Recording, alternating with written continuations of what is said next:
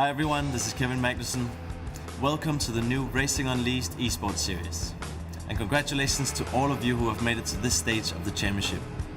You can expect close, competitive racing. But this is also your chance to showcase your talent and take the next step in your sim racing journey. Race fair, stay focused and enjoy it. Good luck and see you on track. Racing is more than just driving fast. It's pushing the boundaries, feeling the adrenaline, and rewriting what's possible. Let's shape the future of motorsports together. This is the RU Esports Series, a new era of sim racing, built for the world's fastest drivers, competed live and broadcast globally. With one of the largest prize pools in sim racing, RU Esports rewards performance at the highest level, across every race and across the entire season. The RU Esports Series is built on a clear competitive ecosystem. RU3 is the global entry point, open to anyone ready to compete. RU2 is the development tier, where rising talent proves they belong. RU1 is the flagship championship, the pinnacle of Racing Unleashed competition.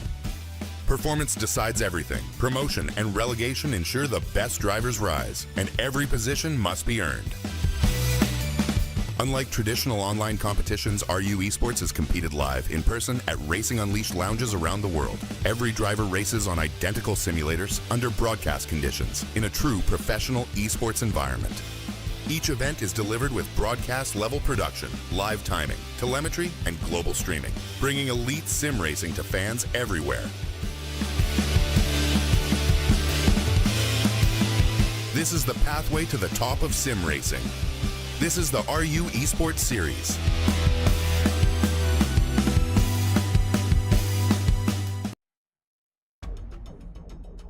Good morning, everyone, and welcome back to the Racing Unleashed Esports Series for the final race before the summer break. And what a day for it. We have got a fantastic day of racing up ahead, where, of course, promotion and relegation will be decided for RU3 and RU2, as well as the conclusion of the Spring Championship in the third tier. My name is Dan Field, and today I'm being joined by Chaz Draycott. Chaz, you're here for a fantastic day of racing. How are you feeling?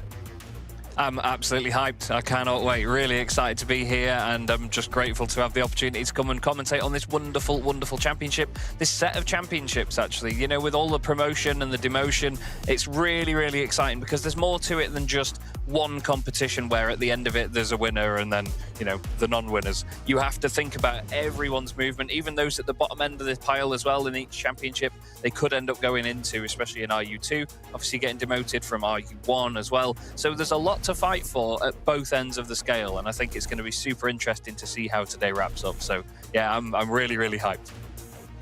Absolutely, it is going to be a fantastic day of racing. As we've previously mentioned, RU3 has been incredibly close throughout the season. It's been the story of two drivers, David Sobrero and Unai Maroto. Of course, both of them competing in the Madrid Lounge. Now, when it comes to the promotion and relegation from RU2 and RU3, I believe, if I'm not mistaken, there is no relegation from RU1, no promotion from RU2 at this point in the season. That will occur at the end of the 2026 season.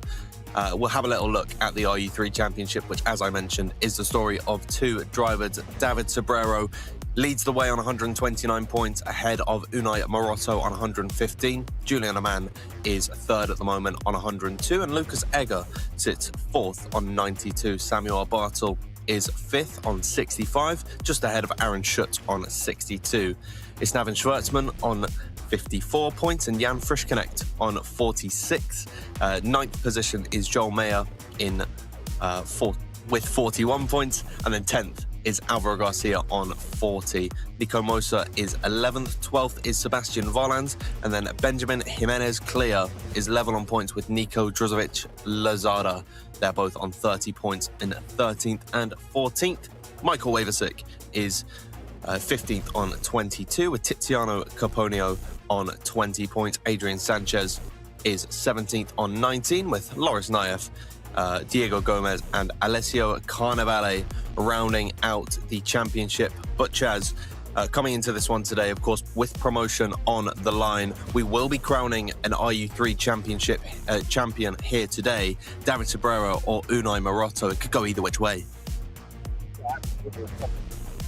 In the top end of the championship, which is always exciting. So we've got a title fight on our hands, but I'm sure that they'll be excited about the prospect of promotion. And I think there's going to be a number of other drivers that will just have one eye sort of over their shoulders to keep an eye on who's coming up behind them and you know, who could be potentially threatening that promotion. It's going to be exciting to keep our eye on that throughout the day. But yeah, like you say, Sobrero and Maroto, they're both in Madrid as well, which is really exciting. So they're both racing from the same lounge in Madrid. So they're actually in the same room while all this is going on. It's not like we've got one top driver over in Zurich, for example, and then one top driver over in Spain. They are in the same room, which makes it so exciting. And I think that's one of the main, you know, that's one of the unique selling points of this series, is that they are all in a physical location. As you can see here, a wonderful shot there of one of the lounges. You can see the rigs moving away there, a lot of motion installed on these things. They are fantastic bits of kit. But I think that one of the key things that this does is it actually brings the people together physically as well, because we all love the fact that sim racing is so accessible. You can do this from anywhere around the world, and a lot of the time when you watch the sim racing from home, you'll see that everybody's around in their own rigs, in their own homes, and everyone's apart. So it's lovely to get everyone together like this. And I mean, I think the lounges look absolutely stunning as well. So it brings it all together nicely. They absolutely do. They are fantastic bits of equipment, and it's a fantastic experience, which of course you can get down to yourself. You can book a single or a group session. You can hold your own special events, hold a private event at any one of our fantastic lounges across Zurich, Munich and Madrid. This is a little look into the Munich lounge. Just a couple drivers practicing before they get underway. We've still got a little bit of time to kill before RU3 gets underway. But of course, it is really going to be a fantastic day of racing, especially with the day that we've got. Here's a little look into the Zurich City Lounge, Chaz, which it has its own bar area, which I think is incredible. There's people sat down having a drink, maybe, you know, whatever drink you want at this time in the morning, if that's really your tipple. We've got a couple guys showing off down there. There's David Sobrero in the Madrid Lounge as well. He is focused and ready with, of course, a championship on the line, Chaz. I thought that was a tin of beans for a moment there. I was really excited. But no, it's 5 o'clock somewhere, right? You could be in the bar at this time in the morning, no matter where you are around the world. But yeah, it's great to see, like I say, that there's so many locations where this is all taking place in one moment. And that's what I love about this. And a lot of the people are still together. They can make more of a day of it than just, you know, sitting in your rig on a Monday night, for example, if you're in a league or something like that, privately organised. So it's great to see that we've got all of this. And obviously the drivers get the immersion of actually sitting in these cockpits as well. It's like you are sat in the real thing. You know, you have that crash structure around you, you have the headrest, even the airbox as well. I love that that's added on, the little airbox behind them. So it's great to see that it's so immersive for all of these drivers, and even the people that go with them as well. I mean, some of these guys might be friends that come along as spotters, or I don't know how they might sort of implement themselves into it. But yeah, it's a lovely sense of togetherness, even off the bat here, you know, just before we even get the action underway. Absolutely. We're getting a little flyby of all of the drivers just practicing, getting into their rigs and preparing for this final event. We, of course, are going to 2 circuits here in RU3 for some shorter races. That all makes the racing incredibly close. We are headed to Hockenheim and Nürburgring GP. So we are staying in Germany for today. But will it be a Munich driver to succeed? We'll have to wait and see. It's been the story of Madrid so far. But of course, when it comes to promotion, it does not mean anything. You just have to be at the top of your lounge. And if the championship were to end today, the 2 drivers promoted from Madrid would be David Subaru and Unai Maroto, of course, 1 and 2 in the overall championship. Munich would be Lucas Egger and Samuel Bartel. Zurich Airport would be Aaron Schutz and Jan Frischknecht. And then from Zurich City, our flagship location, it would be Julian Amann and Navin Schwartzman. So 8 drivers are looking to get promoted to RU2 today, where, of course, there is prize money to be won. There's a lot more at stake in RU2 when it compared it to RU3, our open qualifiers, of course. So these drivers, they've really got to go for it today. Yeah, absolutely. You know, this is the time to prove yourselves at this point of the season. It shows that you can perform under pressure and really put the times in when you need to, and obviously put the overall performances in. You can see Loris Neff there really throwing the wheel around. I'm not sure if he's had an off or something, either that or it was a very aggressive chicane. But one thing I love about the versatility that these drivers have to have here is that they can go from one track to another very quickly, and they have to know it really well. So they have to know their braking markers, they have to know what gear they're going to be in for each corner, they have to try and optimize their lines every single time. There's so much versatility demanded of a sim racer. It's one thing I always talk about in league racing, you know, even during the week. It's just crazy how they can be so good, not even just always in the same car, but in one car then another. We have drivers in some of the leagues that I've commentated on before where they'll go in a little, you know, Formula car like we're going to see today, maybe like a Formula 3 spec car, but then a GT3 car the day after, and they can be quick at different circuits in different cars. And I just think that's pretty amazing, to say the least. Obviously, these guys, they get the added benefit of racing in the same cars each time, unless, of course, Dan, they get promoted or demoted, because then the machinery underneath them changes as well. Absolutely. Of course, you've got all the different cars for all the different tiers, the RU3, RU2, and of course the top of the line, the top dog RU1 car, but the simulators remain the same. And if you like what you see, these are available for purchase at shop.racing-unleashed.com. You can purchase the Formula simulators that you are seeing the drivers drive now, and of course the GT simulators as well. More on that later. This is the view from the Zurich City lounge, and everyone getting ready to spectate this event. As you can see, everyone glued to the screen. The qualifying is about to begin, so this is now where things get underway. And here they are. The drivers are all in the cars. They're all getting ready out on circuit for the first qualifying of today. Absolutely. First on-track action of the day will begin. And you can hear the wonderful RU3 machine roaring away around Hockenheim, just out of the Mercedes-Benz arena there, coming towards the end of the lap right now. And this is a great circuit for these cars, I think. I love the Hockenheim Grand Prix circuit. Obviously, not what it once was and all of that. You know, there's many sort of conversations that we could have about, oh, it's not what it used to be. There's a friend of mine, Paul Jeffrey, World TCR commentator. He's a lovely bloke, very northern actually, which is rare for a commentator. But he always tells me that if something happened in the past, it's automatically better than what's happening now. So hopefully these guys can show us just how good the Hockenheimring is today, and I think they will. It's a wonderful, wonderful circuit. Absolutely. It certainly is very, very different to what it used to be. If I recall correctly, this would just go straight and on into the forest in previous decades.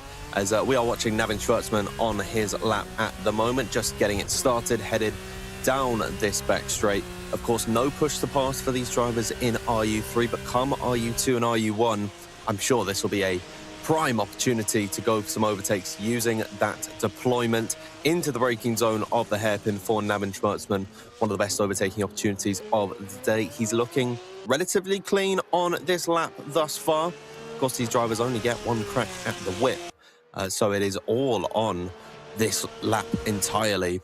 And with this shorter race, it makes qualifying in RU3 just that little bit more important. A slight lock up and slide for Navin Schwartzman as he approaches the end of the second sector. He's looking all right, though, on this lap. We'll see how he stacks up as he enters the tight and twisty final corners of the lap.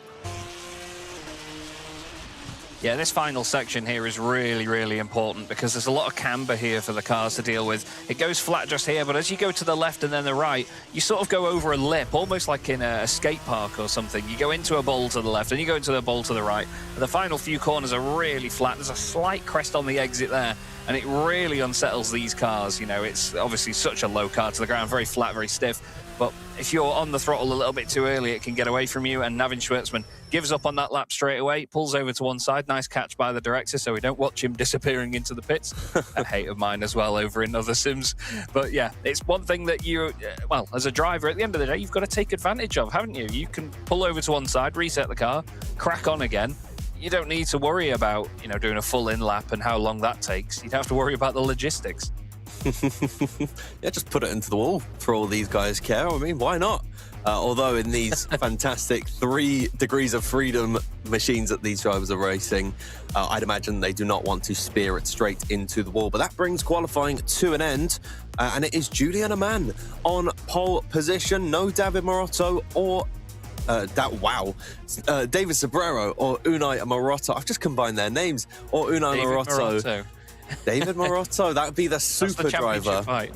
Absolutely. David Maroto would be the best driver, I think, in the championship. But it is Julian Amann on pole position, 2 tenths ahead of Unai Maroto. Samuel Bartel is in 3rd position. 4th, Jan Frischknecht. 5th, Benjamin Jimenez clear. Nico Juzovic Lazada is 6th position. 7th is Alvaro Garcia. And David Sobrero, the championship leader, 7.5 tenths off of pole position, starts in 8th. Dave Laadamada is 9th, and Navin Schwartzman, the driver that we were watching, is 1.2 seconds off the pace, starts in 10th. 11th is Dario Stam. Michael Wabersik is 12th, and 13th is Francesco Ritacco, with Nico Moser, Aaron Schutz failing to get a representative lap time. They start 14th and 15th. And then Pietro Molteni, Sebastian Volans and Loris Naef were unable to get a lap time on the board. But Chaz, coming into this one, what has been the story of Unai Maroto and David Sobrero could now be disrupted by Julian Amann here at the Hockenheimring. Yeah, absolutely. He's pulled the curtain on them, hasn't he? He's just saying, right, this is my show now. You two have got your championship fight going on. You two have definitely got promotion. But you know what? We need to swing the focus back to Zurich City. And to be fair, it's worth mentioning, actually. We saw the Zurich City location earlier on. Some wonderful shots of it, some great weather. All right, Julian, it's not that boring. We saw some fantastic weather outside. There's a lot of people going by in the city, and obviously puts a lot of eyes on the series and gives it the exposure that it deserves. You know, it's a wonderful product that they have going on here, and it's something that anybody can get involved in. There's Unai Maroto, obviously doing wonderful things in the championship at the moment, just 14 points behind David Sobrero. And Samuel Bartel looking as excited as some of the others are as well. I suppose it's quite a nerve-wracking time, really, isn't it? You know, we can take the mix saying, oh, they look bored. But, you know, you've really got to try and stay focused and stay in the moment. So you can't really be getting overly excited and jumping around as if it's the end of the world. You know what I mean? It's always nice when we get these shots of these drivers. I mean, Jan Frischknecht is having a nap. And it's really nice to always get to see how these drivers prepare for a race, which we don't get to typically see in traditional series, where of course all the drivers, they don't have any cameras on them, they're just in their own home simulator. But here we can see the drivers, staring dead into their screen, or maybe talking to their family and friends, having a little drink as well. So it's always really nice to get these insights in what these drivers actually do to prepare for a race, as we're getting a nice little look at all of the drivers in their respective lounges. Of course, 4 lounges in 3 countries, Zurich City, Zurich Airport, Munich and Madrid. We'll go into how you can find them at some point in the stream here today. There's Alvaro Garcia, we're just getting a look at him. There's plenty of people in the Madrid lounge. There's always a nice crowd in the background there. I'm disappointed though, Chaz. The last couple of events, we've seen a dog in the background of Madrid. I don't see him at all here today. I'm disappointed. No doggo. Oh, that's a shame. Every broadcast is made better by presence of a doggo. Always. It did look like Frisch Connect was really relaxed in that cockpit. I think they installed hot tubs in some of them, because he looked like somebody that had just gotten into like a hot tub and that was it, and he was really chuffed. But I mean, to be fair, Ladamada's doing the same thing right now as well. But you're right though, it's lovely to see such a crowd around them. Everyone seems to be having a good laugh. Everyone's having a good time. It's not too high pressure, it's not too over the top. Everyone seems to be pretty chill about these things, but they know the protocols by now. They know the process. So yeah, I'm excited to see it because I have to pretend that I do. So I'm intrigued to see how the day plans out with all of that. And, well, I think that the drivers are going to put on such a great show for us that it's going to make life easy. Absolutely. As here is Dario Stam in his cockpit. And it is really lovely to see, of course, in RU3. This is an open championship. Anyone watching at home can turn up to one of the lounges and set a qualifying time when the period is open, and you could potentially be in these drivers' position. There's drivers we haven't seen at any point throughout this season. That's why I mentioned it when Dario Stam came on. La Adamada as well. We haven't seen him at any point in this championship. Nico Mosa, he's caught himself on the big screen at Zurich City, and then he's given us a little wave, which is really nice to see. But yeah, I mean, the RU3 grid looks different every single race. Pietro Molteni is another driver we haven't seen at any point throughout this season. So it is really lovely to see.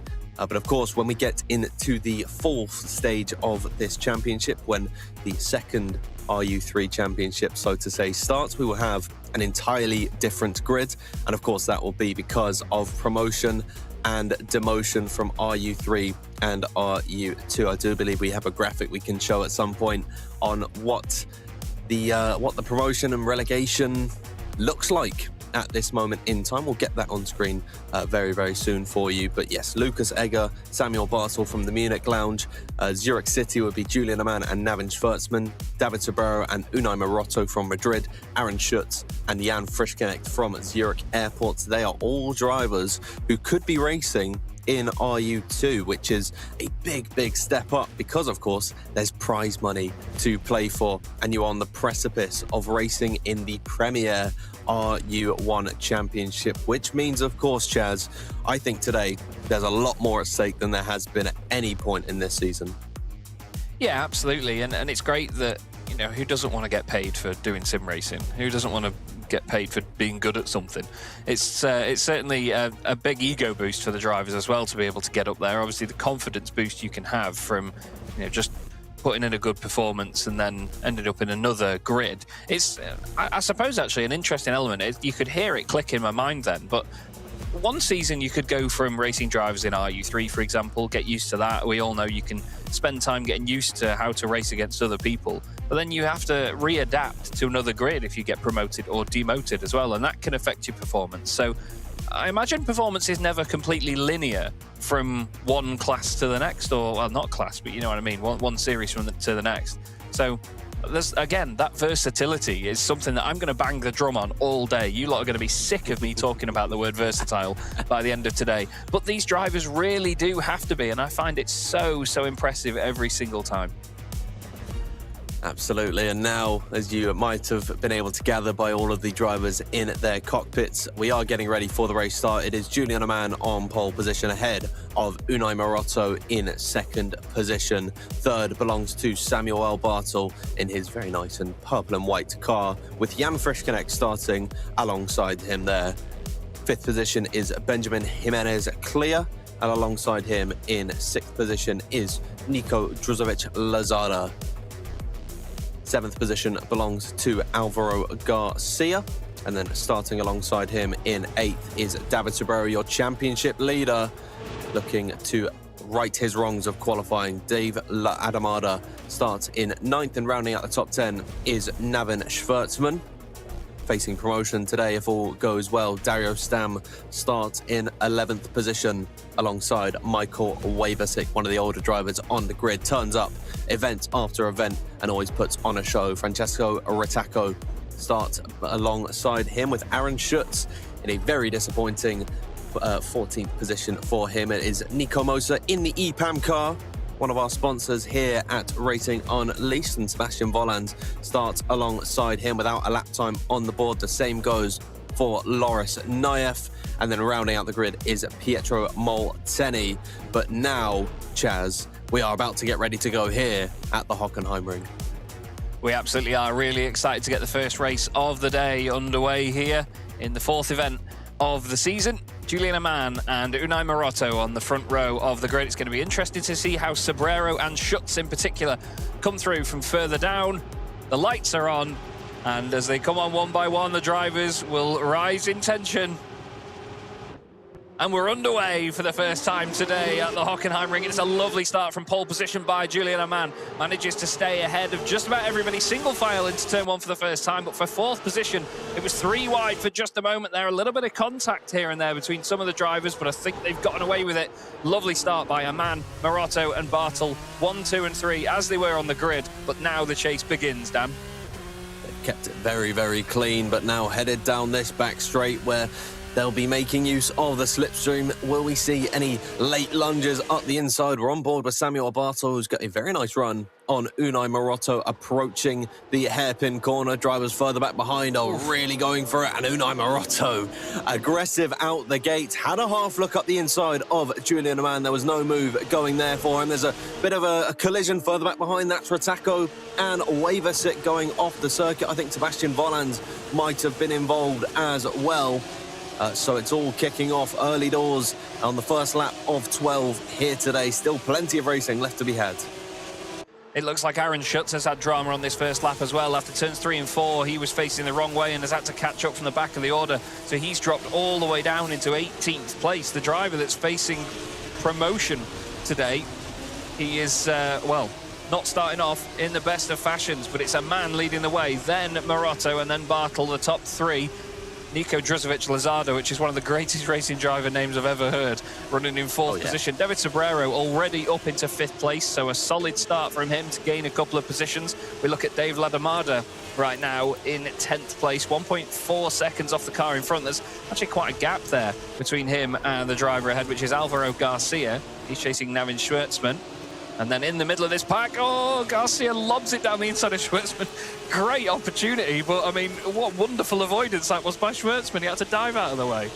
And they're still side by side, headed down the back straight. Look at them, wheel to wheel, neither driver giving an inch here. They're so close, they're banging wheels down the straight. Who is going to be the last of the late breakers? They're practically 2 by 2. Headed into this corner in front of them, Alvaro Garcia with the inside line. Will he finally be able to make this move stick? But Navin Schwartzman, once again, is using the momentum around the outside, and he's actually got the run on Garcia around the outside. I think he's finally going to have to concede the position to Alvaro Garcia. But wow, a fantastic battle early doors here in RU3. Jimenez clear, and Frischknecht, I believe, were going at it, as was Sobrero and Lazada. And Sobrero is up another position now into 4th position. So these drivers, they're not here to play around with promotion on the line. I mean, this has been a fantastic start to the race.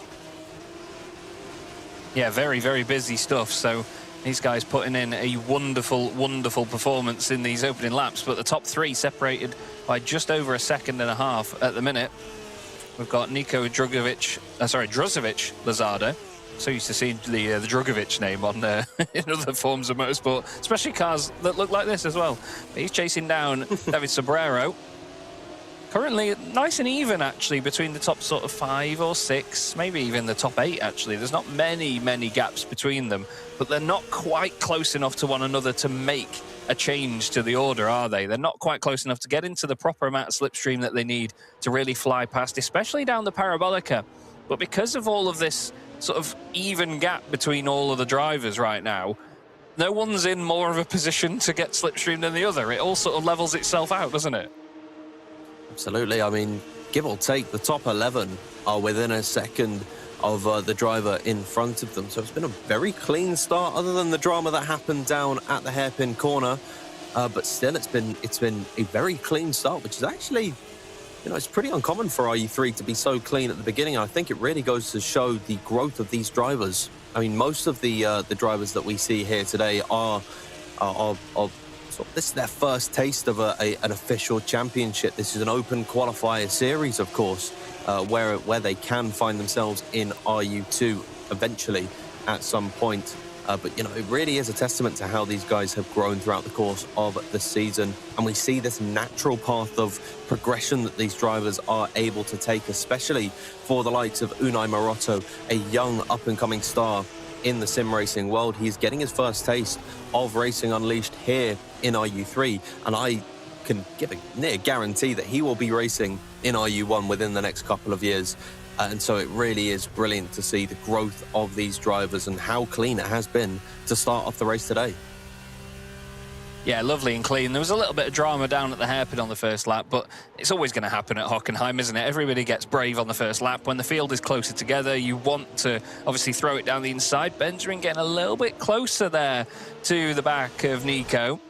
But right now, Unai Maroto, getting closer to Julian Amann for that race lead. And he's looking down the inside and taking tighter lines on corner entry. It's not really going to help him on the exit by any stretch of the imagination.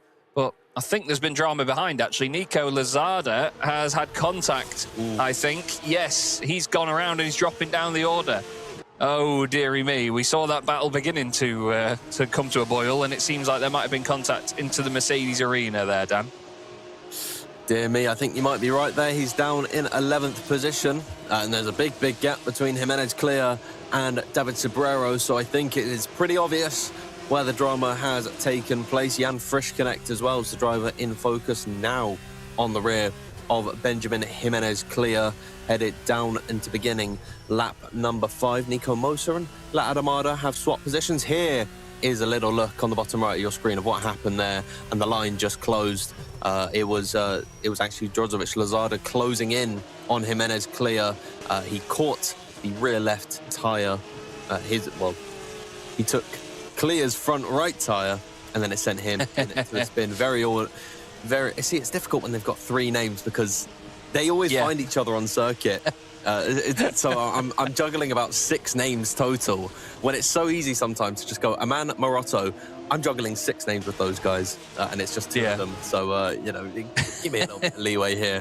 Here's one that is easy to do. Moser makes a little bit of contact with Adamada, headed down into the hairpin. Again, these drivers are getting the elbows out through the corner there, which, once again, we touched on, Chaz, is the prime overtaking opportunity around this circuit.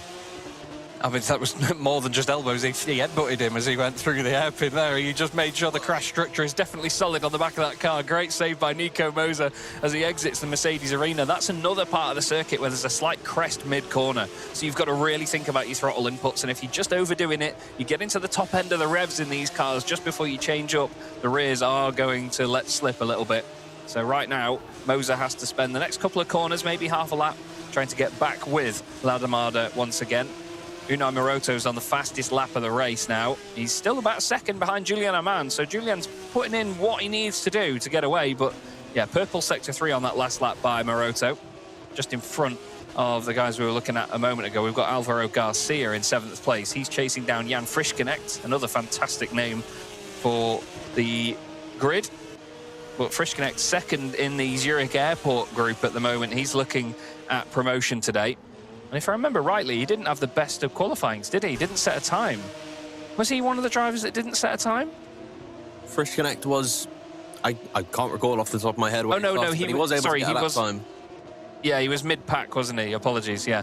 I got that completely confused, but... Yeah, I think Frisch Connect's having a good race as we look at Moser and Ladamada again. This time, Moser's got the job done. He has got it done, but headed into the Mercedes arena, Ladamada tries to sell the dummy in towards the left-hander, and you're absolutely right about the slight crest. It is so difficult to get the throttle inputs right, especially in these fantastic simulators. When we caught Nico Moser on the camera, having his little slide and his save, and as I say, wow, perfect timing there. We get a little shot of Nico Moser on the off-board shot with the EPAM logo there on the car as well. Very faithful sponsors of the series. What a rig, what a cockpit these drivers are running in. Look at that wheel. It is a fully carbon fiber steering wheel with a digital display on it, able to show your telemetry, your speed, your gear, anything you can think of, you can put on that. You could probably watch a film on Netflix if you really wanted to whilst you were racing. Fantastic bit of equipment, which you are able to purchase, of course, on the Racing Unleashed website. Alvaro Garcia is next up, and here is David Sobrero once again. Down the inside on Samuel Bartel. I mean, he is really going for it in this race. Found his way up into third from starting 8th on the grid. Yeah, lovely drive, and this is the sort of drive you expect from the guy that's at the top of the championship right now. He's nice and controlled, but look at that big send back down the inside by Samuel Bartel, but Sobrero knew it was coming. Sobrero had that in mind, and he's got the cutback on him. Lovely, lovely move on the exit there. Sobrero sits Samuel Bartel back down. But at the end of the day, Sam had to go for it. That was his prime opportunity. As soon as he's overtaken him, David Sobrero will have the battle in mind, and he'll be worrying about any sort of comeback. So Samuel had to go for that. He had to push it back down the inside and go for the move. But yeah, that was nice and cool, calm and collected by David Sobrero. Absolutely, and you can see why he's the championship leader headed into this event. I mean, that was a fantastic overtake there, but you can also see why Unai Maroto is one of his closest contenders. Another fastest lap for him, immediately snatched away by David Sobrero. And it is brilliant that these drivers, same goes for Alvaro Garcia, they're all within about 10 meters of one another. I mean, they fit all of these rigs into these rooms and stuffed a bunch of sim races into them, and we've got a championship on our hands. And it means you're within such close proximity to your main rivals. It really can add to the tension and to the pressure that these drivers are facing. As headed down the Parabolica, I'm feeling that Alvaro Garcia is sniffing a move on Frisch Connect. Not quite this lap by, but he really is closing that gap to the young driver in Frisch Connect. Yeah, he's starting to close it down. He's really putting the pressure on in his rear view mirrors. But this is a test of a driver as well, as much as it's a test to see if a driver can overtake another one or be as quick as the others. It's also dealing with pressure, making sure that you're not falling down by the wayside because you've got a driver putting pressure on behind you. You need to just pretend like they're not there, just focus ahead. Obviously, you still need to have your eye on your mirrors-ish if you need to worry about a dive. Alvaro Garcia there, just as he comes through the Mobile 1 curve, just having a big old moment, back end sliding away from him. But Jan Frisch Connect not looking phased at this very moment. Just a couple of laps left to go already here, Dan. It's absolutely flown by, hasn't it, this first one? Absolutely, as Drozovic Lazada is really looking to make his way back up the order in this race, but he's found himself hindered by La Adamada.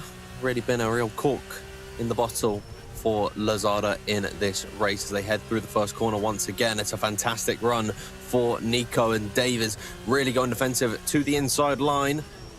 Lazada towards the left-hand side, trying to send it around the outside, and I think he's got the run on him. He's now got the inside line for the next left-hander onto the Parabolica. Slight slide from Lazada there, and he's got the move on La Adamada, but it's not over yet. As headed down the Parabolica they go. Look at the focus on Lazada's face as they approach the hairpin corner, pinning his rival towards the right-hand side of the circuit, then swinging it back to the outside to get the best run into the corner. La Adamada, a fantastic overtake there, really let Lazada go through at the top of the corner, and then headed down the Parabolica, use the slipstream to make that move back again and headed into the Mercedes arena. They're still going for it, Chaz, around the outside for Lozada. I'm amazed Lozada stayed on the circuit there. He kept it very, very hot on the way in. But look at that, by Ladamada rallying outside again. Lovely battling between these two. Both of them making outside lines work where you would not expect them to. Turn 8 and turn 10 are not places where you go around the outside of other drivers, but they've made it work. Oh, no, Jan Frischknecht just kisses the back of Alvaro Garcia's car. God, that camera's going to make me sick. But yeah, Garcia having a bit of a spin around on the exit. I know that the rejoin wasn't the prettiest thing to look at, but he knew there was a gap to the cars behind. And Nico Druzovic Lozada, I thought he was just taking a shortcut, but he's decided it's time to pit. Something going on, maybe. Is this a drive-through penalty for Lozada? We'll keep you updated on that one. But no, these drivers never make a pit stop, so I'm not quite sure what has happened with Lozada there. It might have been for the contact with Clear. I really am unsure. We will find out for you in due course. But still, lap number 10 of 12. And I'm sure after this exhilarating Hockenheimring race, anyone watching at home who hasn't yet inquired about joining this championship, you must be wondering, how do I get involved? Head over to our Discord server and you can sign up to the RU3 Open qualifiers when the time comes. Of course, the timing's not great at the moment. We are just getting ready for our summer break.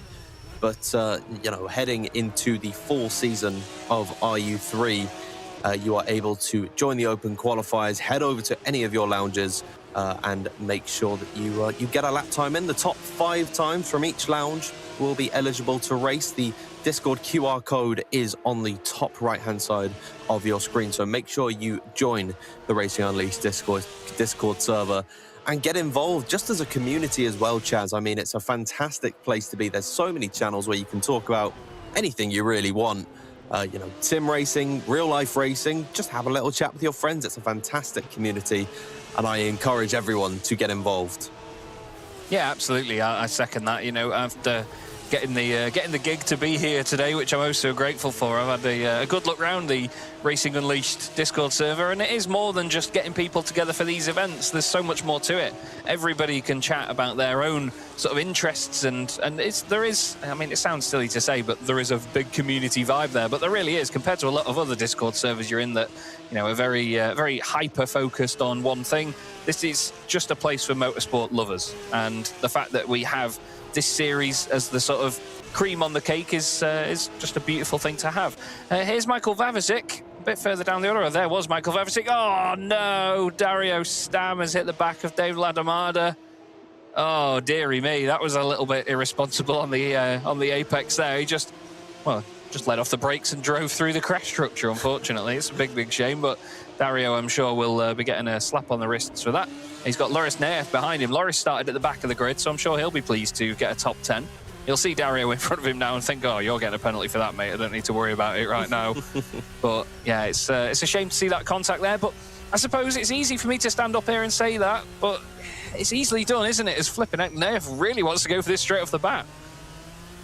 You're absolutely right, though. It is really easily done in something that these drivers really aren't used to. This is so far away from your at-home rig, which, of course, these drivers have shared as well in our Discord server. They always, they're sending in pictures of what they've got at home, but they pale in comparison to what these drivers are racing here today. The fantastic Formula simulators that Racing Unleashed offer, and, head down to any of your lounges in Zurich City, Zurich Airport, Munich and Madrid, and you can book your own race session. You can do it by yourself, in a group.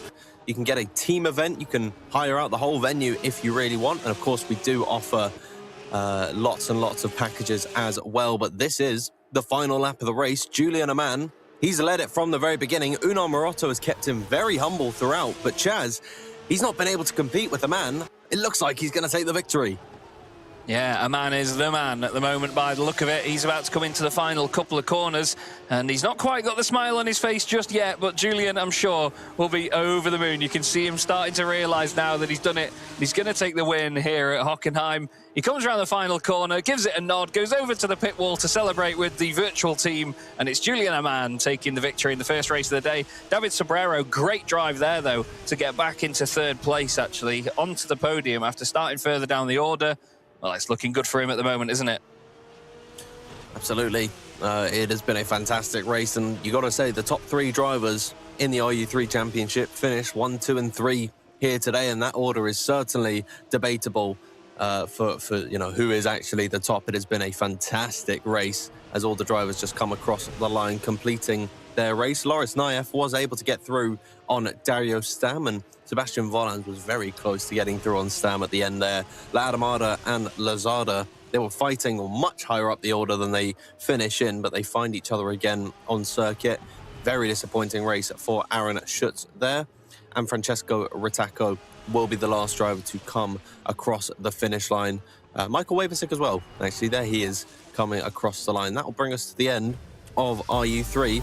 It is Julian Amann getting the win. He's being congratulated by all the guys around him and a couple of the drivers as well. We saw David Wuthrich there, just giving him a little congratulations. But Julian Amann looks very pleased with himself, but the job is of course not finished. They've got another race here today in RU3. Nürburgring is very, very soon, the Grand Prix configuration. But again, Chaz, it is great to see everyone coming up to Julian at the end of the race, which you would not get if you were in your bedroom. Maybe your mum or dad would come in and say hello, maybe your nan would as well. But to be surrounded by all your friends and all your family in this lounge, it really is special, and it's a very well-deserved victory for Julian Amann there.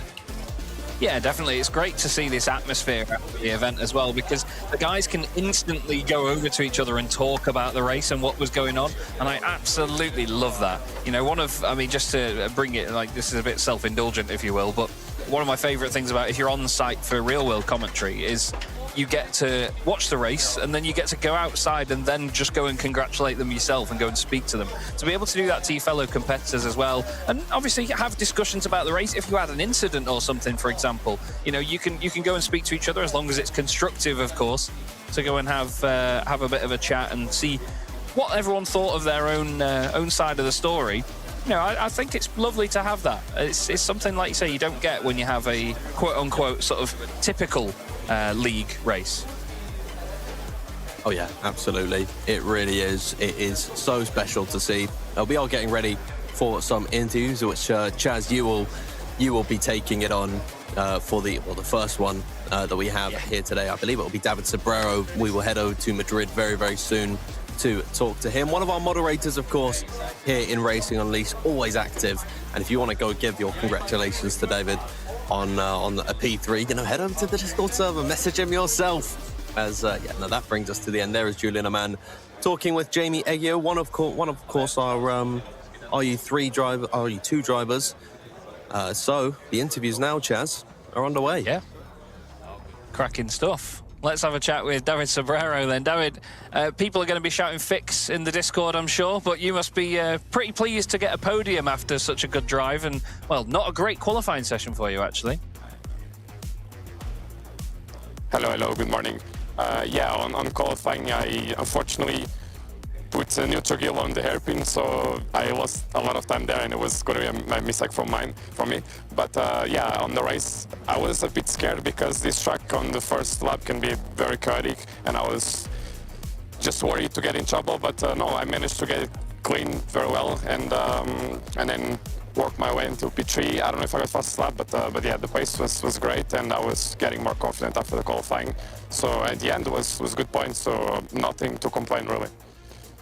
Absolutely, and it's very difficult, I imagine, around that circuit as well, because the Hockenheimring, it doesn't seem like a circuit that would be much of a challenge, but in these cars it can be very, very difficult, can't it? Talk us through the sort of difficult sections of that circuit. Yeah, the track is very, not bumpy, but there's a lot of elevation changes, and there's a lot of curbs where you just put a wheel wrong and you spin, you're off. So that happened to me on the race, actually, like 1 or 2 times when I was behind the guy in P3 for a moment. But and also with the track limits, turn 1, super easy to get one, both on the inside and outside. All these fast corners are tricky to put the car where you need to be. But yeah, that's it. Well, it certainly looked like you had it under control. How are you feeling ahead of the next race then at the Nürburgring? No expectations, nothing. I'll just drive. I like that. Nice and straightforward. Well, thank you very much, David, and best of luck for your race at the Nürburgring very shortly. You're welcome. Thank you. Smashing. Absolutely brilliant there. David Sobrero finishing 3rd place. Not the best qualifying for him there, but like he said, he's just going to drive, Dan, and I really like that. He's just going to get on with the job at hand and not worry about anything else. Yeah, absolutely. I mean, what a guy he is. He's always willing to talk to us, is David Sobrero. We are just fixing some technical difficulties before we speak to Unai Maroto. Of course, the pair of them are within the same lounge of one another, which is incredible to see. You know, they can go out and have a chat after racing each other, and you know, they can go get a drink after, go enjoy the sun. Swing I'd imagine some punches. Like, if it gets heated, box each other out. I mean, we saw last event in RU1, of course, Ciro Zambra and Koke Lopez. I mean, they didn't get heated between each other, but it got heated, and we were able to have a chat with Ciro Zambra. He was not happy with the contact that we saw, and you know, that is just an element of being in this environment.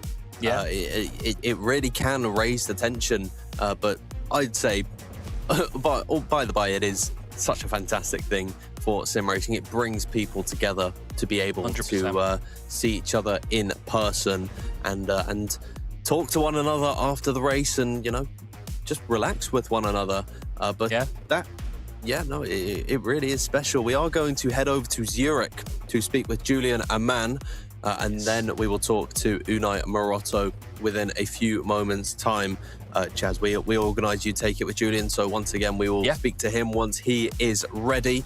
But yeah, no, a couple difficulties in the Madrid lounge. But now, Chaz, we're on with Julian. Yes, Julian, you must be very, very chuffed with that one. We saw some lovely celebrations after the race. Talk to us, how are you feeling now? How are you? Yeah, well, it was a really nice race. I had some nice pace, but Unai too, I need to say. So I was just focused on, driving very clean and don't pick up off tracks unnecessary on this track. So, yeah, I'm feeling quite good now. I'm not surprised. Were you expecting Unai to try and make a move in the last few laps? It didn't seem like he was quite close enough, but if he got any closer, did you think a move was coming? Yeah, well, I think if he was close enough, for sure he would have tried a move, but over the whole race we were like 0.6 or 0.8 seconds away. So, yeah, wasn't a possible chance for a move. And obviously we go to the Nürburgring next, another circuit, quite similar to Hockenheim, just a little bit more undulation here and there, maybe not as many long straights. What do you expect to be the main sort of takeaway from this race? Yeah, I think what is for sure is that everyone knows the track very well from different races. And so, yeah, I haven't got the chance to train on this track yet with this car, but yeah, it's a nice track, so I think everyone will be good on this track. Well, we certainly look forward to how you get on there, Julian. Very well done again on the race victory, and we'll see how you get on at the Nürburgring. Good luck. Thank you very much. Cracking. Our race winner there, doing a wonderful job in that race. Led it from lights to flag. Nice and straightforward race, although he did have Unai Maroto right behind him all the way to the end, and we'll, I'm sure, be hearing from him in just a second. He's also in the Madrid lounge, and he'll be talking to Dan in a sec. But yeah, a wonderful, wonderful race there, and I'll hand it over to Dan now. Yeah, Unai, once again, a fantastic podium from yourself today. How are you feeling after that race? Yeah, I'm feeling pretty good. I did all that I could. It's really hard to overtake in this track, and I wasn't that much quicker than Julian to overtake him, so I guess I did my best. I tried my best, and I did what I thought I could do best. And with the potential championship on the line here in RU3, promotion seems all in the bag at the moment, but surely it's bragging rights you want against David Sobrero. Headed into the final race here today at the Nürburgring Grand Prix. How are you feeling? I'm feeling good. It will be hard if I try to win, since David is really, really quick, one of the fastest drivers that I know, but yeah, I mean, there is a small chance. I feel that I'm really quick at Nürburgring, but he's also quick. Well, it's always lovely to talk to you, Unai. We'll let you get away. We are about to get into qualifying very, very soon. So you've got to get ready for the last race of the spring season. Yeah. Thank you very much, Unai, for joining us. We will hopefully be talking to him later on after the Nürburgring Grand Prix race. But that'll bring us to the end of the interviews, Chaz, and mixed signals from all of the drivers about how they're feeling headed into this one. David Sobrero has no expectations whatsoever. Unai says he's very quick, but he believes that Sobrero is really quick. So I think it's up in the air. It really can go any which way here at the Nürburgring Grand Prix. It absolutely will do, and I think this is a circuit that often doesn't get as much press as it should. No, well, obviously you get the Nürburgring 24, but I mean the Grand Prix circuit. You know, I think this is going to be a big challenge in these cars. There are some horrible curbs here, there's some horrible undulation. Turn 1 is absolute nightmare fuel in these sorts of machines as well. You've got that big drop on the apex, then you've got to try and get on the power on the way out. But we've got an interesting championship battle on our hands now, haven't we, Dan? It's looking very, very spicy with that win for Julian Amann.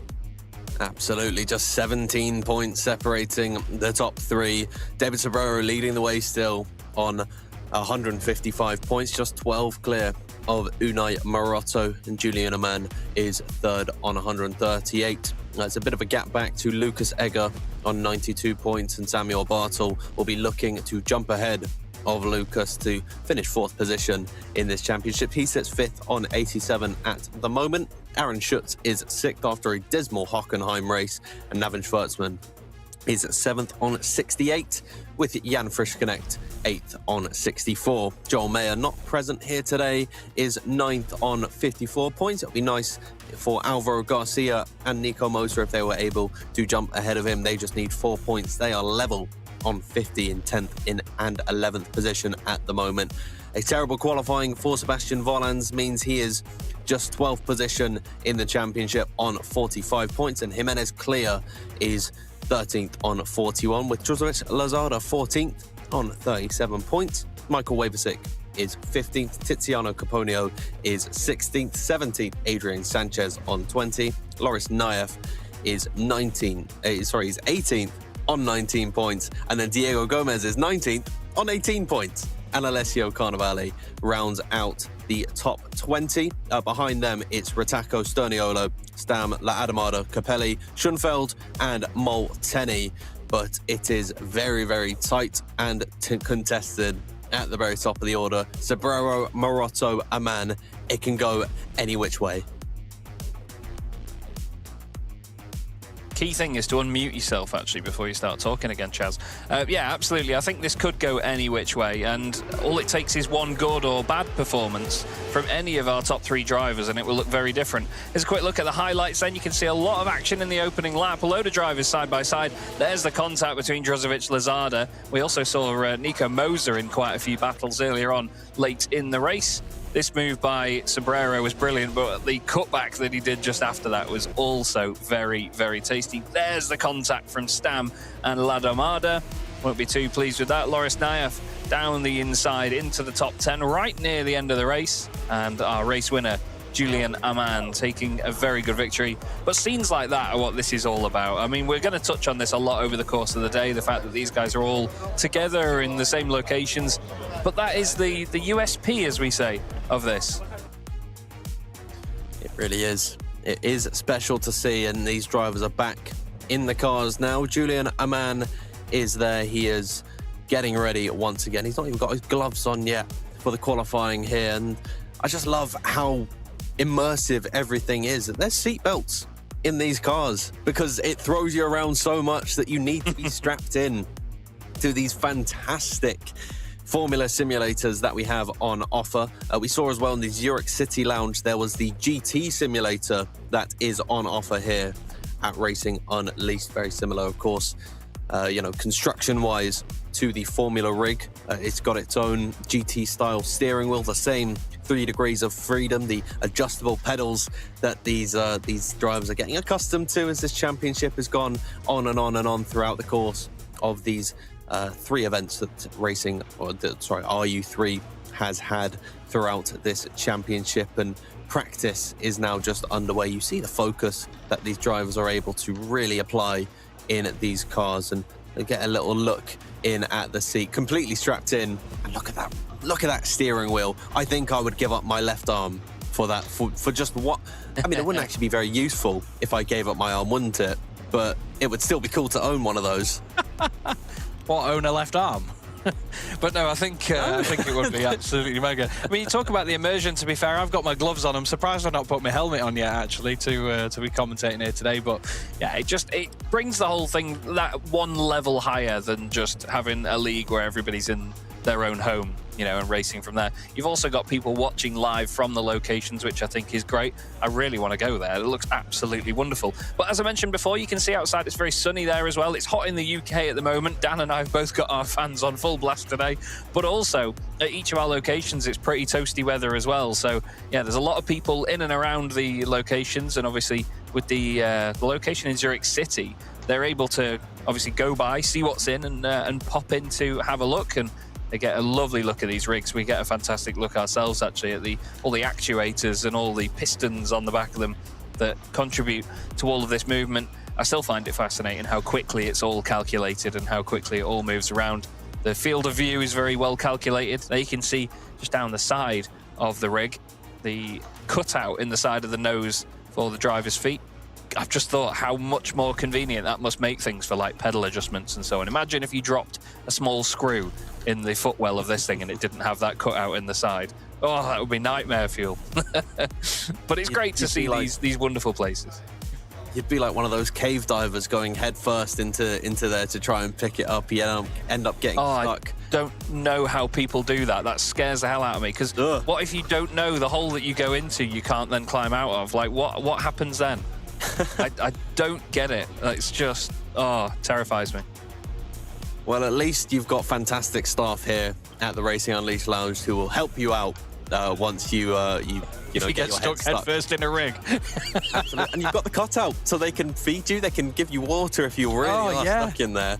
So, I mean, you know, we what's the monthly rent on one of these? We do care. That is our ethos. We care about our drivers here as once again we're getting a little look at all of the drivers in their respective lounges. If you're wondering, you know, where you can find these, if you want to find the Zurich City location, it is just outside of Zurich HB, which is a big old train station in the center of Zurich City. We've got Zurich Airport, one of the most footfalled area, which is, it's in the name, it's at Zurich Airport. Munich is about a 10-minute walk from the Freimann metro station. And then the Madrid location is in Alcobendas, which is about maybe a 30-minute, 45-minute journey from the center of Madrid. So if you are in any of those locations, if you live there, or if you're just looking for a nice day of racing and you're nearby one of those, make sure that you head down over there. Say Dan sent you.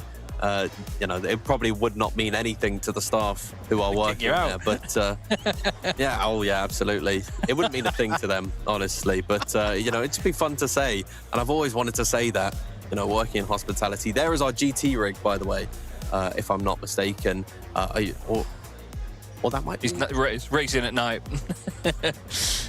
It's gorgeous, that is. I mean, that is a beautiful rig. I'm trying to think if that is the Pagani Huayra, or if that is the GT rig. I'll have to check back on that. But again, it is front and center as soon as you walk in the doors, which are open to the public if you want to go in and get a drink. And oh my goodness me, I'm salivating looking at that. I will not lie to you.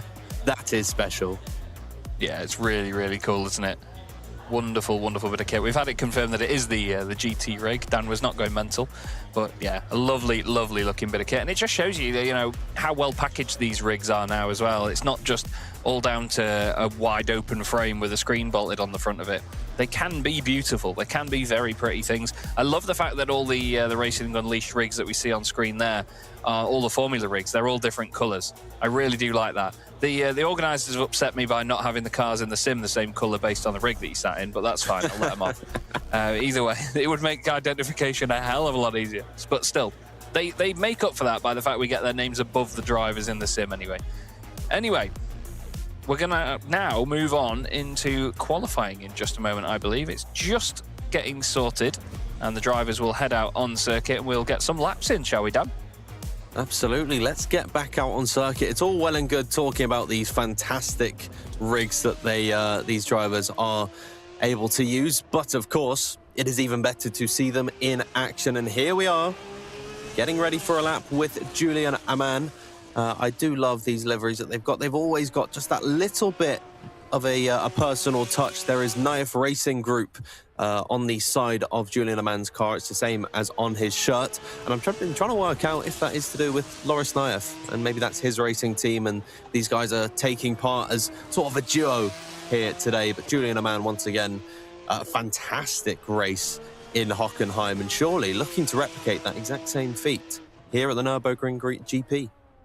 Yeah, he wasn't sure, was he? Because he said he hadn't had much training here on this circuit. So I'm intrigued to see how quickly he can get out of the blocks here. Up to the Schumacher S's. Wonderful, wonderful bit of circuit that is. It's pretty terrifying. We have the International Truck Grand Prix in the truck racing here, actually. And that whole bottom half of the circuit gets closed off for a big rock concert and a massive fireworks display over the weekend. We have hundreds of racing trucks there. And it really does transform how the circuit works. But Julian Amann is right now flying up to the final chicane, and we're on the tight and twisty chicane, not what used to be known as the Blank Pan Endurance Series chicane. So they've got a lot of braking to do here, Dan. Oh yeah, absolutely. It is a very, very tough circuit, is the Nürburgring GP, and this will be Julian Amann getting his lap underway, if I'm not mistaken. This hasn't been him on a time, so no, he is getting it underway now, headed slightly downhill in towards the first corner. It's a very tricky corner to absolutely nail because it is so wide, so many different lines that you can take through here. He cuts to the inside, runs it out as wide as he can, actually stays towards the middle of the circuit to get the widest run that he can in towards turn number 2, and then it goes once again in towards the double left-hander section, so tight to the left-hand side, and then immediately swinging it back round. It's such an iconic circuit, is the Nürburgring GP, and it is slightly overlooked by its very big brother of the Nordschleife, but I think it's a fantastic circuit in its own right, and standalone it is a great place to go racing. And yeah, no, Julian Amann really is nailing it thus far. He's looking strong on this lap, headed in towards this long-winded right-hander. It will be a absolute sight, you got to say, Chaz, if these drivers go side by side through there. Yeah, it's amazing, isn't it, that hairpin? Lovely bit of racetrack, but it's a great view as well wherever you go at the Nürburgring. It's a fantastic place to go watching motorsport as well, I can tell you, but all dependent on access, of course. But right now, we have our race 1 winner of the day here in RU3 on our screens. It's Unai Maroto at the moment that is top, but obviously not fully representative times from everybody, so once they start coming through, we will see those times whittle down. These F3 cars, or F3 spec cars, I should say. The RU3 cars sound absolutely wonderful. They make a really, really good racket. They sound almost like a sort of V16 that they used to have in the old BRMs. They've got that really high-pitched scream about them. Unai Maroto still fastest with a 1:46.4. Clear's gone second fastest, and Julian Amann only 4th fastest there, half a second down. But he did say he hasn't practiced, and he's practiced warming the brakes up there, hasn't he? Flipping heck. Yeah, 4th position for Julian Amann. It's a far cry from the first that he got in the first race. But it is Unai Maroto on pole position. Just 12 points separate himself and David Sobrero in the RU3 championship. Of course, both of them are confirmed to be going up to RU2 for the full part of the season.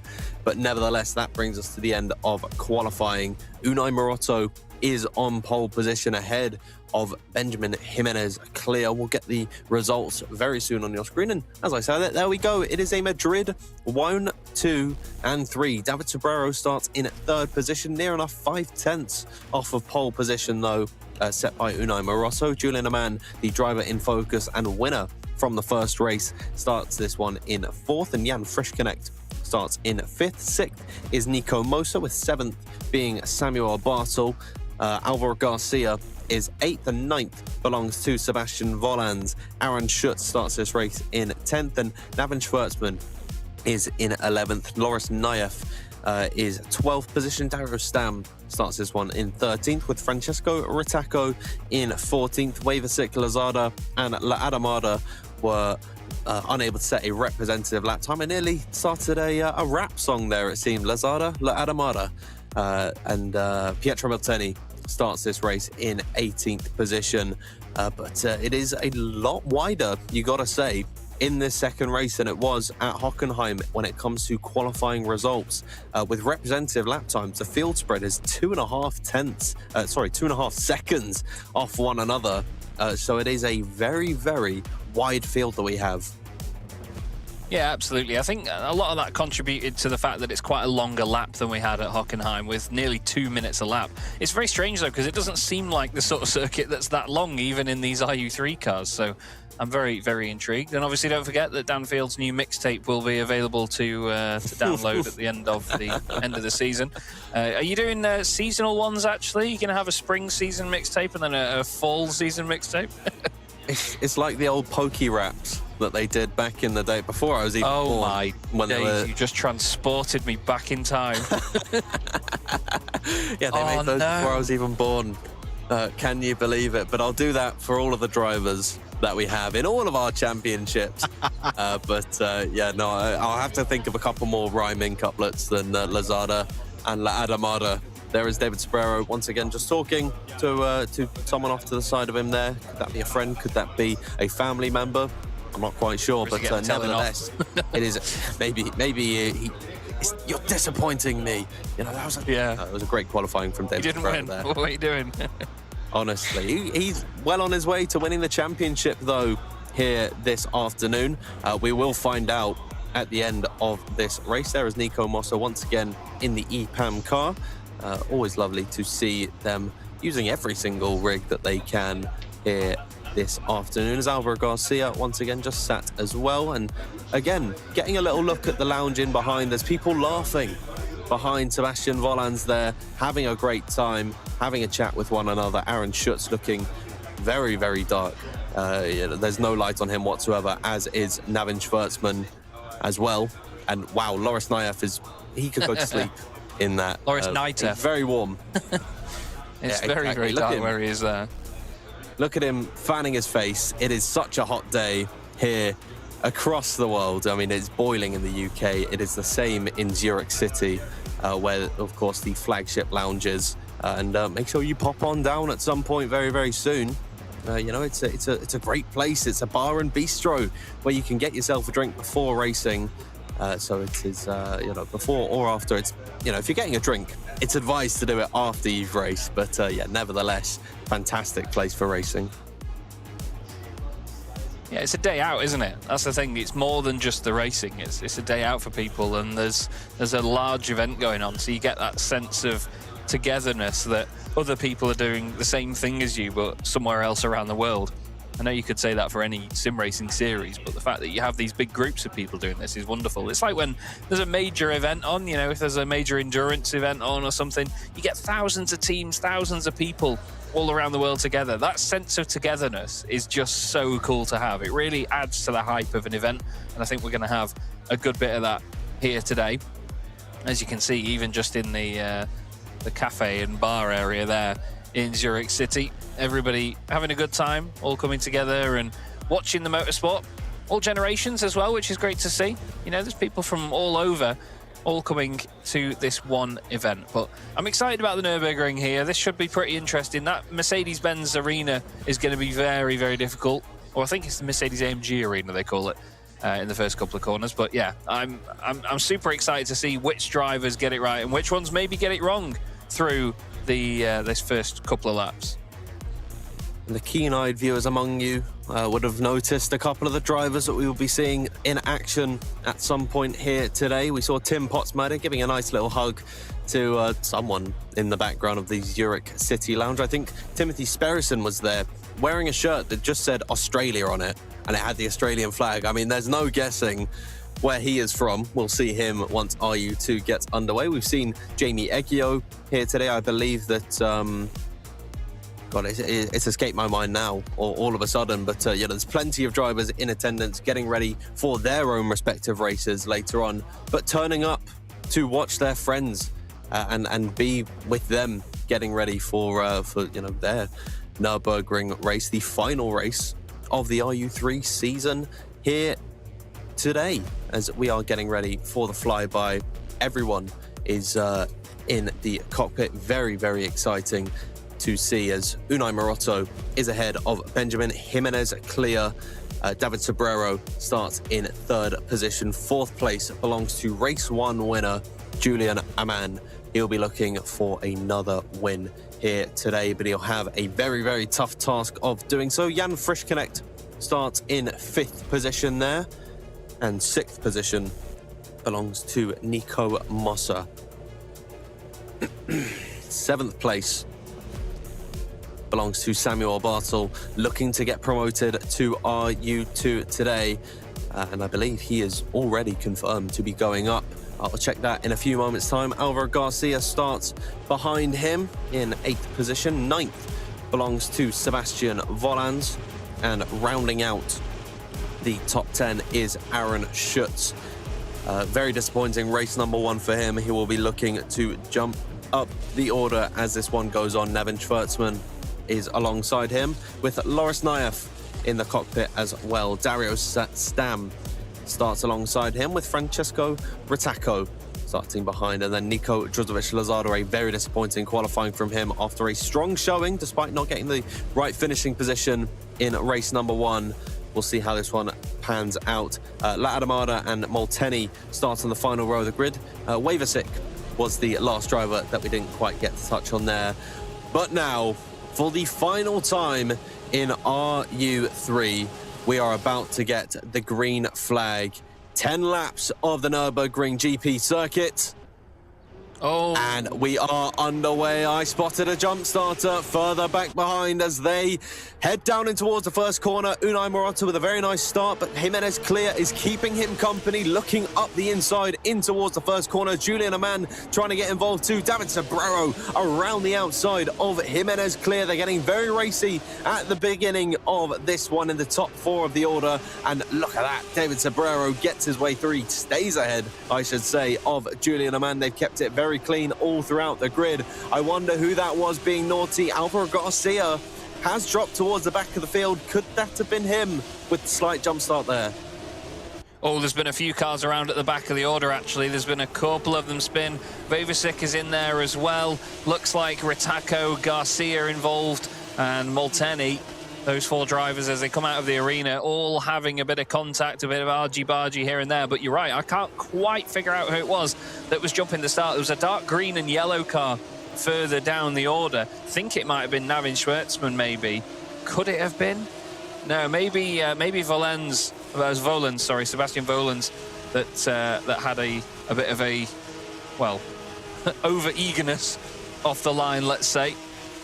But that is such a shame, because it's very easily done. Again, it's like something that we said about the contact in the earlier race. It's so easy to do that. A lovely start by Unai Maroto. Benjamin Jimenez Clear in 2nd place. David Sobrero, as he was at the Hockenheimring, 3rd place for now. Absolutely. It's been a very clean start all throughout this grid. But yes, no, as we head up in towards the chicane for the first time. We're getting a little flyby of all the drivers heading through. There is Sebastian Volans. He was the driver who jumped the start, unfortunately, at the beginning of this one. He will pull into the pit lane to serve his drive-through penalty. We check back in with Loris Naev at the beginning of this race. I can't believe that the RU3 Championship is coming to an end here today. Of course, they will be back for the 2nd season of 2026. It's a bit different here in RU3 than it is to RU2 and RU1. Julian Amann, winner of the first race, just behind David Sobrero at the moment. They stay as they are in the top 4, top 5 actually, but it's been a very clean start throughout the grid, and I think this could be a bit more hotly contested at the front of the order than it was at the Hockenheimring. Yeah, definitely. I mean, there was a lot of slipstreaming opportunities back at the Hockenheimring, but I think round here, the drivers really have to make it matter through the corners. There's a lot of heavy braking zones here. There's a lot of high commitment corners too. So there's a bit more pace variation as Samuel Bartel. Well, that's too much commitment down into the hairpin. Straight on he goes and into the gravel. and Samuel Bartel facing backwards. And we'll get going again, of course, because the gravel traps in Assetto Corsa are that little bit more forgiving. But yeah, unfortunate that he has that spin there. He's actually straight onto the back of another group of cars as well as they go up into turns 11 and 12. But David Sobrero, one to watch right now, as he often is. He came here at the top of the championship in RU3. Now, as Dan has alluded to, this is the end of the spring championship, the RU3 spring championship. So there will be further seasons from them throughout the year. Obviously, it gives people more opportunities, doesn't it, to get promoted and demoted. And speaking of, Dan, there is the current situation at the bottom. And how about that as well in the Madrid points? It is, as it stands, level between David Sobrero and Unai Maroto. Of course, Maroto got the point for the fastest lap. If he keeps it, he will be level on points. But those two are already confirmed to be going up in this championship. Julian Amann and Navin Schwartzman as well. They are the drivers from Zurich City who are provisionally getting promoted after the first race. And then Munich belongs to Samuel Bartel, who is racing here today. Lucas Egger is not racing, so it's all on the pressure of Sebastian Volans to perform. But of course, a drive-through penalty means it is very unlikely that he will be getting himself promoted. And Zurich Airport belongs to Jan Frischknecht and Aaron Schutz at the moment. So we will be seeing these 8 drivers, as it stands at the moment, in RU2 come the full season, or the full part of the season in RU2. And then we will be seeing 8 drivers from RU2 relegated or demoted into RU3. It's a fantastic graphic that we have just seen there. Brilliant from our production crew. Silas is on the prod side of things. Once again, a massive thank you to him. Show some love for him in the live chat as well as we get back to racing action. Chaz, Nico Mosa, very close to the rear of Aaron Schutz. Yeah, absolutely. Really close to him. And Schutz as well. He's shutting him out, you could say, as they go up into the chicane. Really closes the door on the way in there. Make sure that Nico doesn't get any extra sort of room to play with on the way into that chicane. I know you said the prizes were good in this. I didn't realise you could win an airport, but Nico Mosa's trying to get one. He's absolutely all over the back of him. And you can just see there, though, look, the slipstream in these RU3 cars, it's not as strong as you'd expect it to be. He doesn't really steam up to the back of him. And again, Aaron shuts the door, so to speak, really puts the car in the right place. And that's the thing around the Nürburgring. There's so many great places to overtake, but in the flip side of things, there's so many great places to defend, as Nico Mosa not scared of getting near the back of these cars, is he? We saw him turn, was it Ladamada in the earlier race? And now he's, well, right up behind Aaron Schutz. He needs to be careful here, does Aaron? Absolutely, as Aaron Schutz has been involved in plenty of drama throughout the course of this season. He's been present for every single race, a fantastic driver, but has been very unlucky sometimes with getting hit by other competitors. And I'm hoping he does not want to add Nico Mosa to that list of drivers that have hit him in the past. But we will see. We're on lap number 4 of number 10. It's going by very quickly here. It's a slightly longer circuit, is the Nürburgring GP. And so we do have a slightly few more laps than we did last time out in the Hockenheimring. As once again, Nico Mosa very close in the braking zones. He's very aggressive, is Nico. And that is what we like to see from these RU3 drivers, because of course, they're a bit more raw in terms of talent. You know, for a lot of the drivers, this is their first time racing with official rule books, with live race control, which hopefully we can get a shot of in the Zurich City Lounge at some point here today. And so this is a real, their real first taste of a proper organised esports series. And there's a lot of pressure that comes with that. And so we see these incredibly fast drivers grow as the season goes on. And now Nico Mosa with a fantastic run off the exit of the final corner, headed in towards turn number 1. They're side by side, banging wheels as they approach the braking zone. Schutz is holding firm on that inside line, and Nico Mosa will have to back out of that one there. Looked like they were very close to a bit of contact there. Schutz drifted a little bit to the left on entry to the corner, as we got a yellow flag. Someone has gone around at some point, but that is a bit of an interesting battle we've just witnessed there. Yeah, I think Schutz needs to be a little bit careful here. I think it's Bartel and Stam that are making contact a bit further down. Actually, they've sorted it out. They're right together. But yeah, Nico, he was getting very close to the back of Schutz earlier on, which was, you know, making us hold our breath a little bit. But also, Schutz seems to be moving around a little bit in the braking zones here. We saw it into the chicane earlier. He moved over to the right, really squeezed Nico to the edge of the circuit. And then down into turn one there, it looked very clearly like he moved over to the left a bit to say, nah, this is my part of the racetrack here, sunshine. As whoa, Nico overdoes it through the Michael Schumacher S's. That is a save and a half. That is unbelievable. I don't know what colour the rig was before, but it'll be brown now. Flipping heck, he was all over the place. How he kept that going, I don't know. If we cut to a shot of him, the rig will probably be on its side. That will be one for the highlight reel at the end there. That was a fantastic save there from Nico Mosa. That could have gone either which way. He could have been right into the wall and potentially out of this race.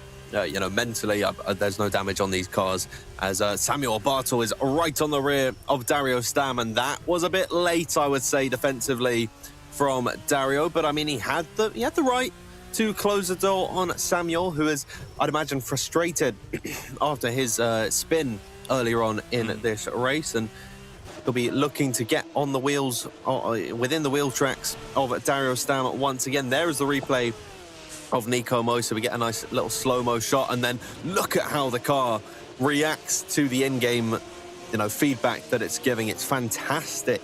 These motion simulators, what they can actually produce with the 3 degrees of freedom. There's such fidelity in the feedback that these drivers are getting. It really is something special. As Aaron Schutz is down in 8th position now. He was in 6th before, feeling the pressure from Loris Naev. Something's happened with Schutz there. I think he must have made a similar mistake to what Nico Mosa did, because now he is behind both him and Drozovic Lozada. Yeah, I'm not quite sure why that's happened. Oh, dearie me, a bit of contact down to the hairpin was completely unnecessary. But yeah, I think he's not had that much of an issue in the first sector. He was only 0.3 slower than Loris Naev. So yeah, I'm not quite sure what's happened there. Maybe it was at the end of the previous lap. But yeah, Schutz dropping a couple of places behind Drozovic, Lozada and Mosa, as you rightly said. But I tell you, this is feisty stuff. Ooh, Loris Naev pushing a little bit too hard. He was trying it way too hard. Another great save, but that cutback was not going to work through. There is just behind him. Ladamada's just gone off as well. He just clipped the inside curb a little bit too much. He overcorrected, and look, he's losing places now as through goes Stam. Through goes Bartel as well. He's going to go through on the right-hand side up towards the chicane. Outbreaks him, gets it done. I think Ladamada thought better of that there and broke a little bit early. But yeah, this circuit's really starting to dethrone some of these guys, isn't it? As now Sobrero, I was just about to mention this, on the back of Clear for second place. Yeah, Unai Maroto is stretching his advantage at the front of the order, and now Benjamin Kalir will have to look in his mirrors at the charging David Sobrero. And for Sobrero, if he takes this win, or not this win, if he takes this position from Jimenez Clear, then he will win this championship. There will be nothing that Unai Maroto can do. And so it is for David's best interest to get through as soon as he can. And of course, there's no prize money here in RU3, and both Maroto and Sobrero are already promoted into RU2. They're just playing for pride at this point. And I think if there's one thing that we know about sim racers, is that pride and ego is absolutely everything. And look at this battle between Schutz and Naev, and that goes to show what I was just saying. Pride and ego is everything. These guys are fighting for 8th position like it's the last lap, and they're battling for the win of the championship. And through the hairpin they go. Very argy-bargy stuff between these two. I think they need to reel it in just a little bit. Aaron Schutz and Loris Naev so close together as we get this very beautiful off-board shot. Getting a little look into the rig of Loris Naev. He's looking towards the outside line of the left-hand side. This has been a battle for the ages between these two, and it's still not over. Oh, Naev put himself in a really silly place there, though. He doesn't need to put his nose down the inside like that. And then he put himself on a compromised line, and he's lost a big amount of space to Aaron Schutz. He'll be there once again very soon, I'm sure. It's clear that Loris Naev is the quicker of the two right now, but is that because he's tucked right up behind him? I don't know. Oh, and he's not anymore. Around he goes on the exit of the chicane. Pushing too hard. It was clear for a couple of corners. David Sobrero now around the outside of Clear. No, doesn't quite get the overlap into turn 2. But these two, like you say, Dan, as soon as he overtakes him, he wins the Spring Championship, so long as he finishes there, obviously. He's trying every cutback he can, but, well, there's not much more curb there that he could have straddled along. But I think this will go on right to the end unless there's contact, which, of course, we cross our fingers that there isn't.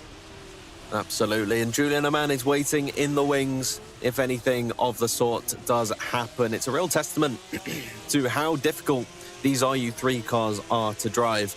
It's a lot more mechanically focused for these drivers. There's less, honestly, I wish I could talk about the intricacies of these cars, but it's a lot more dependent on driver performance, and they're a lot more difficult to drive than the RU2 and the RU1 cars, but still, especially with this Nürburgring circuit where you've spoken about how there's a lot of undulation around here, there's a lot of elevation change. It really does make for a tricky scenario for all of these drivers. Jimenez Clear is a real bottleneck for both Sobrero and Amann at the moment as they are headed towards the end of lap number 8. We're going to have 2 laps to go this time by. Sobrero looking towards now the right-hand side of Jimenez Clear. He'll be on the outside for the first part of the chicane, have the inside. Jimenez Clear goes very, very deep, and oh my goodness me, Amann now is into the fray.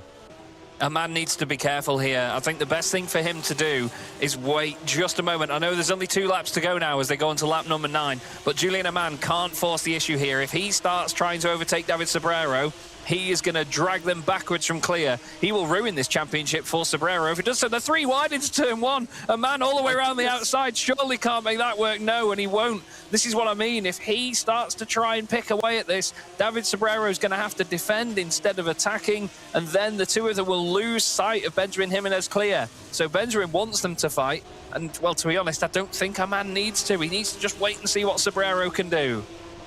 Absolutely. This is a fantastic battle that we are witnessing here. I think fantastic I've used about 20 times today, but it's the only way to describe this RU3 grid, and this is the open qualifiers as we get another look at the promotion the promotion scenarios at the moment. Sobrero and Maroto are getting promoted from the Madrid lounge. Zurich City is Amann and Schwartzman. Munich is Samuel Bartel and Lucas Egger, and then Zurich Airport is Jan Frischknecht and Aaron Schutz. It is worth mentioning as well that David Sobrero in this position wins on countback. So he can stay in 3rd position. He does not need to overtake Benjamin Jimenez Clear, but I think with the charging Julian Amann right behind him, it is in his best interest to get ahead of the Spaniard in front of him and really solidify this championship because, of course, Chaz, throughout the course of the season, Julian Amann, I've got to say, has been arguably the most prolific overtaker today. If there's a move, if there's a gap, Julian Amann will find it, and Sobrero, I think he knows that. And I have to apologise, Dan. I've misinformed you in the Discord there, but obviously with this being Maroto's 3rd win, he would win the championship, actually, from Sobrero on countback, because they already have 2 wins each. This doesn't make it his 2nd win. That's my mistake, and I apologise. But yeah, Sobrero definitely needs to get that place. He really has to get ahead of Benjamin Jimenez Clear. But right now, Julian Amann is the one that could spoil that more than anybody. We're on to the final lap of the race here at the Nürburgring, and the battle is very truly on for 2nd place. Unai Maroto's had a fantastic drive through this one. He wasn't a man of many words earlier, but we imagine he'll still have a smile on his face. But look at these 3 for 2nd place. So, so close.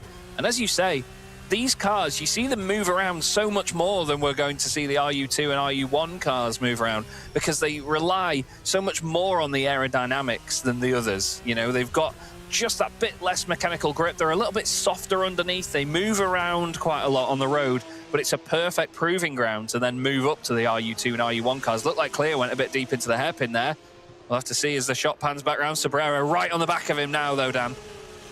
And this could decide the championship. We are on the final lap of the race. Unai Maroto has done everything that he can to take the championship win today. Sobrero needs to find this overtake on Benjamin Jimenez Clear, but he is running out of corners. He's trying to swing it the long way round on Jimenez. This is fantastic racing between the pair of them. And now headed down this short little straight into the curve of the corner. Can Sobrero find anything as they rise the hill for the final time? Sobrero switching to the inside line. They make a little bit of contact. They've had touch front wing to rear wing. And now there's contact once again. Julian Amann has gone through. David Sobrero remains in third position as Unai Maroto crosses the line with the fastest lap to boot. Julian Amann will come home in second position. Sobrero is in third. They finish the championship level on points, but due to the countback stipulation, Unai Maroto wins the RU3 Spring Championship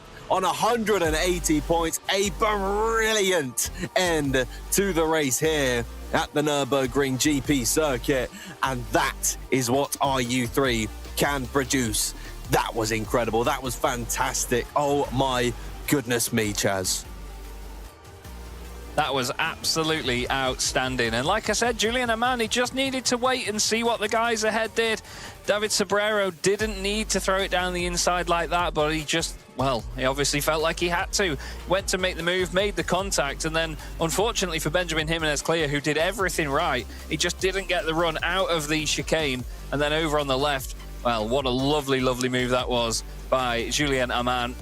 And he certainly deserved that second place after such a controlled drive all the way through. But Unai Maroto, you could see him as he was crossing the line. He was checking who was behind him. He was looking at who finished third, who finished fourth, and he was hoping that it was like that.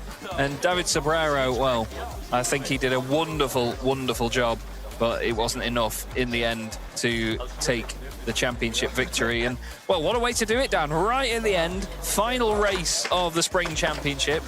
He's done it. He's taken it right to the very death. And, well, a lovely, lovely victory. That really was something special. Julian Amann there, really the catalyst in deciding that championship. And if he wasn't in the picture, Sobrero was through on Benjamin Jimenez-Clear. And we would be talking about David Sobrero taking this championship. But no, it goes the way of Unai Maroto, who I've got to say throughout the course of the season has been just absolutely fantastic. And here is your promoted drivers on the bottom of your screen. David Sobrero and Unai Maroto are promoted from Madrid. Bear in mind, this is all provisional, so it could change by the end of Monday, I believe it is. We will know when everything is said and done. Zurich City provisionally is Julian Amann and Navin Schwartzman. Munich would be Samuel Bartel and Lucas Egger. And then Zurich Airport is Jan Frischknecht and Aaron Schutz. So, Chaz, we will be seeing these drivers after the summer break, but barring any changes in the running of things, they will be in RU2 rather than RU3. And here is a little look at the championship picture. This doesn't account for countback at the moment. It is Unai Maroto taking his third win of the season compared to David Sobrero's 2 wins. That means Unai wins it on countback. But how about that level between these guys at the end of the season? Julian Amann is in third position on 166. Samuel Bartel 4th on 95. Lucas Egger is 5th on 92. Aaron Schutz is 6th on 84. Level with Jan Frischknecht in 7th on 84 points as well. Navin Schwartzman is in 8th on 75, with Nico Mosa 9th on 66. Benjamin Jimenez-Clear is 10th on 63, and then Alvaro Garcia is 11th on 59, with Drzovic Lozada 12th on 55, just 1 point ahead of Joel Mayer in 13th position. Sebastian Volans is 14th on 49, and then Michael Waversick 15th on 35. Loris Naif is 16th on 29. Tiziano Caponio is 17th, 18th. Adrian Sanchez, Gomez and Carnavale rounding out your top 20. But Chaz, I think finally we get just a little moment to breathe after that one. That was incredible. Well, I said at the start of the race that the Nürburgring Grand Prix circuit never disappoints, and that was an absolute prime example of just how good this track is for racing. It's never anybody's first pick in a calendar or a championship because there's so many major venues out there that sort of seem to shadow it strangely, but I always think this is a wonderful place to go racing, and these guys have done an amazing, amazing job. And a lot of them, they kept it very clean throughout the majority of that race as well. That's something that we can't overlook at all. I think the racing that we saw there was very, very well thought out. And to be honest, I think it was maybe maybe a bit of a flash in the pan there from David Sobrero. He knew there was a lot on the line. It was last day of school sort of vibes, wasn't it? In the final couple of corners, he had to go for some sort of move, but it just didn't pay off. But yeah, what a great race that was. So much going on. Absolutely. It really was something special, and we are ready to go to our interviews in Madrid. We will be speaking first to David Sobrero. First and foremost, I don't know whether to congratulate you or commiserate you on a fantastic season. It was so incredible, but it is P2 in the end for you after countback rules applied. David, how are you feeling after that Nürburgring race? I don't know, I'm just disappointed. Yeah. Yeah, I completely understand that. I mean, you were so close at the end of that one. But, I mean, over the course of this season in RU3, you've got to say it has been a fantastic experience from yourself and a great battle between yourself and Unai. Yeah, Unai has been quick all season and has been the reference for me to beat. And, yeah, unfortunately, we never really got many battles on track, but in the points was always very close, so, yeah. Absolutely, and of course, with your position in the championship and in the Madrid lounge, we will be seeing you next season or after the summer break. But we will not be seeing you in RU3. You'll be getting your way up into RU2. How's that feeling for you?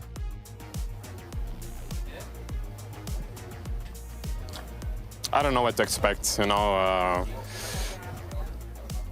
don't know.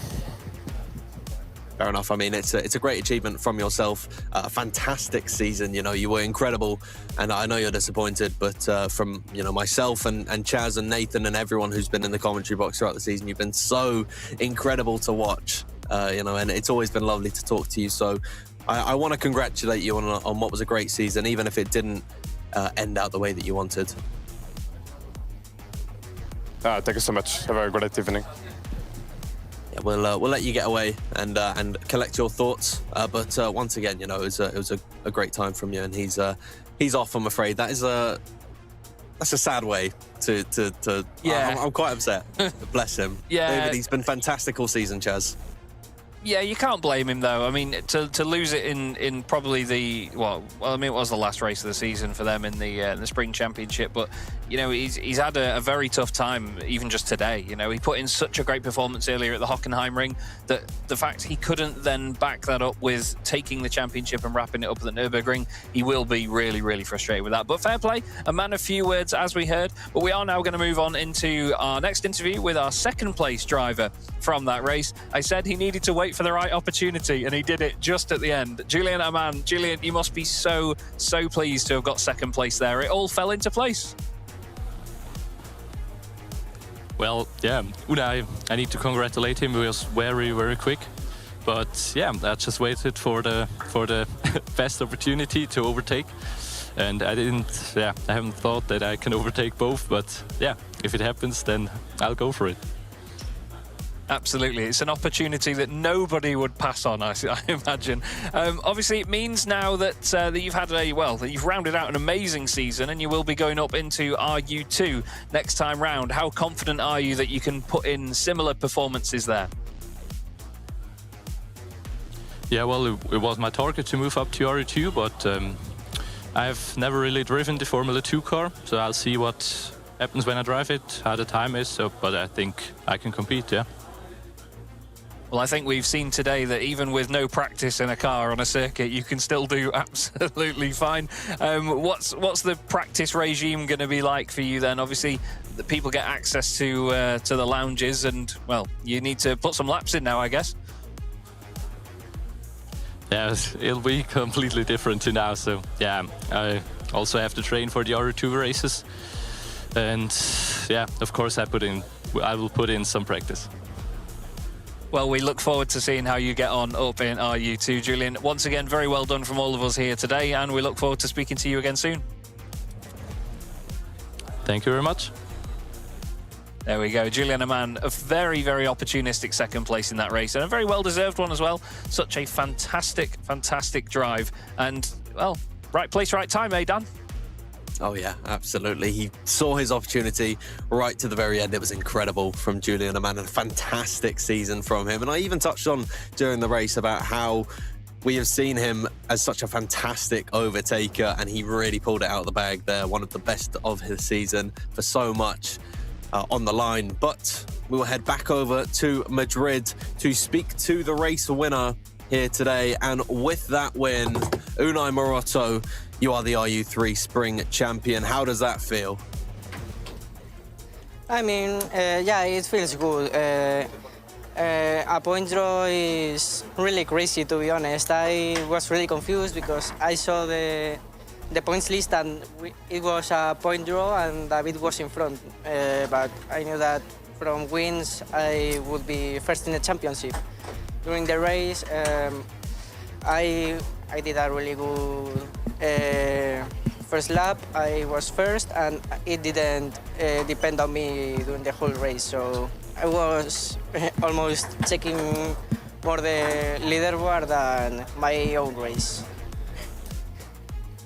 It was spectacular. You were so dominant in the race we have just seen. But over the course of the season, I mean, you were incredible to watch. You took 3 wins and, of course, 5 podiums along with it. It was Donington, I believe it was a difficult race for you earlier on in the season. But sorry, was it Donington? I can't know. It was Brands Hatch that was a difficult one for you earlier on in the season. But 5 podiums, 3 wins.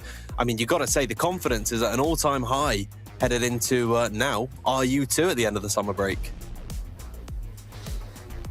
Yeah, the confidence is really high, but it will be training and more training. It depends also on the other drivers. They are very, very good. It will be hard to get similar results to this one.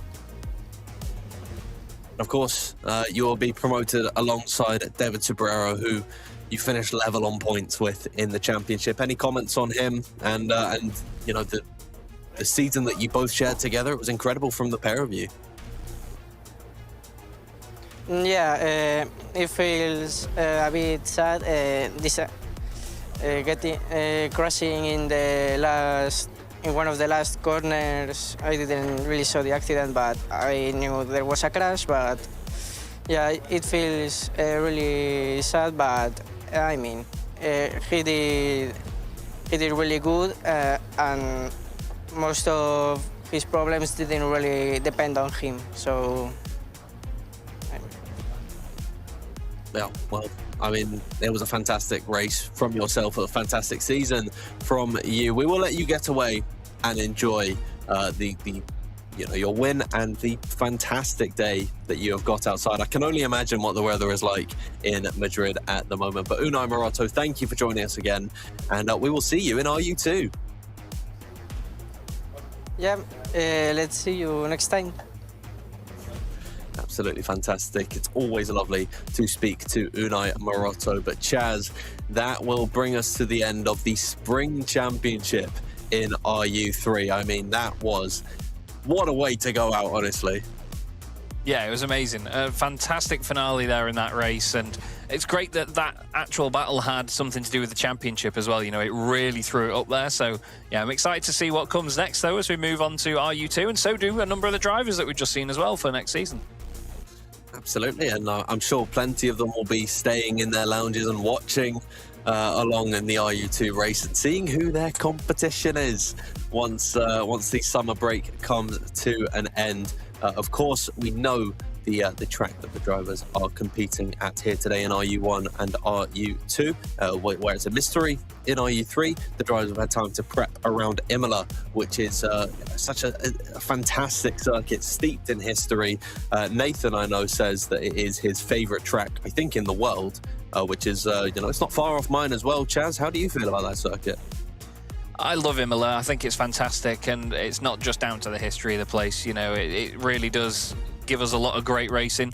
There's a lot of, again, much like the Nürburgring where we just went, there's a lot of heavy braking zones there. There's a lot of corners where you can send it up the inside. But on the flip side, there's places where people can counter-attack as well. A lot of the corners are really, really important for getting a good run out of them. So you get a chance to really throw a move back up the inside in the following corner. Down to Rivazza is always interesting on the exit of the chicane, which is called the Grassini chicane now, but I refuse to call it that. It's always going to be very anti-alta.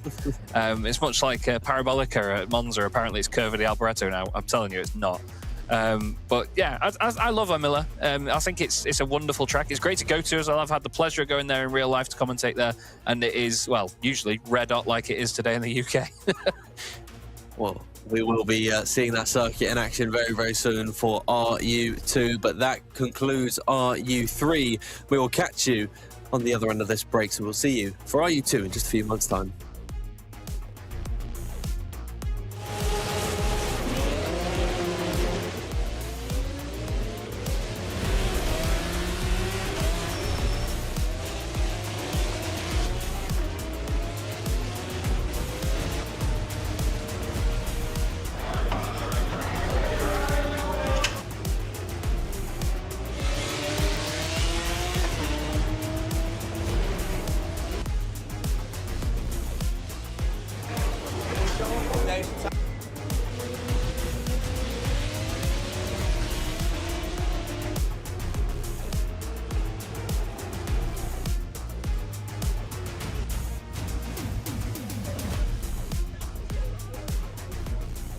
This is the RU Esports Series, a new era of sim racing, built for the world's fastest drivers, competed live and broadcast globally. With one of the largest prize pools in sim racing, RU Esports rewards performance at the highest level, across every race and across the entire season. The RU Esports Series is built on a clear competitive ecosystem. RU3 is the global entry point, open to anyone ready to compete. RU2 is the development tier, where rising talent proves they belong. RU1 is the flagship championship, the pinnacle of Racing Unleashed competition. Performance decides everything. Promotion and relegation ensure the best drivers rise, and every position must be earned. Unlike traditional online competitions, RU Esports is competed live, in person, at Racing Unleashed lounges around the world. Every driver races on identical simulators, under broadcast conditions, in a true professional esports environment. Each event is delivered with broadcast-level production, live timing, telemetry, and global streaming, bringing elite sim racing to fans everywhere. This is the pathway to the top of sim racing. This is the RU Esports Series.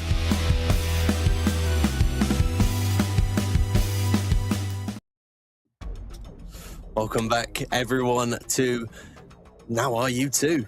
Now, we've just seen a fantastic battle and a fantastic, I've said that 1,000 times now, we've seen a brilliant event in RU3 concluding their spring championship. We are now getting ready for race number 4 of the RU2 and RU1 season. Today they are headed to Imola for the final race of the spring half of the season.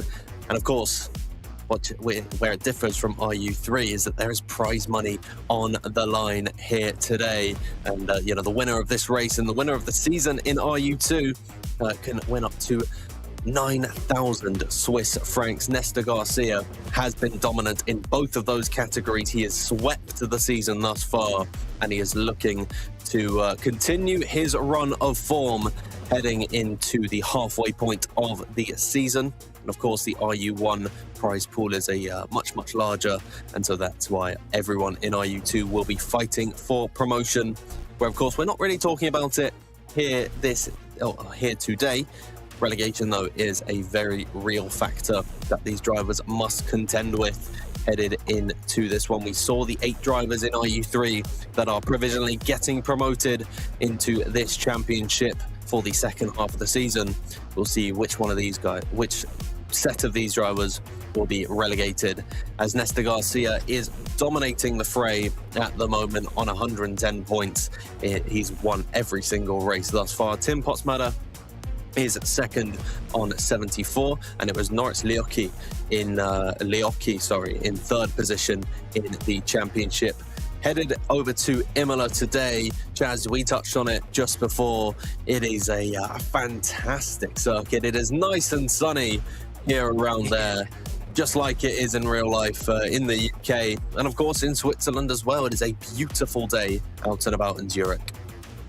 Yeah, it's quite literally a beautiful day to go racing. You know, a lot of the time we say that for the immersion in the sim, if the weather in the sim's nice, but it genuinely is a beautiful day everywhere at the moment. Apologies for I had to sprint back there. I'm a little bit out of breath now. Tried to grab a drink in the break there and managed to smash a glass, so that was fun. But it happens. But right now, new machinery on screen. Hey Dan, we've got new machinery, new drivers, new circuit. This is going to feel like an entirely different series. But as you see, Walter Trouninger in the sim there, really warming up the tyres. You can see it rocking back and forth like a badly made cruise ship. But it's, again, great to see, with no disrespect to Walter, of course, that we get drivers of all generations here in Racing Unleashed. Absolutely. 66 years of age is Walter Trouninger, and it really does go to show that sim racing has no age limit whatsoever, and it's always lovely. We've spoken with the drivers throughout the course of the season and got their backstory on, you know, where they've come from and when they started sim racing, and it's great to see all the different walks of life that these drivers have come through. And I think one of the most interesting facts is that the championship rivals at the moment, Nesta Garcia and Tim Potsmatter, there's a bit of time, a bit of an age gap between the pair of them. Nesta Garcia was he started sim racing in 2009, and that is the same year that his championship rival Tim Potsmatter was born in. So it really does go to show that sim racing, you can reach it throughout anywhere, as Walter Trouninger is now headed in towards the first corner here. Tamburello, I believe this is, as he's looking very nice and tidy on this lap so far. Trouninger is, and now in towards the next chicane. This is Variante. No, this is not Variante Alta. This is Villeneuve, if I'm not mistaken. I'm going to have to recuperate all of the names that we've got. This is Tosa, I know that is. And Walter Trouninger, at the moment, he's looking a bit conservative, I want to say, on this one. Yeah, he's taking it nice and easy on corner exit, because, I mean, the pace of these cars is unbelievable. The aero grip is insane. I hate how those rear wings look on these modern-day cars, but it is what it is. It does the job at the end of the day. But yes, I think we've got an interesting prospect here, because don't forget the average speed of the laps here is going to be much higher than we saw in RU3. There's a reason for them to go up a step, so to speak. And then obviously the RU1 cars will be even quicker again. But yeah, it's very conservative here from Walter. And you're absolutely right, though. I mean, with corner names, I always forget a few of them at Imola. And Piratella is the one I always go wrong for. I always say that Piratella is Rivazza. So I think that's a bit more blasphemic than I like to admit. But Walter now coming to the line on the not quite straight here at Imola. Look at that, hugging the wall all the way down on the right-hand side. Oh, the amount of times I've seen a car do that. If I had a quid. It's lovely to watch, though. But yeah, across the line he goes. And yeah, it's nearly 0.8 of a second off the top spot. It's Tim Potsmatter that is currently fastest, but only by 0.5 of a second from Noric Lahocky. Very close at the front of the order, and there is no Nesta Garcia in the top 5 whatsoever. He will start this race in 6th position and around a circuit that is historically difficult to overtake at. Could the clean sweep of race wins come to an end for Nesta Garcia? We will see in time permitting. RU2, of course, there is a couple more different aspects that these drivers must face.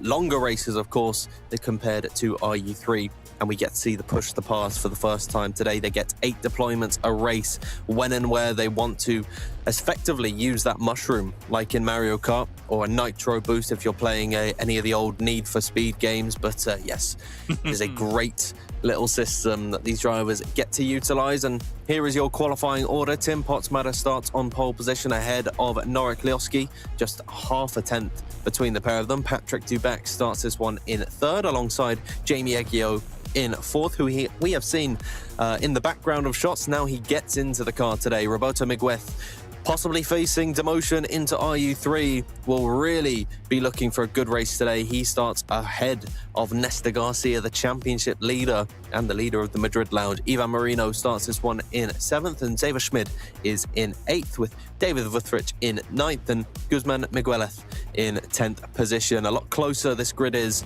than RU3 at the Nürburgring. Andrin Christoffel starts in 11th, with Walter Trouninger, the driver that we watched, in 12th position ahead of Adrian Gomez. In 13th, 14th is Melvin Leopi. Tyler Sieber starts in 15th, with Maximilian Neers in 16th, and Laurent Stump, the last driver with a representative lap time. Timothy Sperzen starts in 18th position. Harris Skinderi and Mark Gameth, without a lap time on the board, start 19th and 20th. But at the very top of the order, Chaz, Tim Potsmatter and Lorik Leoski, just 500ths of a second between them. Yeah, doing a wonderful job, the pair of them right up there at the sharp end. And this is a difficult circuit to get a lap together on as well. You can be fast through one sector and then really struggle through another. And, well, I think it's great to see that the drivers have done a wonderful job there. Nice little pep talk there for Tim Potsmatter. Pat on the back of the head as well. He looks very focused and ready to go. But one of the talking points is the fact that, of course, our championship leader, our very dominant championship leader so far, Néstor Garcia, who is 59 points clear in the Madrid lounge battle, he's not right up there at the top for once. So we're going to see an interesting scrap, I think, here as he tries to come through the order, much like we saw with David Sobrero earlier. And a little bit more drama as well for Néstor Garcia. Unfortunately, he's getting a slight grid drop. He'll start this one in 7th position as opposed to 6th. He's got a slight penalty due to not following the race director's instructions. So he's passed the Sector 1 timing beam on his post-fast lap. So when they're essentially supposed to cool down and get out the car instantly, that's why we've seen so many drivers slamming on the brakes. Unfortunately, Néstor Garcia has gone on just that little bit too long and has got a slight grid drop for that, but that should not deter him too much. He will start this race in 7th as opposed to 6th. And again, we get the little shots of all the drivers in their rigs. It's nice to see how their pre-race warm-up or setup goes. Guzman Miguelez in the cockpit, of course, a real-life racer. Andrew Christoffel just very, very intent on the HUD in front of him. And so, yeah, it's always lovely to see. You can see Aaron Schutz, one of the RU3 drivers, behind in the background. So it's nice to see that they stick along for the action that we see in RU2 and RU1.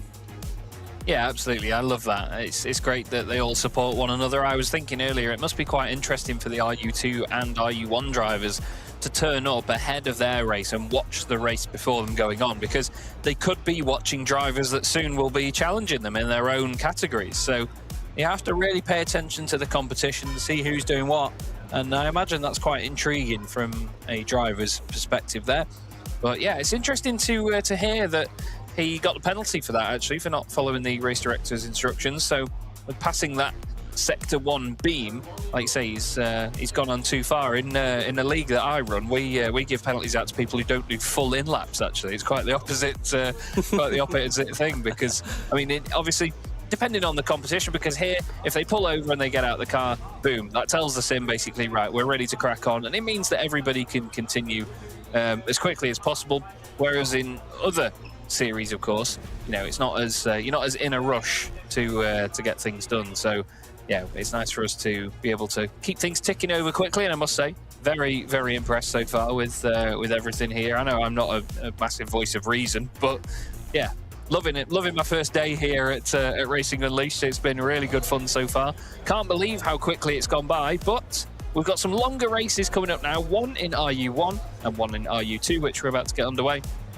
I'm intrigued to see what the action has in store here for us from Imola.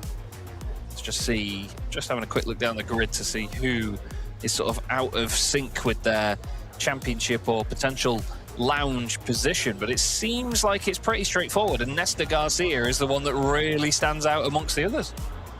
Absolutely. As we're getting a little look at all of the lounges once again, every single rig that you are seeing hand-built in Maranello. There is a full dedicated team of engineers, mechanics and software engineers who are involved in creating these fantastic simulators you see. And again, the lounge is getting just that little bit more filled up, and you can spot by the GT rig, he's just gone off screen there, Francisco Fernandez, our CEO, getting involved, he's watching the action here today, and it is always lovely to see.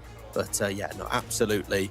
Once again, fantastic to be here on this beautiful, warm feels like summer's day, even though we're still coming towards the end of May. We are approaching summertime, to be completely honest, but nevertheless, we are getting the track explainer on your screens now. Here is the circuit that the RU1 and RU2 drivers will be facing here today. It is, of course, Imola, a fantastic 19-corner circuit. The RU2 runners will be facing 26 laps of this 4.9 kilometer long circuit, 34 meters of elevation change. It is a circuit steeped in history with a fantastic number of brilliant corners. Of course, the first chicane, the Variante Tamburello, where plenty of drivers will be looking for overtakes, the downhill sweeping of Acqua Minerale, and then the final two corners of Ravazza 1 and 2, the double left-handers, where drivers typically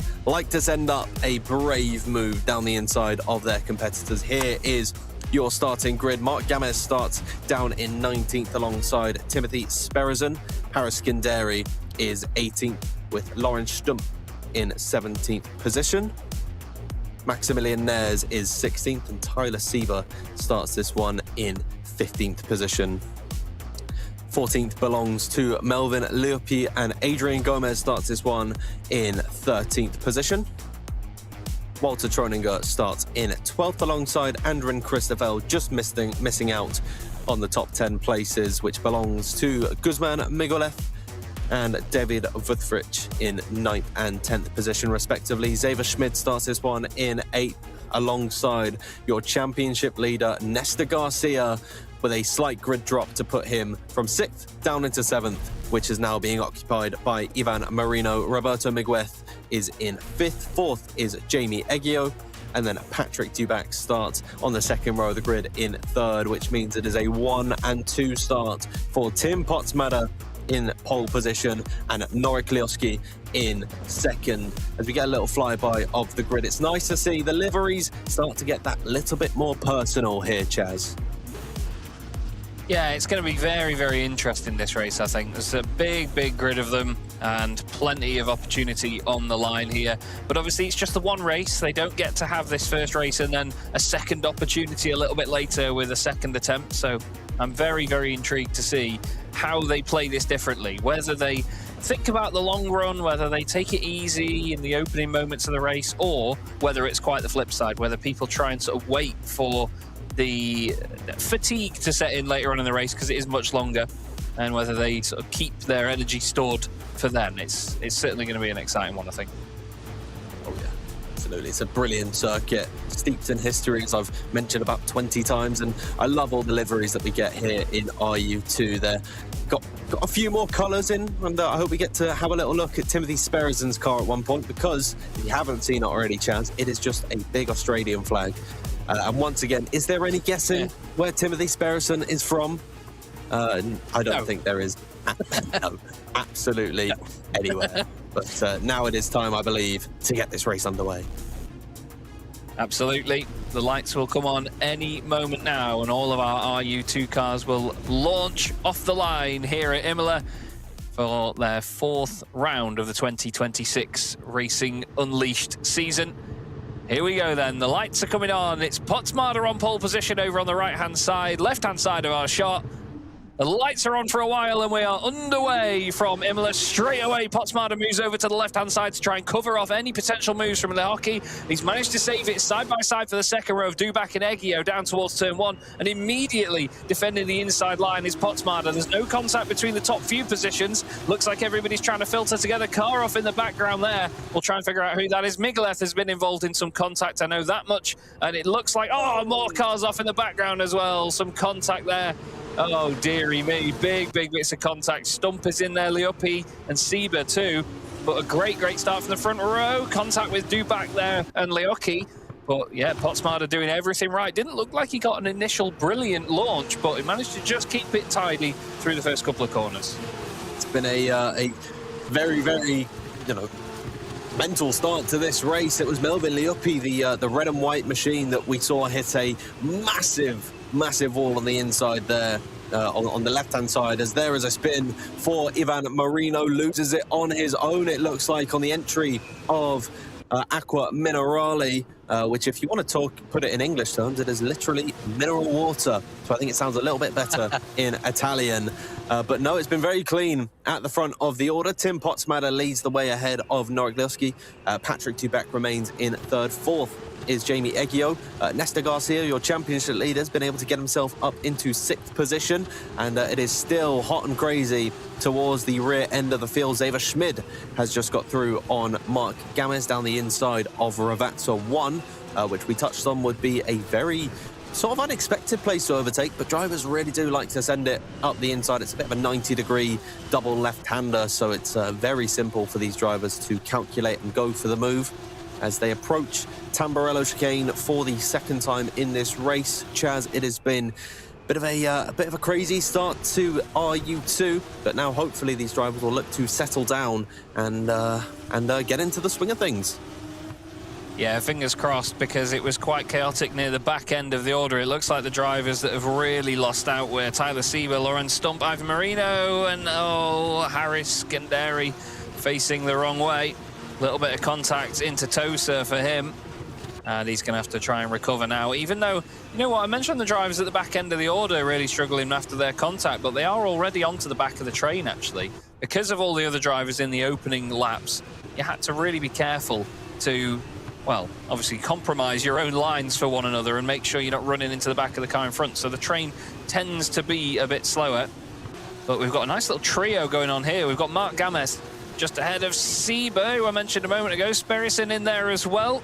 Side by side they go down towards Ravazza, but now it looks like Timothy's got the run on him.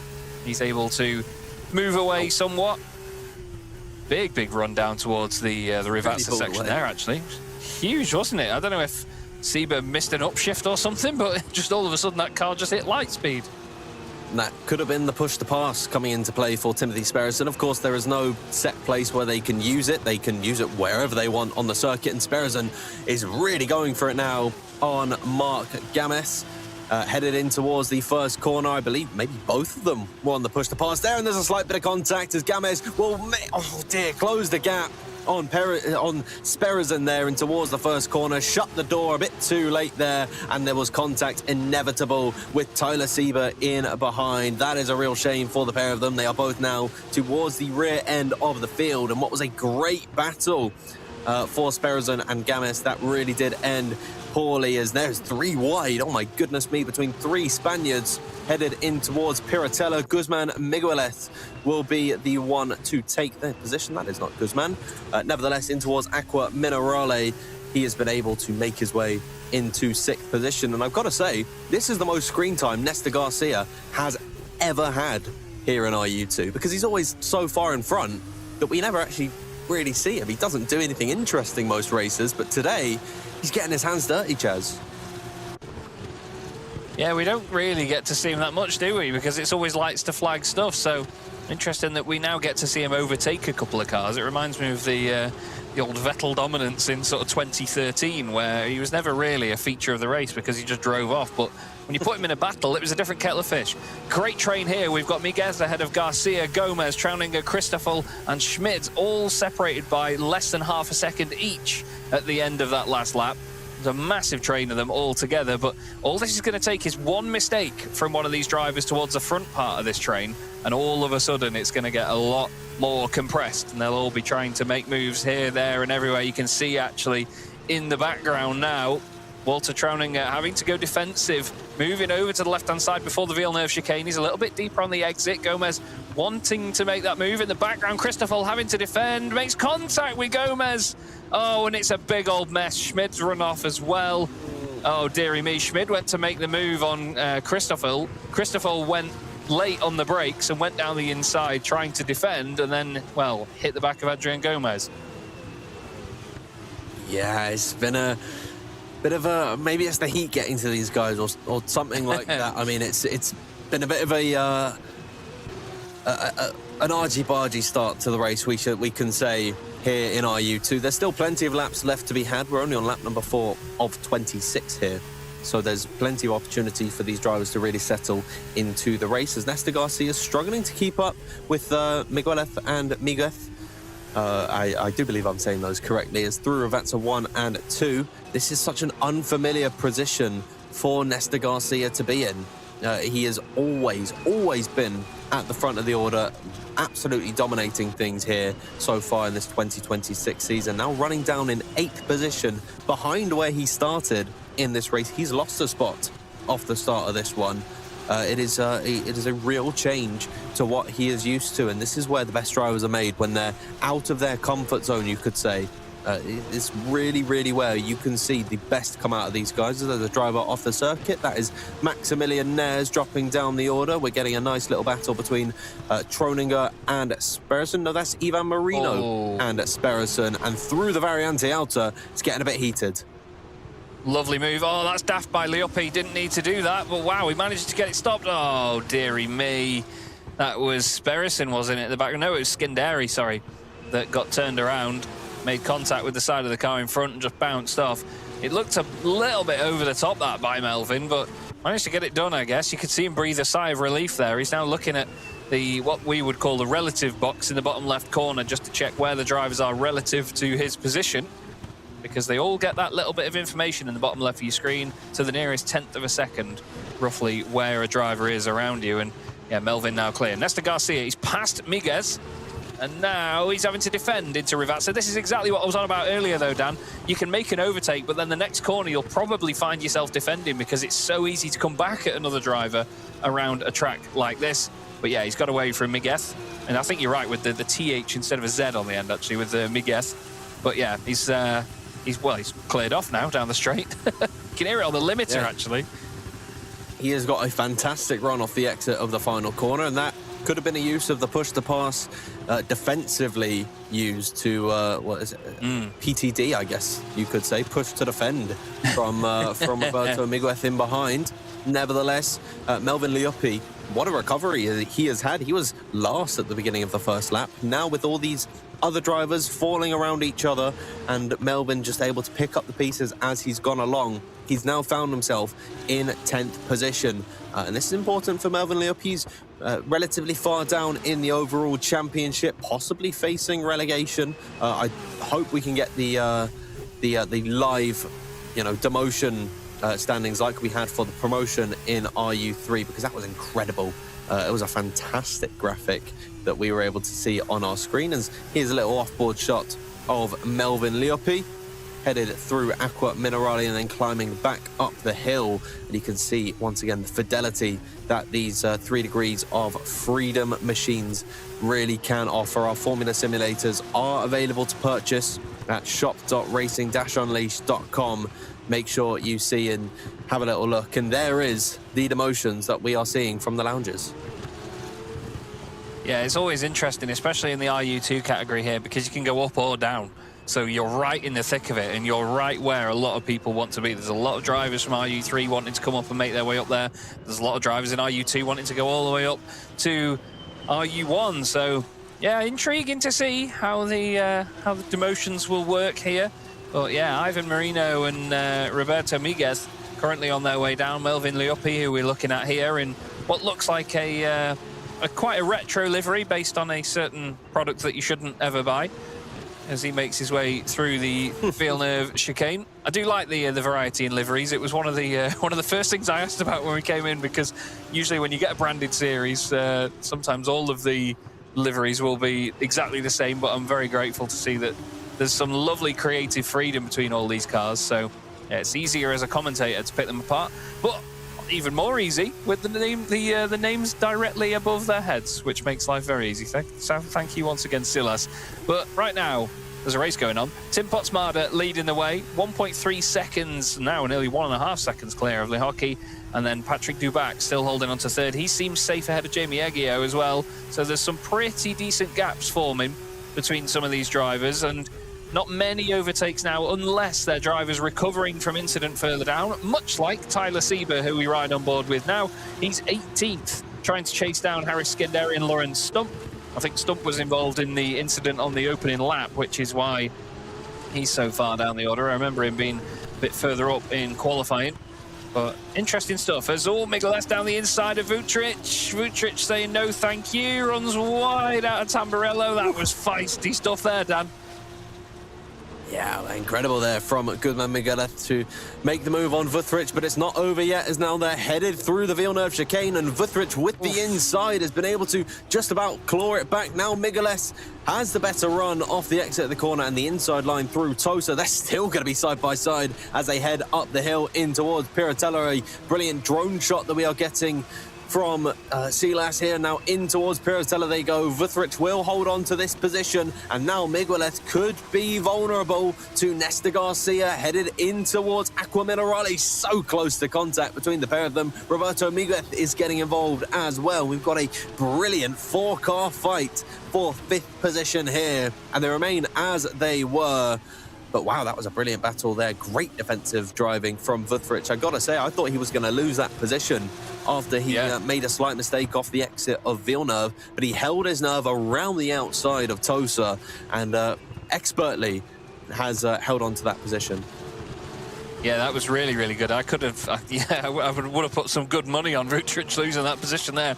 Miguelez wasn't able to get it done. Nesta Garcia suddenly joined in the fight, and then within 30 seconds, Roberto Miguez then joined in as well. So 4 of them all over each other, much like we have here, actually. 14th, 15th, 16th, 17th, and even 18th with Tyler Sieber involved in this. Maximilian Nez is leading this train down the start-finish straight. A lot of slipstreaming will go on here. Gomez moves out to the left-hand side of him. Can Skenderi try and take advantage of this? Look at that. There's the push to pass. And there's Lorenz Stump on it as well. Oh, nearly clipping the back of him there. Harris Skenderi just misjudged the speed difference. Skenderi back down the inside into Tamburello, though. You've got to love that. He's used the push to pass, and he says, I'm going to then come back down the inside of you, Sunshine. I can just outbrake you and get that move done. Very close stuff between Maximilian Nez and Adrian Gomez just in front. Gomez there trying his very best. Wonder what team he supports in open wheel racing of the highest level. Very interesting colour scheme on that car. That's almost, you could almost get told off for that. But Aris Skenderi, he's now in the middle, so he's in a really, really tough spot here because he's got to focus on the cars battling ahead, not get caught out by them in case they obviously battle too hard and slow down a little bit. But he's also got to think about defending from the guys behind, especially when Lorenz Stump throws it into Aqua Minerale like that. Side by side now up to Variante Alta. This is great battling, and I mean, the pair of these guys right down in 17th position and 18th position, you know, they're racing like that they're fighting for the win, and that is always great to see. We're on lap number 10 of 26 in this race. These guys will be coming around to start lap number 10 as Harris Skenderi is up the inside, and again the great drone shot there. And here's a little shot of race control. We just saw Seb and Connor to the side of these guys, but again, this is a fantastic point of focus here in Racing Unleashed Esports Series. It's something that is not offered by most championships that you get, is live race control, live stewarding, and you know, it really adds to the immersion that these drivers come and compete in. It's just fantastic. A LAN event that is hosted here today with live stewarding. Of course, the broadcast as well. No. There's Maximilian Nez going for a spin. Was there contact with Lorenz Stump? I'm not quite sure, but again, yes. Lots of pressure Very here much today. So. Yeah, no, you're absolutely. I was trying to be a bit impartial, but no, there was definitely contact between himself and Lorenz Stump. A real shame there, but again, I want to just emphasize how unique this championship really is. Yeah, it's wonderful. You know, I've had the pleasure of seeing a lot of different sim racing leagues and real world championships as well, obviously with their own sort of gimmicks and their own unique selling points, their own ways of doing things as well. David Vutric just showing Miguelez the outside of Rivazza there, saying, look how nice all that runoff curb is there that you could be on. Just gives him a bit of an elbow out, says, get out there, sunshine. But as you can see, Vutric completely unfazed by that, because now the battle's on behind. Nesta Garcia going past Miguelez on the right-hand side. And is he going to go down the inside of Vutric into Tamburello? Oh, I was really hoping he would. But even Nesta Garcia knows that's a bit of a far cry there. But as I was saying, some of the unique selling points of sim racing is that you don't always have to have the logistical challenges to have all the cars and all the people in one place. But when you have a place to go for the drivers where all the things are already there, then why not? You know, it's a fantastic, fantastic element of this that they have the lounges, but there's not just one location. Because there's so many of them around the world, you still all get a big grid to race together because, you know, there are places there they have sim racing lounges, and and that's that. You know, they have the one location, but it means that because of the logistical challenge to get so many rigs in one place, the grids are often smaller, so you don't get as many people in such an open championship, and it's not as entertaining to watch the racing. Sure, it's great to be a part of it, but you don't then, you know, get to watch such a show as Vutric has not just lost the place to Nesta Garcia, but he's also lost a lot of time there to Migueleth as well. Migueleth's going to move through on the right-hand side, hopefully not shred the tyre right off the right-hand side of David Vutric's car. Down into Rivazza once more. He might get the run on the exit here, Dan. Looking very close. Off the exit of Rivazza 2 is where it'll be most telling. And Guzman Miguelez, he's right in the wheel tracks, right in the slipstream, and is pulling to the left-hand side. And I think there's no doubt there that the push-to-pass is in use for Guzman Miguelez. He's made his way into 6th position. Nesta Garcia, just in front of them, has completely pulled out a gap, and he is just at the fastest lap of the race, so he's still got the pace that we are so accustomed to of Nesta Garcia. But a fantastic overtake there from Guzman Miguelez, and I'm sure everyone who is watching who hasn't been involved in Racing Unleashed before is wondering, how do I get involved? Make sure you head over to our Discord server, where you can find out information on the RU3 Open qualifiers ahead of the full season. If you want to join the Discord, there is a QR code on the top right-hand side of your screen. And if you want to get racing, like these drivers are in official circumstances, but maybe not so interested in the full championship, we offer Track Tuesdays, a competitive race where each lounge hosts these race sessions with other lounges across Europe. And we reveal the circuit on the day, similar to like RU3 is hosted. If you want something a bit more casual, make sure you head down on a Thursday. We've got a Thirsty Thursday session where there's a free drink included in every single ride. So there's something for everyone here at Racing Unleashed, for the competitive racers who want to get involved in a championship, someone who wants to maybe get their hands dirty for the very first time in a competitive environment, and someone who just wants to relax and, you know, turn up with a couple of their friends. We have got something for everyone here at Racing Unleashed, and I think that above all else is the best part of this championship and this brilliant company. Yeah, and it highlights once again that one of the best things about sim racing is that it's so accessible. You know, when you cover, let's say, a more conventional sim racing championship where everybody's at home in their own rigs, their own equipment, you could have somebody on the cheapest wheel you get on the market because that's all they can afford at the time, you know, or you could get somebody with a full motion rig at home that's thousands of pounds. Either way, once you're in the sim, you are equals because you're on the same racetrack in the same cars in the same environment. And I love the fact that it is so accessible with that. You know, you don't have to spend all the money to do it. You could get some of the wonderful rigs that you're seeing here in Racing Unleashed today as well. They're available for purchase from the website itself, from the Racing Unleashed website. So head over there to go and check them out. There's also the GT rig that we saw in the earlier part of the broadcast. But yeah, the fact that it's so accessible, anybody can qualify for this series as well, can't they? That's one of the best things about it, Dan. Absolutely. You can go straight into RU3, as long as you're quick enough, of course, but everyone's able to have a go. We've got to set a top 5 fastest time when the qualifiers are open in your lounge respectively. And if you make that, you're in.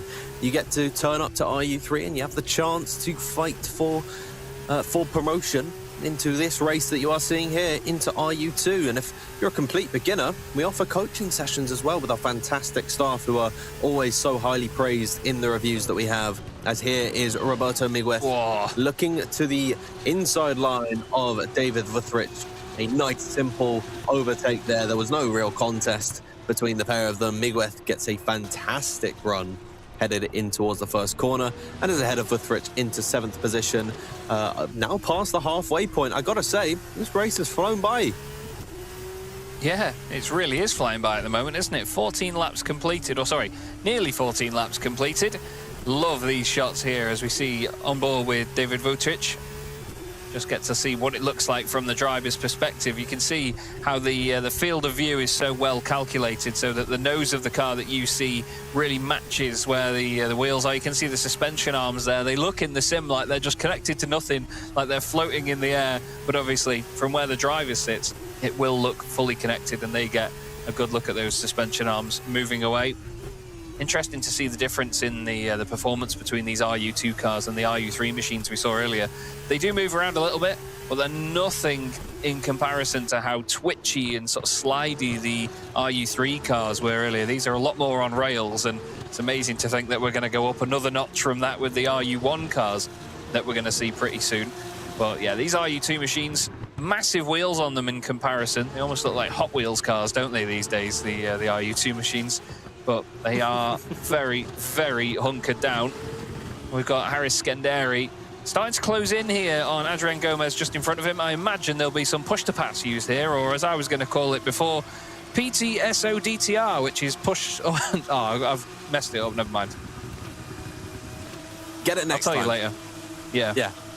Next time we talk about the push-to-pass, which I don't believe is in use for Haris Skenderi. He is just going to sit in behind Adrian Gomez for the time being. They are running 14th and 15th position. They've got Walter Troninger just in front of them. Once again, proving that there is no limit to who can turn up and drive. Walter's 66 years of age, racing in the development tier of this championship, and he's been fantastic throughout the day. He qualified in 12th. He was as high as 10th position at one point, now running in a very strong 13th. It really does go to show that sim racing knows no barriers to entry. You could be absolutely anyone and hop in one of our rigs and turn up on the day. As Haris Skenderi is still following with the oil tracks of Adrian Gomez. He gets a much better run through Aqua Minerale and now headed up the hill and in towards Variante Alta. Could potentially look for a move up the inside as we transition from the onboard shot to a nice shot behind. But we still get the exact same camera angle. The immersion is off the charts in these cars as Haris Skenderi can't quite find the overtake in towards Variante Alta. He will remain in 15th position in that EPAM logoed machine. Once again, very grateful for them as he remains in 15th. I like that transition there as we go from the actual rig to back in sim, but from a very similar angle. Really cool stuff as they whistle their way down the start-finish straight. You can hear those turbochargers and obviously the gearboxes as well whining away as they come down. Bit of a nerdy thing to know, but oh, hello.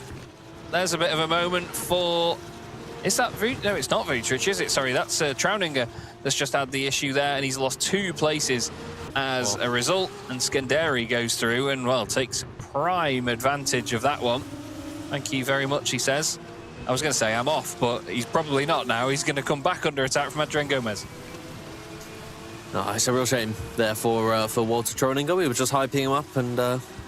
unfortunate to make an error there. He's lost 2 places now to Haris Skenderi and Adrian Gomez. And got to say, Skenderi was very opportunistic to overtake both Troninger and now Gomez. He gets his way into 13th position. This is one of the closer gaps that we see on the track. Although I am noticing Nesta Garcia is very close to the rear of Jamie Eggio, so there's a possible overtaking opportunity there soon. And about 4 or 5 laps ago, that gap was maybe 3 seconds between those two, and now it's 0.3 of a second. So, you know, Nesta Garcia has been incredible in closing his way, and actually he has just made the position into P4. We are checking in with our 2 leaders at the moment, Tim Potsmader and Norik Leocki. They have not been involved in the fray whatsoever. They've escaped at the front and they have run their race in 1 and 2. Yeah, they've done a fantastic job so far, haven't they, in the Norik, in the very subtle yellow machine there, as you could see. But Jamie Eggio already overtaken by Nesta Garcia. That didn't take long at all, did it? Straight through he goes, and now he's just going to continue on this climb through the order. It was the wonderful late Murray Walker that once said, catching is one thing and overtaking is quite another, but Nesta Garcia seems to just breeze on by either way, doesn't care. Just absolutely brilliant. Which is quite interesting because at the start of the race, it didn't look like he had it all his own way. I compared him to the Vettel years of 2013, didn't I? With, you know, as long as he qualifies on pole, he drives away at the front and just wins the race. But put him in a group and, you know, he struggles to fight his way through. He didn't make that progress in the early laps, but now all of a sudden he's gotten into a rhythm and he is flying. We might see him appearing shot in the background. No, he's a good sort of 3 seconds off the back of Patrick Dubac. Off the back of Dubac. Potsmader still leads the way, though, from Norik Lehocky. And Norik, as I said, in that very subtle yellow car, definitely filling the mirrors on Potsmader's machine. Nesta Garcia once again doing the fastest lap of the race. Do you think Potsmader's going to let himself be bothered by Lehocky behind him, or is he just going to focus forward? Not quite sure, to be completely honest with you. I mean, they're not involved in a fight between one another in the championship very much. I mean, they're close to one another, but they are fighting for no, I'm actually wrong. They are very close in the championship. I think Lehocky has got to go for the move soon, and Potsmader will be nervous when that time comes, but he's doing a very good job, Tim Potsmader, of just keeping his distance to Lehocky, not letting him get too close and too ambitious. And in terms of the push to pass they have left, we know that Potsmader's got 3 deployments. Lehocky has only got the 1 left. Nesta Garcia, running in 4th position, has no deployments left at all. The same goes for Guzman Miguelez. They have run out completely of push to pass, so been very aggressive in the early stages of this race. Now will have to defend as best they can, and that is a very nice change, a very nice strategical element of this championship that we see. In that, in this race that we see, is that they get to fight with one another in terms of the strategy side. There's no pit stops here. They have to decide when and where to use their push to pass, and it really does just add another interesting element to this race, as there's a slight slide from Xaver Schmid in front of Harris Skinderi, and you get the feeling it could be a move on here. Yeah, I'd imagine so. He's into the slipstream now as Harris Skinderi. Down the straight they go, much like my BMW with a wobbly wheel bearing. And he pulls over to the left and down the inside he goes into Tamburello, but no, Schmidt says thank you. No, not quite enough on the way into Tamburello, not quite brave enough on the brakes, and Skinderi goes through. But now the question is, can he get away? One of the main topics I've been talking about is just how easy it is to try and make a sort of retaliation move on drivers here. Skinderi through the Villeneuve chicane, looks like he's got that done. He just needs to make sure his middle sector is nice and clean now, and he can break away from Javier Gomez. And at the moment, it looks like, sorry, Adrian Gomez, apologies. No, actually, no, it's Xavier Schmid. I did what you've done, Dan. I've combined names here. Making the love child of Adrian Gomez and Xavier Schmid there. Oh, they might be together on circuit, so hopefully no contact. Otherwise, that might be a bit more true than we thought. Never mind. Adrian Gomez straight over at mineral water. It really just doesn't sound as exciting. It sounds terrible. Everything sounds better in Italian. It really does. Aqua Minerale sounds like a fantastic name for a corner, but when you say it in English, just that mineral water, it's just boring, honestly. I'd hate to know what is Tamburello, is that just tambourine? Who knows? Who knows at all? Welcome to the Biffa Bin chicane. Adrian Gomez is right on the rear of Xaver Schmid. He doesn't seem to be close enough to make a move this time by. We are coming towards the end of this race, actually. Very, very soon. We're 7 laps to go. Here is another reminder of the demotions at the moment. Ivan Marino and Roberto Miguez are currently in that position to go down in Madrid. Zurich City would be Melvin Liopi and Andrin Christoffel. Munich would be Xaver Schmid and Maximilian Ners, and then Zurich Airport is Mark Gameth and Lorenz Stump. So they will, they got to pull out all of the stops to try and claw back any position that they absolutely can. And look at how close it is between Marino and Miguez. It really is something to behold, and I think Migueles is actually pretty close to these guys in terms of the championship as well. So that could go either which way, depending on how the rest of this race pans out. We should be coming on to lap number 21 very, very soon. But nevertheless, it has been well, as I say that, exactly now. And lap number 21 now, 5 laps to go in this race. Yeah, it's amazing how quickly it's come around, actually. Really amazing how quickly it's coming around. As we see Schmid with Gomez all over the back of him. They almost look like teammates, don't they? One's just a little bit more saturated than the other as they head down the start-finish straight. Almost side by side. There it is, Adrian Gomez. Hello. Could wave at him out the window, or other things, as they head down towards Tambourine. And Gomez just gets it done. I thought he was going to squeeze him just off the circuit there, but no. He didn't quite do it.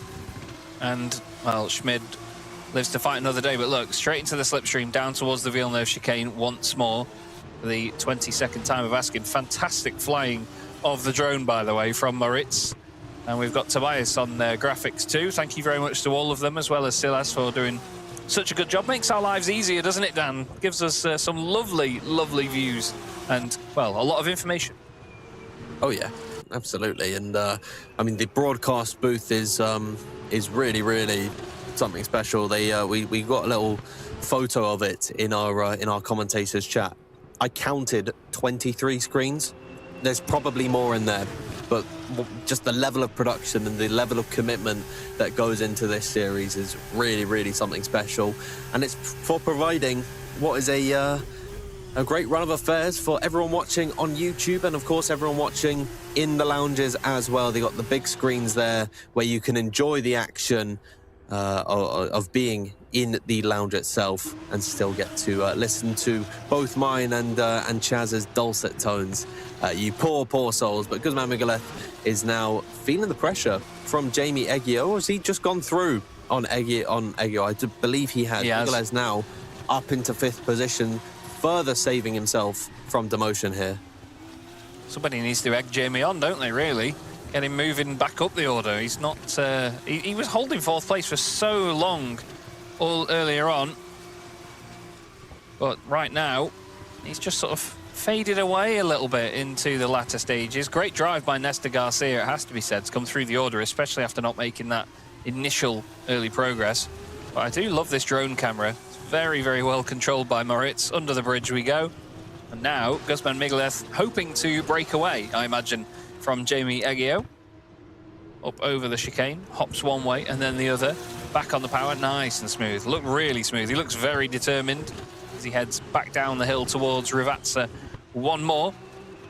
I tell you what, I cannot believe how quickly this one's gone by, actually. We knew that, obviously, these races being longer, sometimes there's more time and phases for things to happen in, so they're not as quick fire as the RU3 races, but this one has really flown by. There's been a lot going on as another fastest lap comes in by Nesta Garcia. He's really pushing to the end now. Absolutely. It is. It has been a very quick run of affairs, and I got to say, I mean, sometimes it can be pretty slow burners, these RU2 races, but they really have been exciting here today. It's been a great run of affairs, and Guzman Miguelez has put on a show for us, as has Jamie Eggio. They've been fighting it out for the past lap or so. Of course, Guzman Miguelez is a real-life racer in Spanish, I think, touring cars is what he does. And he's done some work in some GT affairs as well. So it's always great to see him taking part here today. And it's so brilliant to see what these drivers actually do with the money that they're competing for, because some of these drivers are funding a real-life racing career with the prize money that they are taking from this series. We'll touch on Ciro Zambra once RU1 gets underway just a little bit later on at the end of this race, which is coming to a very swift end soon. But it's always lovely to see just, you know, how much that this series can actually impact these drivers in, you know, furthering their racing careers. Yeah, Guzman Miguelez racing I think it was a Peugeot 308 TCR car, which is obviously very similar to the cars that we see them racing in today, I imagine, when you're behind the wheel. But no, he's a different category altogether. Front-wheel drive French hatchback, or an RU2 car with miles and miles of downforce, and obviously a hell of a lot of power and push to pass. Quite different kettles of fish. But I'm going to mention a word again that I don't think I've said yet, Dan. Versatility. He's got a lot of versatility about him to be able to drive both cars so well at different circuits. So it's great to see that even in the sim, that skill translates as well. We've got Roberto Miguez just ahead of David Vutric right now. Those two fighting through the Villeneuve chicane and then down towards, or up towards, Tosa. Tosa's such an underrated corner as well. It's really difficult, especially on the exit there. There's not really much of an elevation change, but just as it starts to level out, the car starts to spin up the rears, and there's a lot of curb out there as well for you to hit. There's a wall that's not very far away to hit as well. So it's a really tricky part of the track that I think a lot of drivers don't really think about, because, well, I suppose around a track like Imola, there's much more fearsome corners to be concerned with. You could see Roberto Miguez there just checking his mirrors and checking the overlay on his screen to tell him where the other cars are, and well, he's checking the grass as well, just to see if it's been well tended to, and Vutric surely will have the run.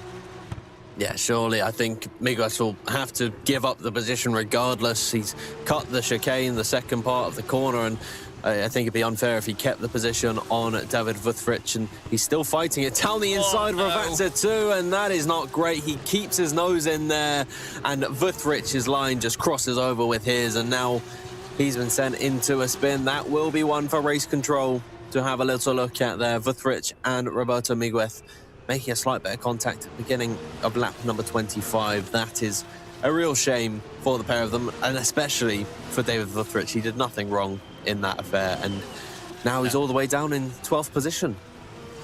Yeah, it's a big shame, that is. I did notice that Roberto Miguez dropped a few places as well. Now Vutric straight into a battle with Timothy Spirison, says no thank you. He's also got Scanderi ahead of him as well. Don't forget, Scanderi was way further down the order earlier, and he's managed to fight his way back up into a top 10, but we ride on board with David Vutric, and he's now trying to get back into that top 10 himself. He's still got the opportunity to do so, but it'd be a bit of a small consolation at this point, wouldn't it really, Dan? He's had quite the busy race, but I suppose you'd rather have a busy race than have a boring one, wouldn't you? Oh yeah, absolutely. I think being able to be here and competing for actual money on the line, it really does just add to the drama and to the tension that these drivers bring. And they've always got that slight edge when racing, and it can really bring out the best, and sometimes, unfortunately, the worst in some drivers. But you know, nevertheless, it most of the time always will make the racing that much better, because it just means that these guys have so much more to fight for. As now we begin the final lap of the race, Tim Potsmader leading the way. He's starting to pull the gap from Norik Leocki, who has no push to pass. I believe Tim still has one deployment left, which of course he's going to have to use on this lap. So barring an act of God, it looks like Tim Potsmader will be taking the victory today, and Nesta Garcia's streak comes to an end. Yeah, it looks like it's going to be a very different story to what a number of us would have expected coming here today. We thought Nesta Garcia was going to continue on this run of dominant form and run away at the front of the order. Looks like Vutric has really struggled on this final lap. But Tim Potsmader, fantastic drive. Love the colour scheme on that car as well. Looks like it should be on some sort of tropical drink or something. But right now, Norik Leocki behind him has sort of faded away a little bit, hasn't he? He was within a second for so much of the race, and I think he'll be gutted that he didn't get the chance to sort of take advantage of that. But down towards Ravazza, once more, Tim Potsmader making his way nice and easy onto the brakes one more time. First part of the corner dealt with. Run it along the curb on the right-hand side. Duck it back in. Don't smash that curb on the left. And Tim Potsmader comes round the final corner. You could see him breathe a sigh of relief. He wins round 4 of the 2026 Racing Unleashed series, Esports series, sorry, here in RU2 at Imola. And you can see it means a hell of a lot to him as he crosses the line ahead of Norik Leocki and Patrick Dubac. And wow, what a lovely thing to see. And that brings me to a point really, Dan, that a lot of the time at a high level, you don't see drivers celebrate so much because they get so used to winning and doing well. But it's great to see that outpour of emotion. I love that.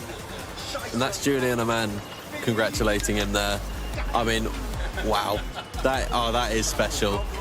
And it is brilliant to see what that means to Tim Potsmader. He's he's a young up-and-coming sim racer. He's 17 years of age, is Tim, and we will get to speak to him soon. There is Norik Leocki. He looks pleased with how his race has panned out, finishing this one in P2.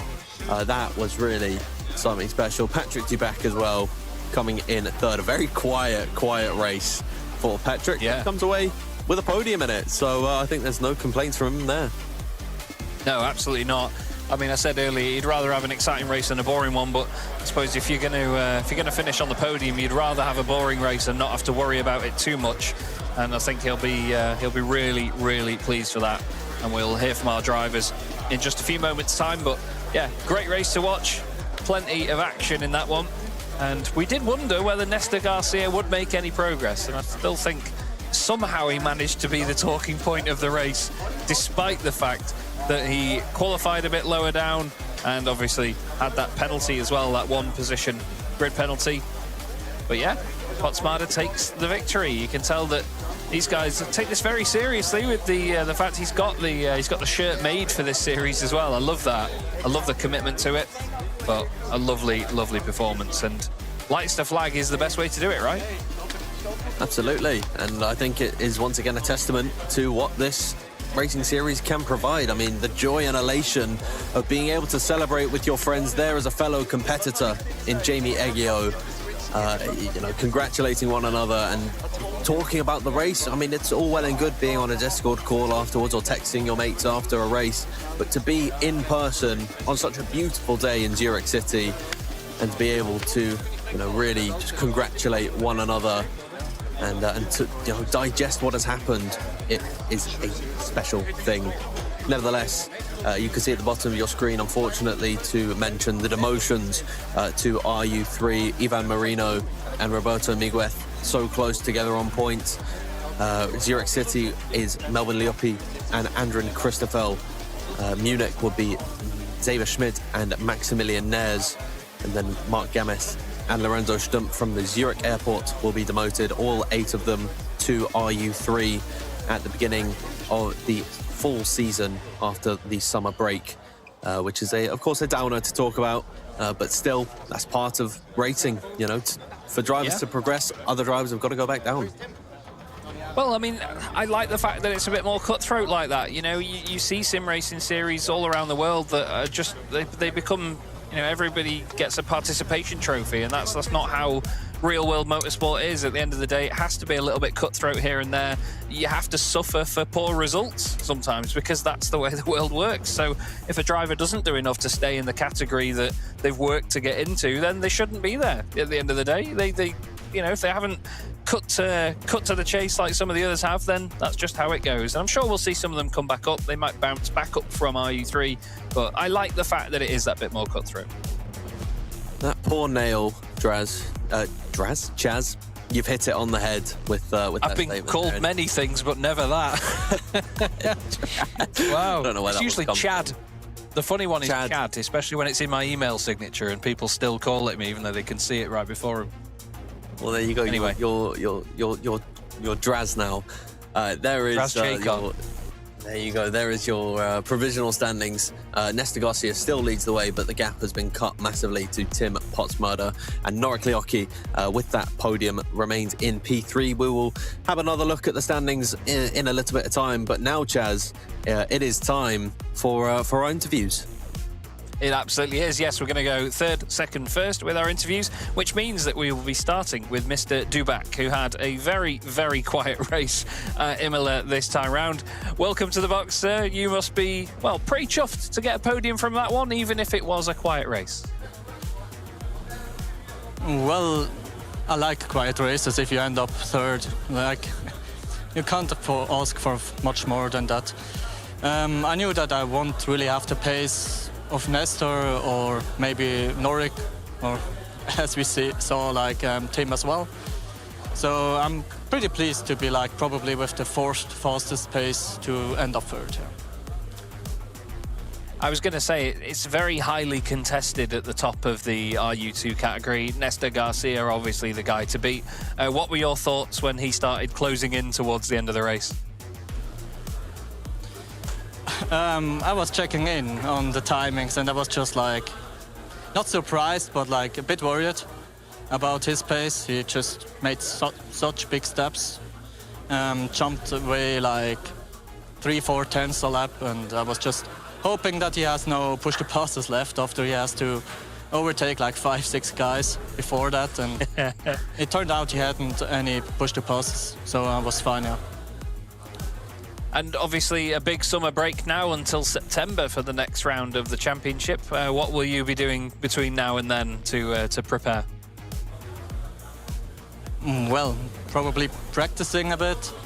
Definitely get a bit of a time out, not racing 40 hours every month, but definitely will stick to the launches, stick to RU2 car, and will practice a bit, the tracks that will be coming, and Well, we hope it all goes well for you, and thank you very much for giving us your time to come in for an interview, and yeah, we'll speak to you again soon. Yeah, thank you. Smashing stuff there. Our second place finisher, Patrick Dubeck. Third place finisher, Patrick Dubeck. And like you say, you could see he was almost a bit relieved there, couldn't you, Dan, that he'd got that third place? Yeah, no, it was a good run from Patrick, but absolutely he was incredibly just relieved to be able to fend off Nesta Garcia. We head now over to Munich to speak with Norik Leoki. Norik, how are you feeling after that one? Yeah, I'm really happy. Podium back-to-back. I can live with that. Yeah, the race was good. It was quite boring. I mean, not boring, but I didn't fight with somebody. Once I was very close to Potsmader, but he had a push to pass and I didn't, so I could never take him. And yeah, I'm very happy with the result. Yeah, of course, the main contender, Nesta Garcia, wasn't really involved in this one. That brings the championship just that little bit closer. And now, of course, we get the summer break. Surely you'll be training hard over the summer to keep up the tempo. Yes, I will train at home. I will train here. Maybe I will drive a bit Formula 1. Yeah, just do it like I do it now. Train. Yeah. Good man, that is what we like to hear. But it was a really, really well-worked race from yourself. And of course, it's a warm day here in the United Kingdom. It's a warm day in Zurich. What's it like in Munich? Is it a nice day for everyone to come out and watch some sim racing? No, I don't really like the summer. I don't like when it's hot. And yeah, now it's really hot. I'm sweating like, I don't know. Yeah, it was really warm in the simulator, even though I had, I don't know how you call it, the airflow on. But yeah, it's super hot. I don't like it. Yeah, well, fair enough. I mean, at least you've got the summer break, so there'll be no need for competing in such dismal conditions. But once again, thank you for joining us, and congratulations on your podium today. Yes, thank you. Thank you to Norik. That will leave us. He will leave us from Munich, and Chaz, we're headed back to Switzerland. We are absolutely, yeah. Mr. Potsmader, our race winner, will be standing by in just a second. There he is, in fact, and he's already got a smile on his face. You must be absolutely over the moon, Tim. Talk us through the emotions right now. Yeah, been a while. I mean, it was a long time ago since I won last time, so... And of course, with Nestor being so quick in the last 3 races, I'm really happy to stand on the top step here. It's just amazing. Like, I felt so amazing the whole race. And yeah, just happy. Like, not much more to say, really. It's great to see the emotion pour out. As I said on the broadcast earlier, sometimes drivers at a high level, you don't always see the emotion pour out, but it was clear that this win meant something to you. What are your thoughts on the rest of the season? Are you more confident for more victories now? Is Nesta Garcia now actually beatable? I've always said that nobody's unbeatable, but yeah, now that I finally beat him, I'm very confident for the second half of the season that I can win again, fight for the championship. I mean, the gap has gone down from 36 points to 23, I think. So yeah, championship is still on. Everything can happen in racing, and it usually does. So I'm ready. It absolutely does. You are right, and we look forward to seeing how it gets on for the rest of the season. I imagine a lot of practice and training now for you over the summer break. Yes, of course, always. Practice is I just need to get a little more experience, especially in iRacing. I use that at home to race, to gain racecraft. That's the most crucial part, so yeah. Lovely stuff. Well, very well done again on the victory. Great to see you get that one, and we look forward to speaking to you again soon. Thank you. Have a good Sunday and a good summer break. Thank you very much. Timothy Potsmader there. A fantastic, fantastic win today. Lovely to see him get that. And again, Dan, just the outpour of emotion is so great to see from these drivers, isn't it? When we're so used to drivers that just have a stern face on them and just say, no, I won, great. Yeah, no, absolutely. It really does just go to show how much it means to all the drivers and to Tim Pottsmarter. I've never seen such a wide smile on anyone, so I'm really pleased for him. And it was a really well worked win. It was a lights to flag victory. Will we see something similar in RU1? We have to wait and see. Of course, that will be with you just after the break, so we will see you in a few moments' time.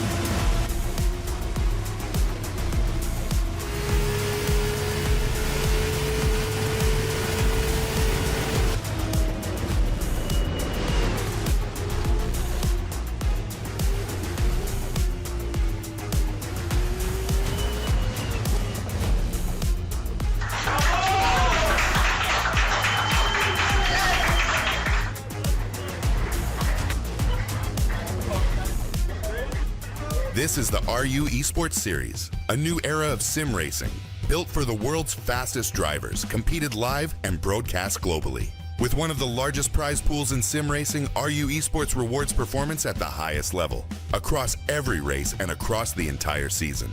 The RU Esports Series is built on a clear competitive ecosystem. RU3 is the global entry point, open to anyone ready to compete. RU2 is the development tier, where rising talent proves they belong. RU1 is the flagship championship, the pinnacle of Racing Unleashed competition. Performance decides everything. Promotion and relegation ensure the best drivers rise, and every position must be earned. Unlike traditional online competitions, RU Esports is competed live, in person, at Racing Unleashed lounges around the world. Every driver races on identical simulators, under broadcast conditions, in a true professional esports environment. Each event is delivered with broadcast-level production, live timing, telemetry, and global streaming, bringing elite sim racing to fans everywhere. This is the pathway to the top of sim racing. This is the RU Esports Series.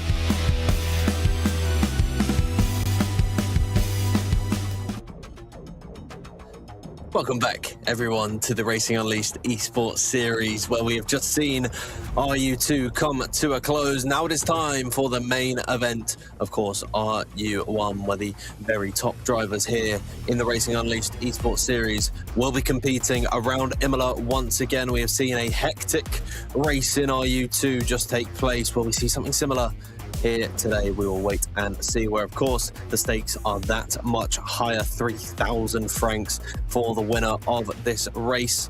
We're coming up to the halfway point of the season. We are incredibly close in the championship, Chaz. Yeah, it should be really good, this. I'm very excited, but look at that. Michael Schmidl just 1 point clear of Koke Lopez in the Drivers' Championship and only 3 points clear of Ciro Zambra. It's really tight at the top.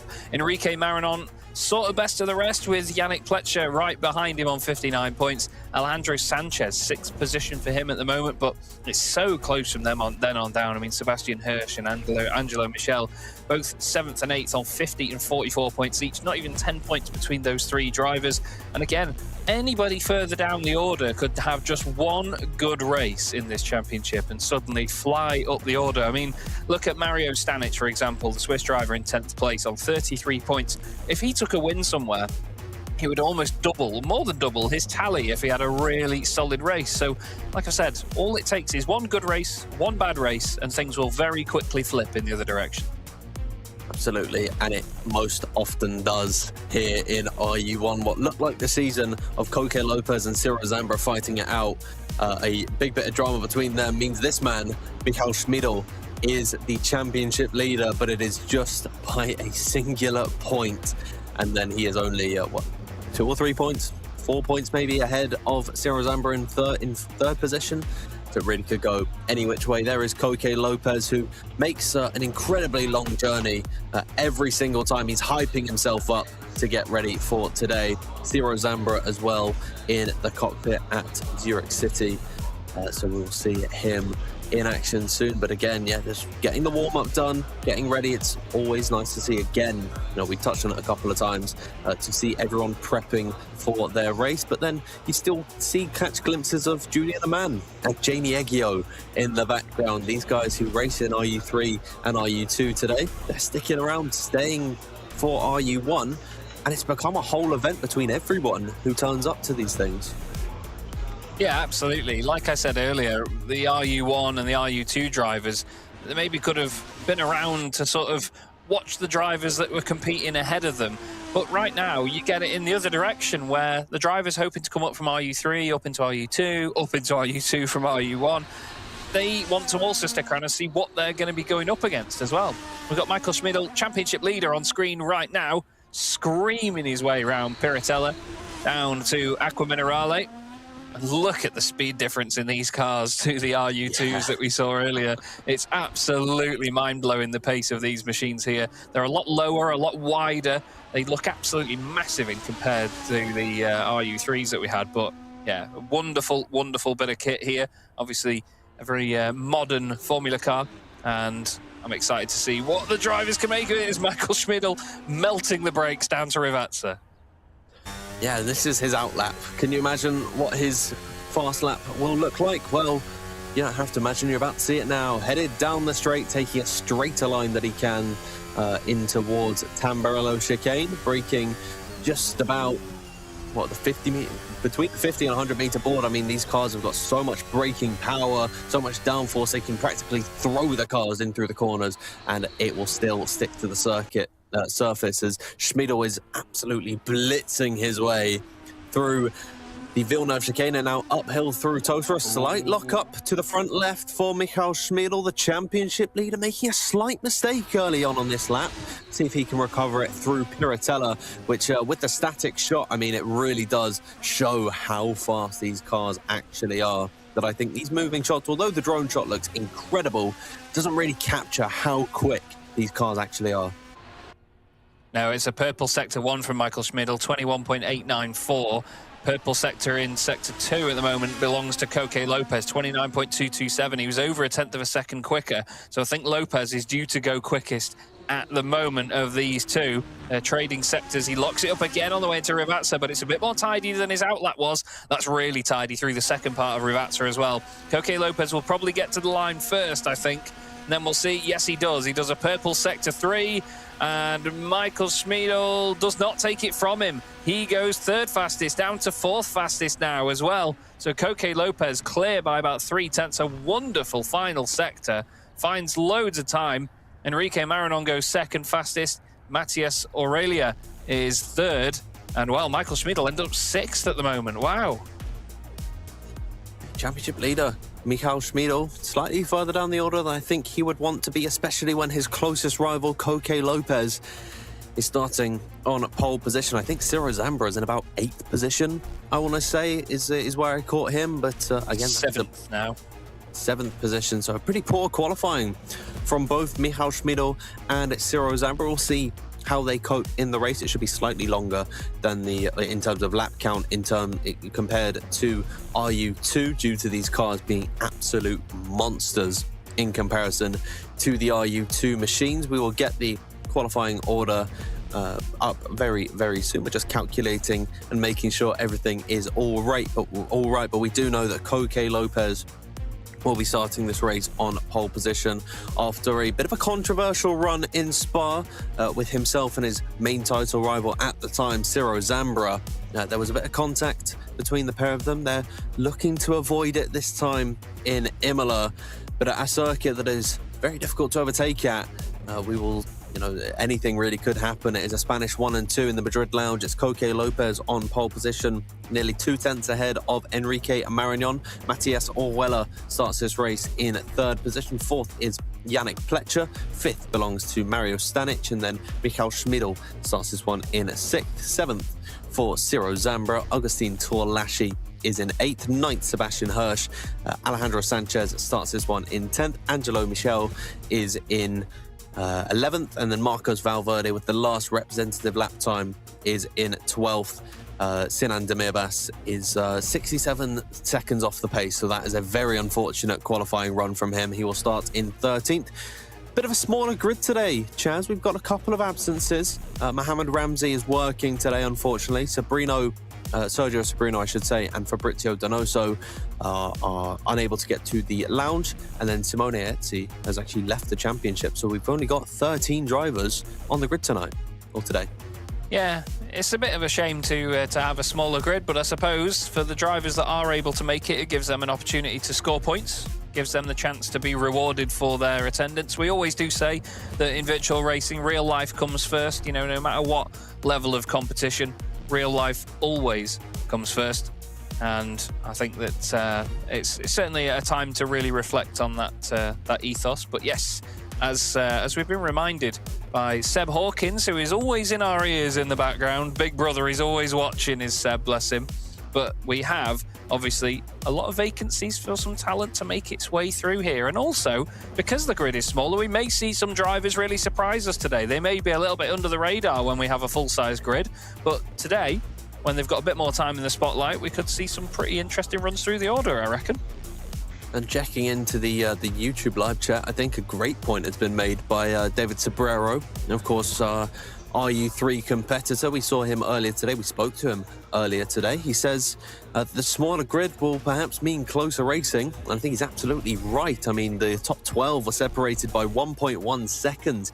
It was about the top 10 was maybe half a second between one another. So I think although we've got the smaller grid today, it really can make for an incredibly exciting race, and the stakes are just that little bit higher. These drivers will be looking to fight their way into the top 10, and Valverde this time he's got a lime green headband on him. He changes the color every single event, and it's good to see that lime green is making an appearance. But yeah, always great to be here. And if you catch on the towards the right hand side of your screen, the pillar in the middle, you've got that red lighting there. Have you noticed, Chaz, that it's been changing for every single event that we've had? It was what was it, yellow for RU3, green for RU2, and now it's nice and red for RU1. It's again just adding to that immersion ever so slightly. Big fan of that. Really, really big fan and at of the bar that. as well. You know, I love the details of that. That's so cool. So well thought out. I used to do a similar thing. If I was ever recording anything for YouTube in the background of my office, I've got these massive big red bar lights, and whenever anything was recorded, it was always on red, and then obviously when it was safe to walk through shot, it was green. And it adds that little bit more sort of impetus to the room, doesn't it? It just makes it all that more exciting. And it gives everybody an idea of what's coming, you know, and especially, imagine if you turned up partway through the day and you were looking to arrive for a certain race. If you turned up and it was obviously still in the yellow, or you know, or in the green, then you'd be thinking, oh, okay, well, we're all right. You know, we're not got to RU1 yet if you were hoping to see that, or haven't got to RU2 if you were hoping to see that, and so on.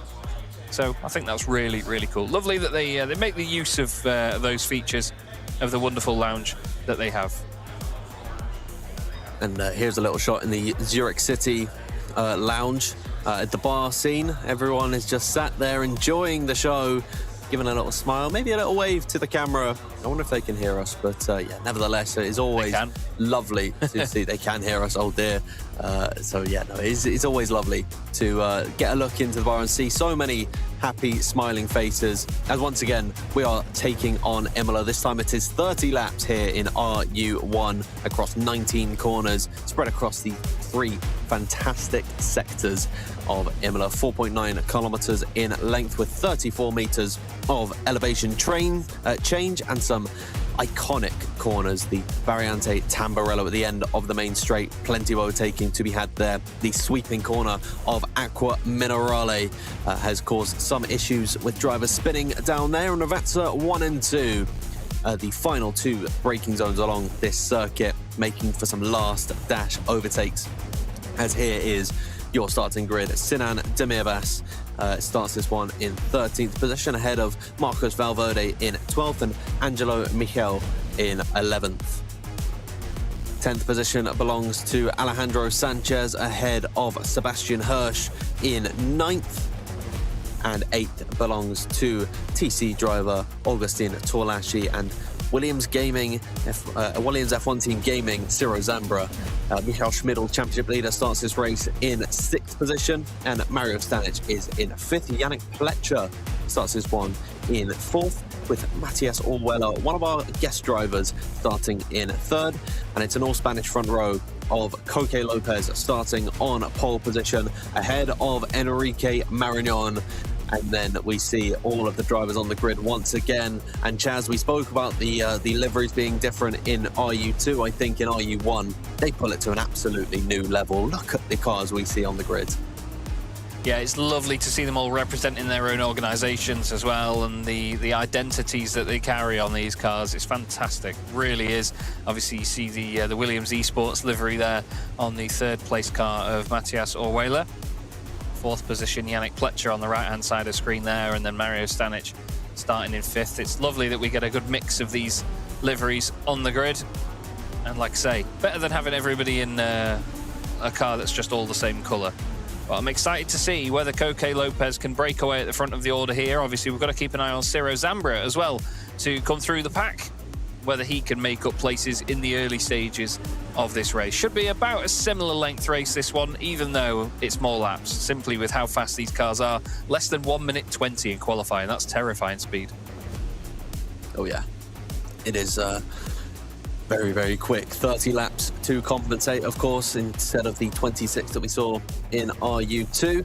And now we are getting ready for the race start. Just 13 drivers on the grid today. It means there is so much more possibility for these drivers who are typically further down the order to get into the top 10 and possibly secure themselves some real nice prize money, as here we are getting ready for the lights at the start of this race.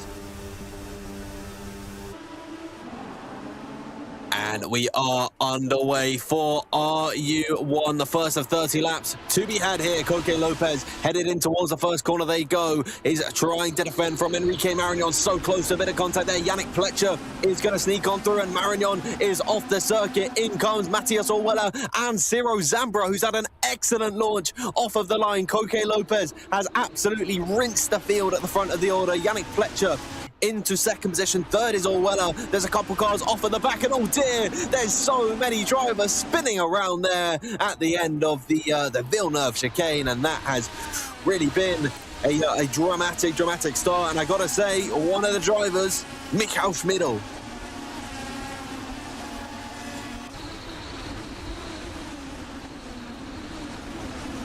Michal Schmidl involved there. I can't quite hear Chaz. I'm not sure. Oh, apologies. Apologies. There you are. I muted for a drink and then forgot. Apologies. Yeah, Michael Schmidl and Alejandro Sanchez both involved in that then. Sanchez went flying off into the wall after the Villeneuve chicane, but it looked like Ciro Zambra initially got a really good start, gained a few places, but then on the exit of Tamburello, he was slow. They were nearly 3 wide into the Villeneuve chicane. He had contact, and then the rejoining car caused a bit of a concertina effect. But we're looking here at Sinan Demirbas, and he's Demirbas, God's sake, Chaz. He was just behind all of that incident, barely got missed by any of the cars. He started at the back of the grid, let's not forget. And now he's already up into 8th place, and he's chasing Angelo Michel around the outside. Lovely move into Tamburello. I could have sworn he was going to get turned around there by running on the outside. But that was a fantastic overtake, and Michel comes back at him. Lovely stuff. And these are two drivers that we don't get to see too much, especially Sinan Demirbas. He's typically outside the top 10. Now he's in 8th position, really flexing his muscles, showing what he can do. But nevertheless, I mean, it's been a very dramatic start to this race, but already we're coming in towards the halfway point of lap number 2. We're checking in on Mario Stanic and Ciro Zambra. This race is going to absolutely fly by. Blink and you will indeed miss it. So nevertheless, well, we will just have a look at the replay of Sinan Demirbas and Angelo Michel. That was a very nicely well-worked battle between the pair of them. Ciro Zambra has indeed lost that position once again to Mario Stanic. He was close to getting it done, but no, you're absolutely right. He was so explosive off the line. You can see the crowd that he's got behind him. Ciro Zambra is a bright star, a rising star in the sim racing scene, and you gotta say he's really making an impact here today, but for all the wrong reasons, he's down in 6th.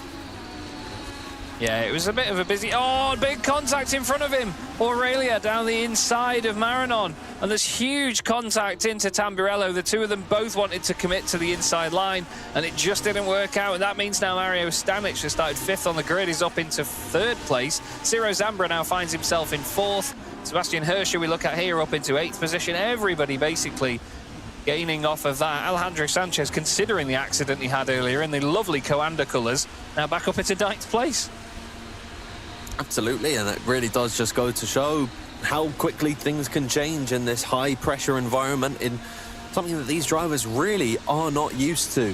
Throughout the course of the season, of course, we've had our guest drivers of Orwella, Fabrizio Donoso, Sergio Sobrino and Simone Iezzi. These are very well-known names in the sim racing community. They've come here and they've struggled in comparison to the drivers who have raced in Racing Unleashed Esports Series and in RU1 for a number of years, and it just shows how much of a different environment that this actually is. You know, the best drivers can turn up here, but without the practice and without the know-how of how these very intricate machines work, it really can dampen their performance.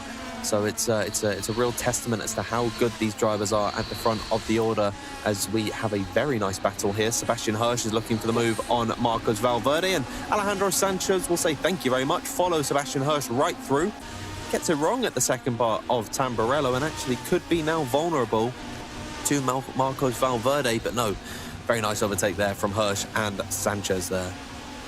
Schmidl in there as well. He goes down the inside into Tosa. Valverde gives him the room. What about on the exit? He gets the run, does Valverde, but look at that. Just with that curve, the car gets a little bit unsettled, and Michael Schmidl, the championship leader, goes back in front and up through Piratella.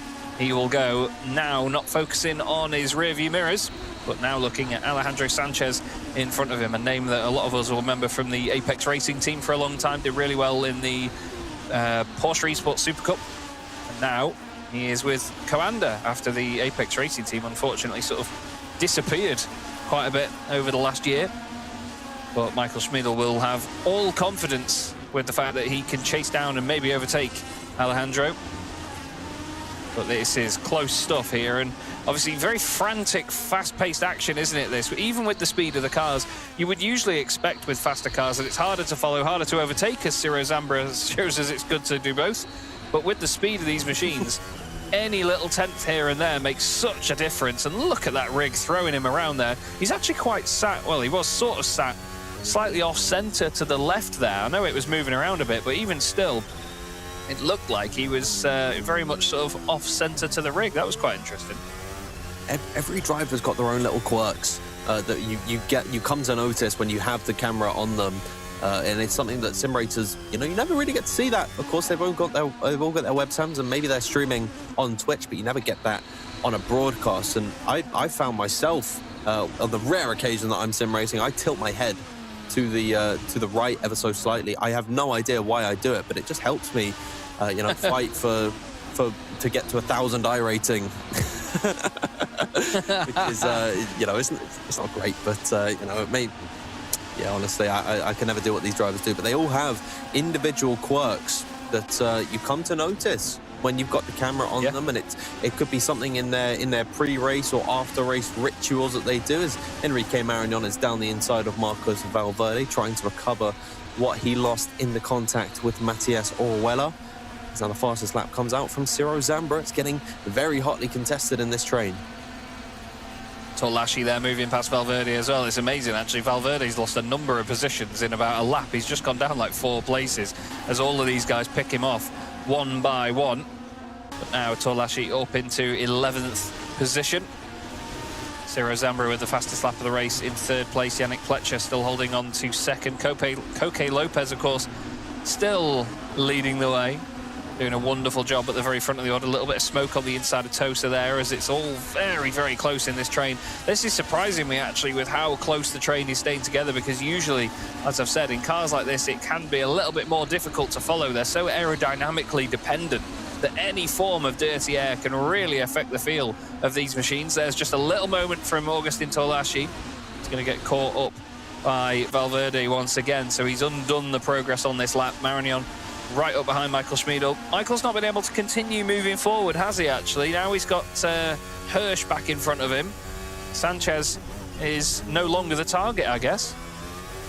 He's stuck between a rock and a hard place at the minute. He's very close to the rear of Sebastian Hirsch, and he could use the push to pass whenever he wants. And actually, I wonder if he's using that button now, because he's so close to the rear of Sebastian and headed in towards Tamburello for now the 7th time in this race. He's not going to be able to break that late, because Sanchez was kind of in the line of Schmidl, and he wouldn't have been able to go heavy on the brakes there and then potentially run into the back, and Schmidl will have to sit behind Hirsch for another lap here. But you know, it's all well and good saying that Schmidl's got the slipstream. He's right behind Hirsch, but then Hirsch is also right behind Sanchez, who is right behind Demirbas, and so every advantage that you might have following another driver is effectively wiped out in trains like this. And now Schmidl is really feeling that pressure. He's right in the middle of this train, which is so hotly contested throughout these drivers. When you consider all of the drama that you've had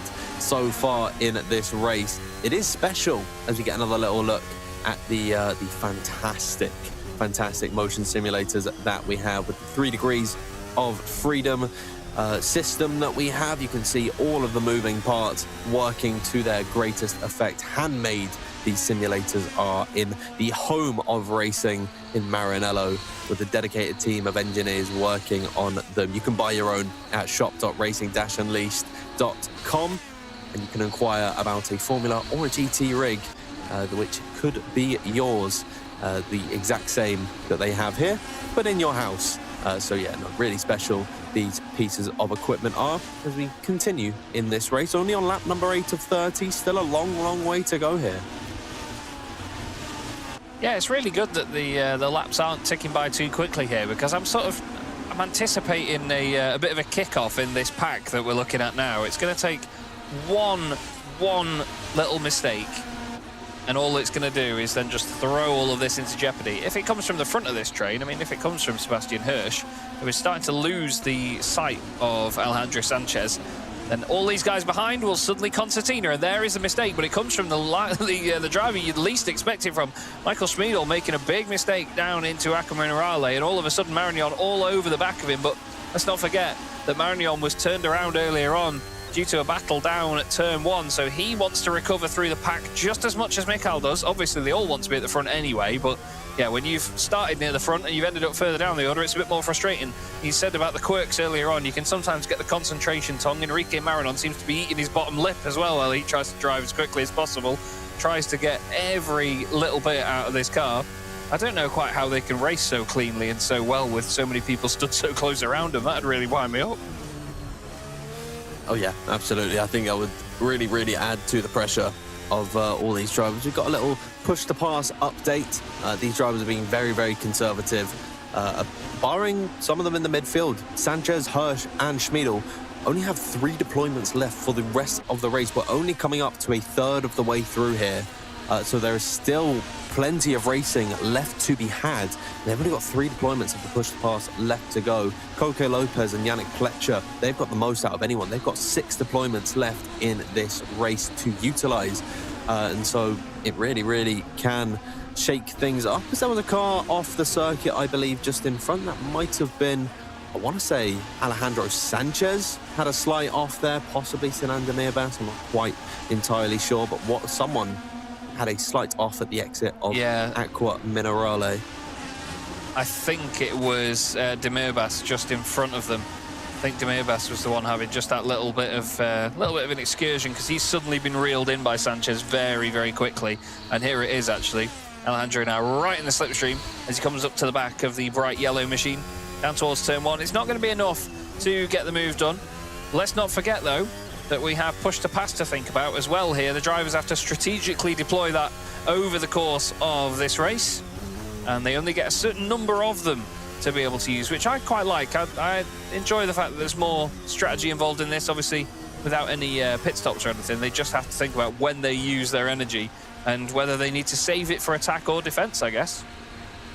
Absolutely. I think the absence of pit stops in this series really adds to the driver-focused performance. You know, it's so important that you, as a competitor, are as quick as you can be, and that you're not, you know, just beating someone out on a strategy, which for a lot of sim racers at the very top level don't even come up with themselves. They've got race engineers to do that for them. So it really does go to show the level of driving that you need to have in comparison to your strategical prowess, which is still important. Again, with the push the pass system, it's a very nice balance that I think that this series has found, as Sinan Demirbas is having a fantastic race in 6th position. Started this race right down the order in 13th position. You got to say, you know, it's a real step up for him so far in this championship, and Alejandro Sanchez very clearly on the push to pass there will move his way up into 6th position. Demirbas had no fight there. He did not want to try and defend the inside when Alejandro Sanchez is steaming like a bullet, and he makes his way into 6th position. But again, Sinan Demirbas is really having a fantastic race.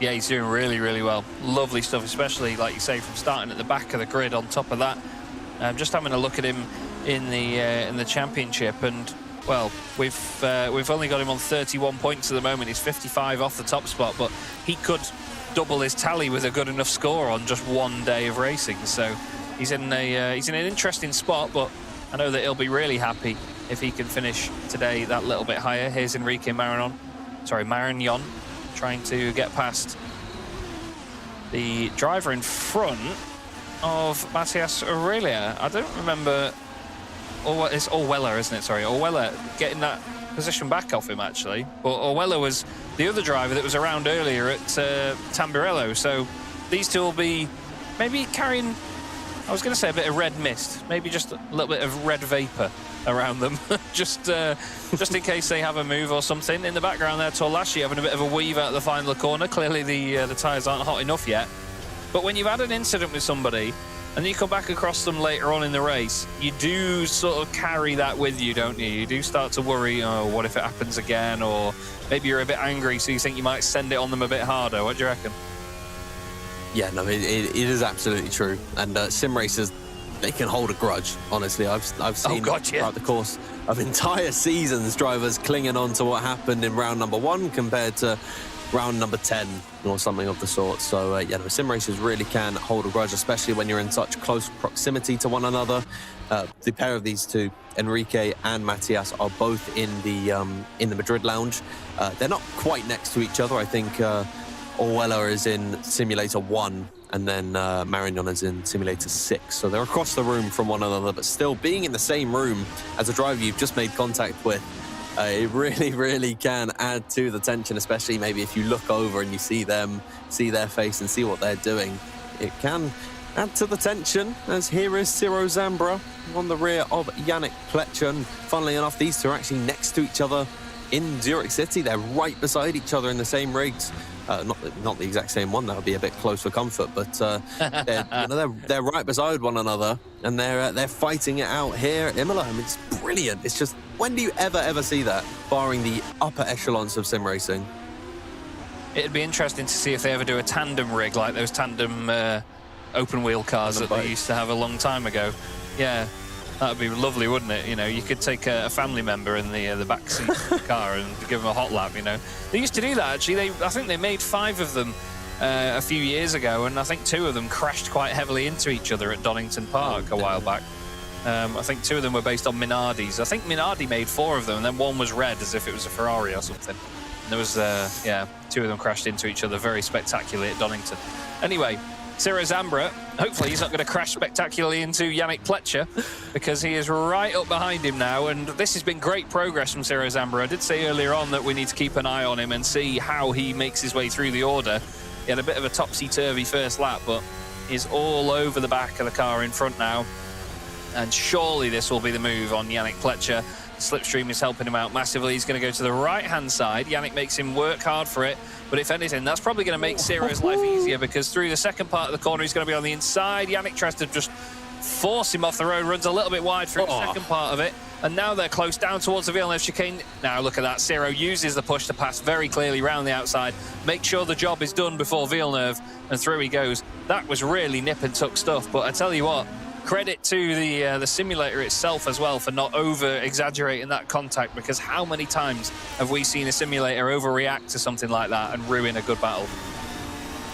Yeah, absolutely. I mean, you know, these are so finely tuned pieces of equipment, and that was really something special. I think Ciro used the push to pass down the straight, and then Pletcher responded by using his own, and then Ciro used it again, which we clearly saw off the exit of turn number 3, or turn number 4, I believe it is. But nevertheless, you know, Ciro really aggressive, and he wanted that move just more badly than the Yannick Pletcher. He wanted second place with everything that he had, and now he's going to do his best to close down on Koke Lopez, who is a nice 4 seconds up the road from Ciro. Yannick does have more push to pass in reserve anyways. Of course, he was someone we mentioned earlier on who has saved up some of the push to pass, and so he'll be able to utilize that later on in the race. We are now approaching the halfway point, this time by in a race that has really flown by and has not been dry of any action. No, absolutely not. 15 out of 30 laps now. Michael Schmidl on our screens in 9th position, right behind Sebastian Hirsch, who is right behind Sinan Demirbas. Be a shame to see Demirbas drop back down the order, really, wouldn't it? But I think it looks a little bit inevitable with 2 positions at least at the moment.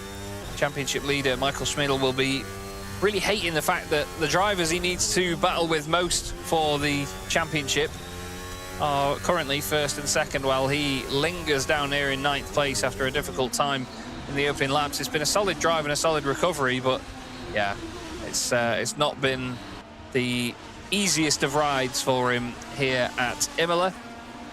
Sebastian Hirsch, though, he's going to be the first one to have a go here at Demirbas.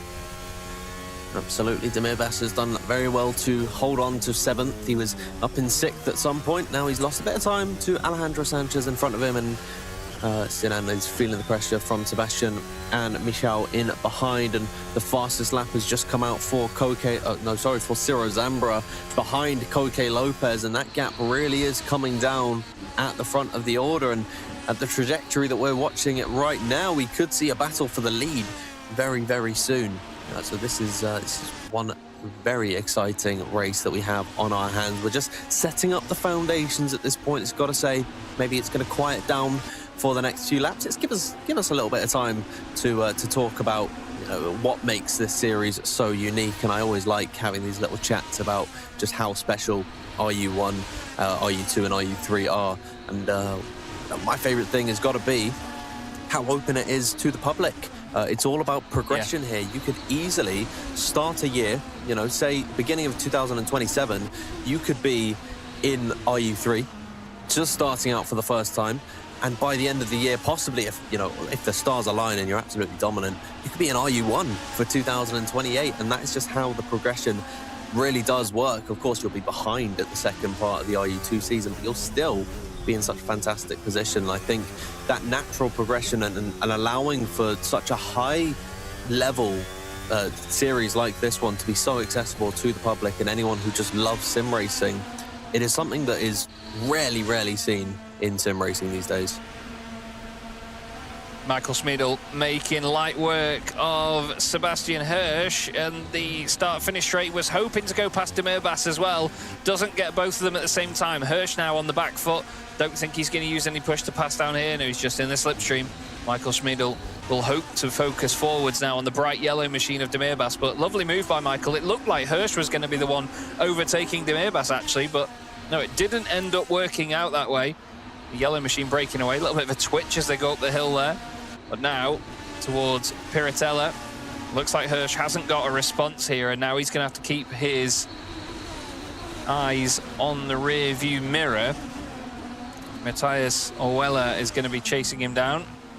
Oh, maybe not. Matthias having a bit of a a slide and a switcheroo there on the exit of Aqua Minerale that sort of ruined his lap time for a second.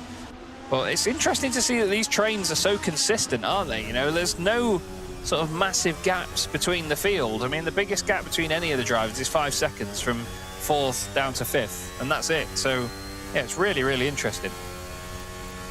Oh yeah, absolutely. It's been a very hotly contested race so far, and I gotta say it's been pretty level in terms of the pace of these guys, even at the top to the bottom of the order. And it's been a very shaken up grid, you got to say, with the contact between Orwella and Marignon. Lots of contact. I think Torlashi and Valverde were involved in an incident at the very start of the race. And of course, Michał Schmidl, your championship leader, started this race in 6th and then is down in 8th now after contact on the first lap. I mean, it has really shaken things up. And you got to say, the way things are standing, Koke Lopez and Ciro Zambra will be taking back control of the championship from Michał Schmidl. Although, well, I think it's been, he's no flash in the pan, is Michał. He's been very consistent throughout the course of the season. Maybe, not as prolific as Koke Lopez and Ciro Zambra, but always consistent, always very quick. He's been incredibly enjoyable to watch and incredibly consistent. So, you got to give all the respect in the world to him today. Yeah, absolutely. It's for those that are fans of the British Touring Car Championship, they'll know the Turkington reference, because Colin Turkington won championships without winning races. He would win 1 race while somebody else like Ash Sutton would win 6 in a season and still not win the championship. It's doing a Turkington, as they say. It's just consistency, scoring the points time and time again. He's not the most exciting driver on the day. He's not winning all the races, but he's just getting the job done and ticking the points off the board. And no matter what anybody seems to do, he's always there and he's always putting the performances in. Today, I think, is that flash in the pan. It's sort of gone wrong in the early stages and now he's trying to recover, but he's not had quite the recovery that reflects his championship position. So I'm intrigued to see how he reacts to this after the summer break and how he comes back. But Koke Lopez and Ciro Zambra sure to go back into the top 2 spots of the championship after this one, and hopefully no more beef between those two for the remainder of the season. We ride on board here with Sebastian Hirsch. You can see the rig moving around nicely with its, 3 degrees of free movement, you said it was, or 3 degrees of freedom. And as it wobbles its way through Aqua Minerale and Variante Alta, I imagine that's quite the ride from a driver's perspective. Absolutely. I mean, it really is something special. And I want to get on a flight, I think, right now to Zurich and drive one of these rigs. And maybe over the summer, if I get a little bit of time off of work, I could think about making the trip. But there is Michał Schmidl making the move on Sinan Demirbas. Possibly using his push to pass there. He had 2 deployments. I'd imagine it's only 1 now, compared to Sinan Demirbas, who is completely flat on that. He has got no push to pass for the remaining 11 laps of this race. The same goes for Alejandro Sanchez. At the front of the order, I think this is the most important metric to look at. In terms of the push to pass, Ciro Zambra has only got 1 deployment left. Koke Lopez has 5. He can use the push to pass button 5 more times in this race. And if Ciro's going to do anything in this race, he's going to have to compete with 5 effectively mushroom boosts in Mario Kart. So it's going to be so difficult for Ciro to take the fight to Koke. Yeah, it's been great to see Koke able to open up that gap and have such a great drive, but without having to use it. Ciro is closing in on him, actually. Looking at the previous lap times, he's gained another 10th and a bit off him. And they are both about 0.6 of a second quicker than anybody else on an average, really. So it's very interesting to see Ciro putting in these great laps, but I'm intrigued to see just how quick he can go. That time round, he was another 10th and a half faster than Koke Lopez. So he's gaining on him, although the gap went up to 2.3 seconds there. Not sure if that's just because they were going through Tamburello. I'll have a look at their first sectors. 21.873. Yeah, only half a tenth in it in the first sector. Mario Stanic has been quite static, not Stanek, in this race. He started 5th on the grid, moved up to 3rd, lost that place to Yannick Pletcher. It's really bottom of the barrel stuff now, later on in the day. But yeah, he's stayed in 4th since. He's been a bit lonely in this one. He can still see Yannick in front of him, but he's not quite in sort of attack range, so to speak.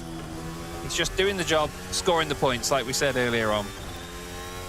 There is the off-board shot. Once again, a fantastic camera angle, looking over the shoulder of Mario Stanic and seeing him in the flesh driving this car, and following in the wheel tracks of Yannick Pletcher, who is very close in proximity with him.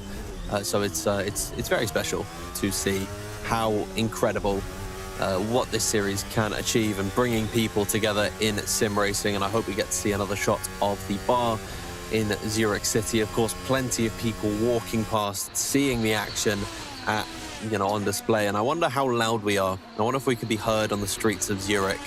I'd like to know if that is possible. But nevertheless, Mario Stanic, he's done a fantastic job following behind Yannick Pletcher for third position. This is actually the battle for the podium at this point.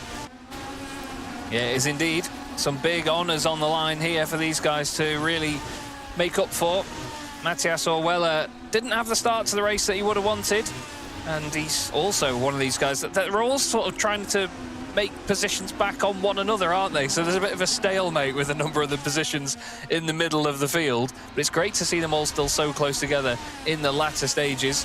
I'm really excited to see how these guys finish this race off, whether there's going to be any last-ditch efforts to throw a move up the inside or just really start pushing towards the end of the end of the race. That's when the mistakes start coming in, like with my commentary. But we will definitely see a bit of fatigue set in here, because these cars are so fast, aren't they, Dan, that your focus has to be so switched on throughout the whole thing.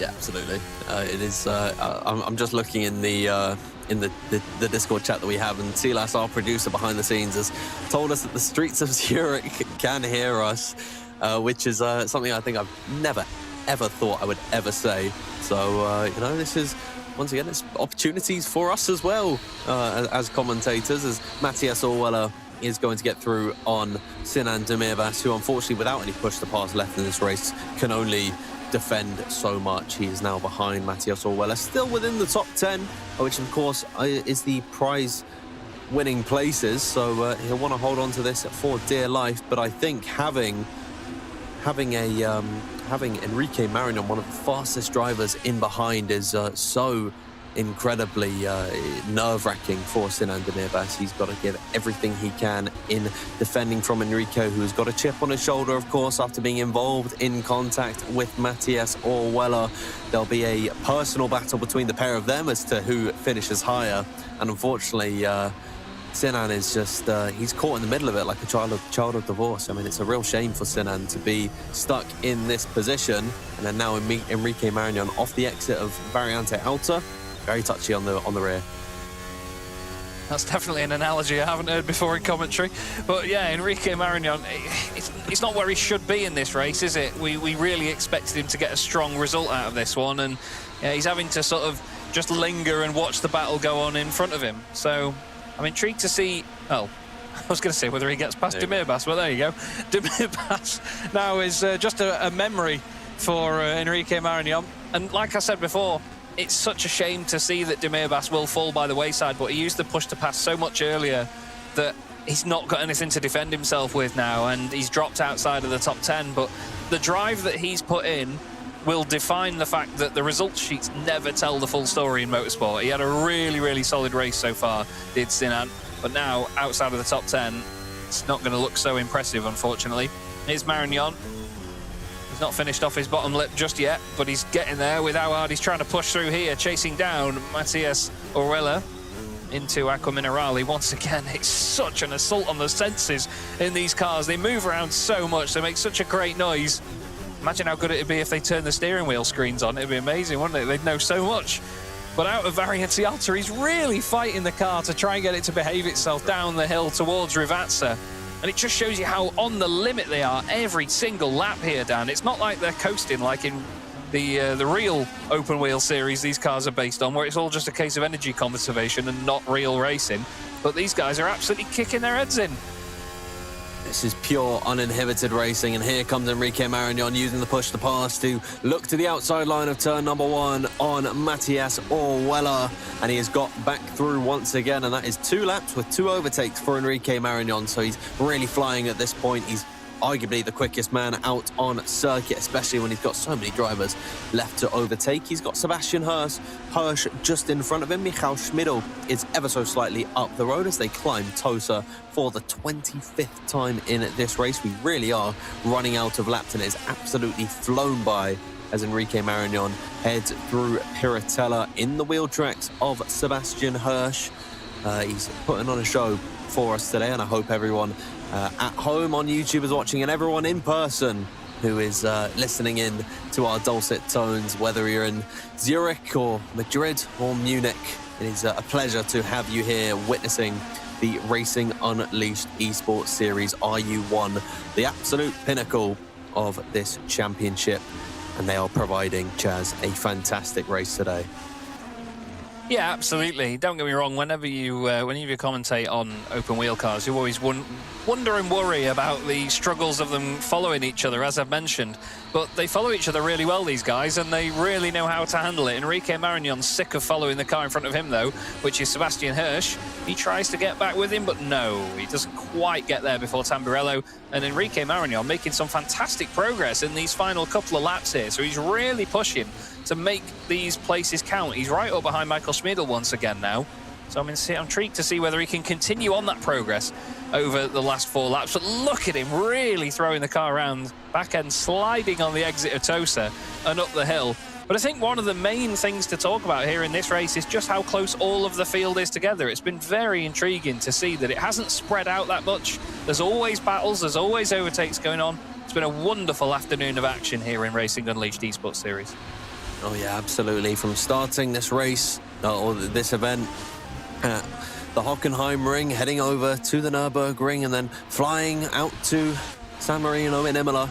I mean, this has really been a great day of racing, and I think some fantastic circuits that we've chosen for this calendar.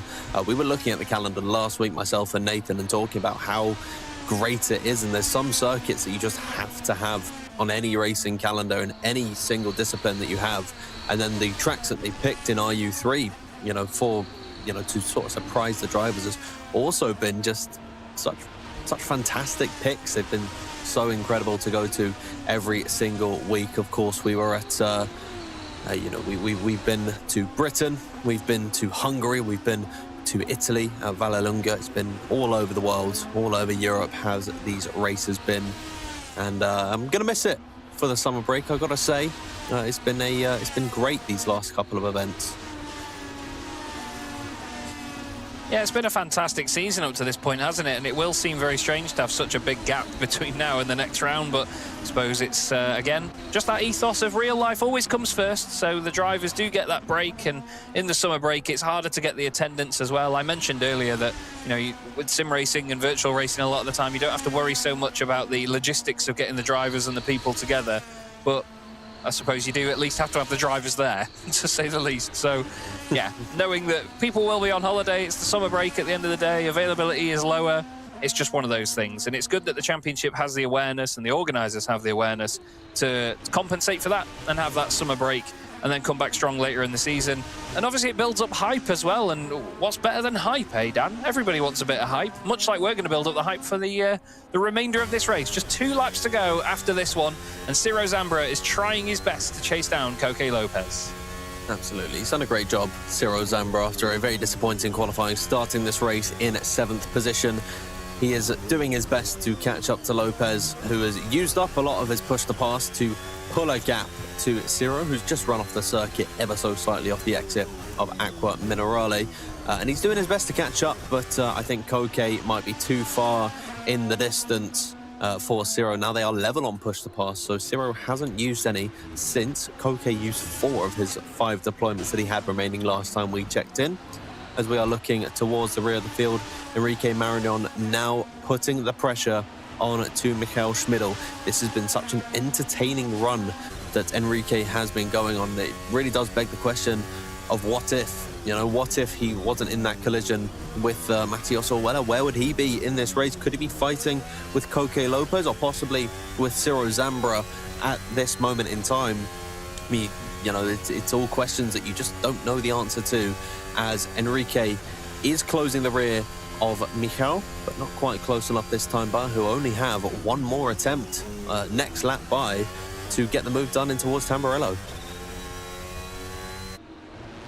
Yeah, like I said earlier, this track is one where it's very difficult to get a lap together on. So you can be very, very quick in one section, and then later on in the lap you can mess it up that little bit, and it just ruins the whole thing coming together. So I'm intrigued to see which of these drivers blinks and in what sector that's going to come as well. Michael Schmidl will be very aware now that Enrique Marignon has made great progress through the order in these last couple of laps, and at the present moment it looks like it's going to be Michael having to defend, because Enrique's pace is really, really up there. It'd be a shame for the championship leader to lose this in the final few moments, but I'm sure, knowing how quick Enrique is, he won't mind losing a position to him at the end of the day.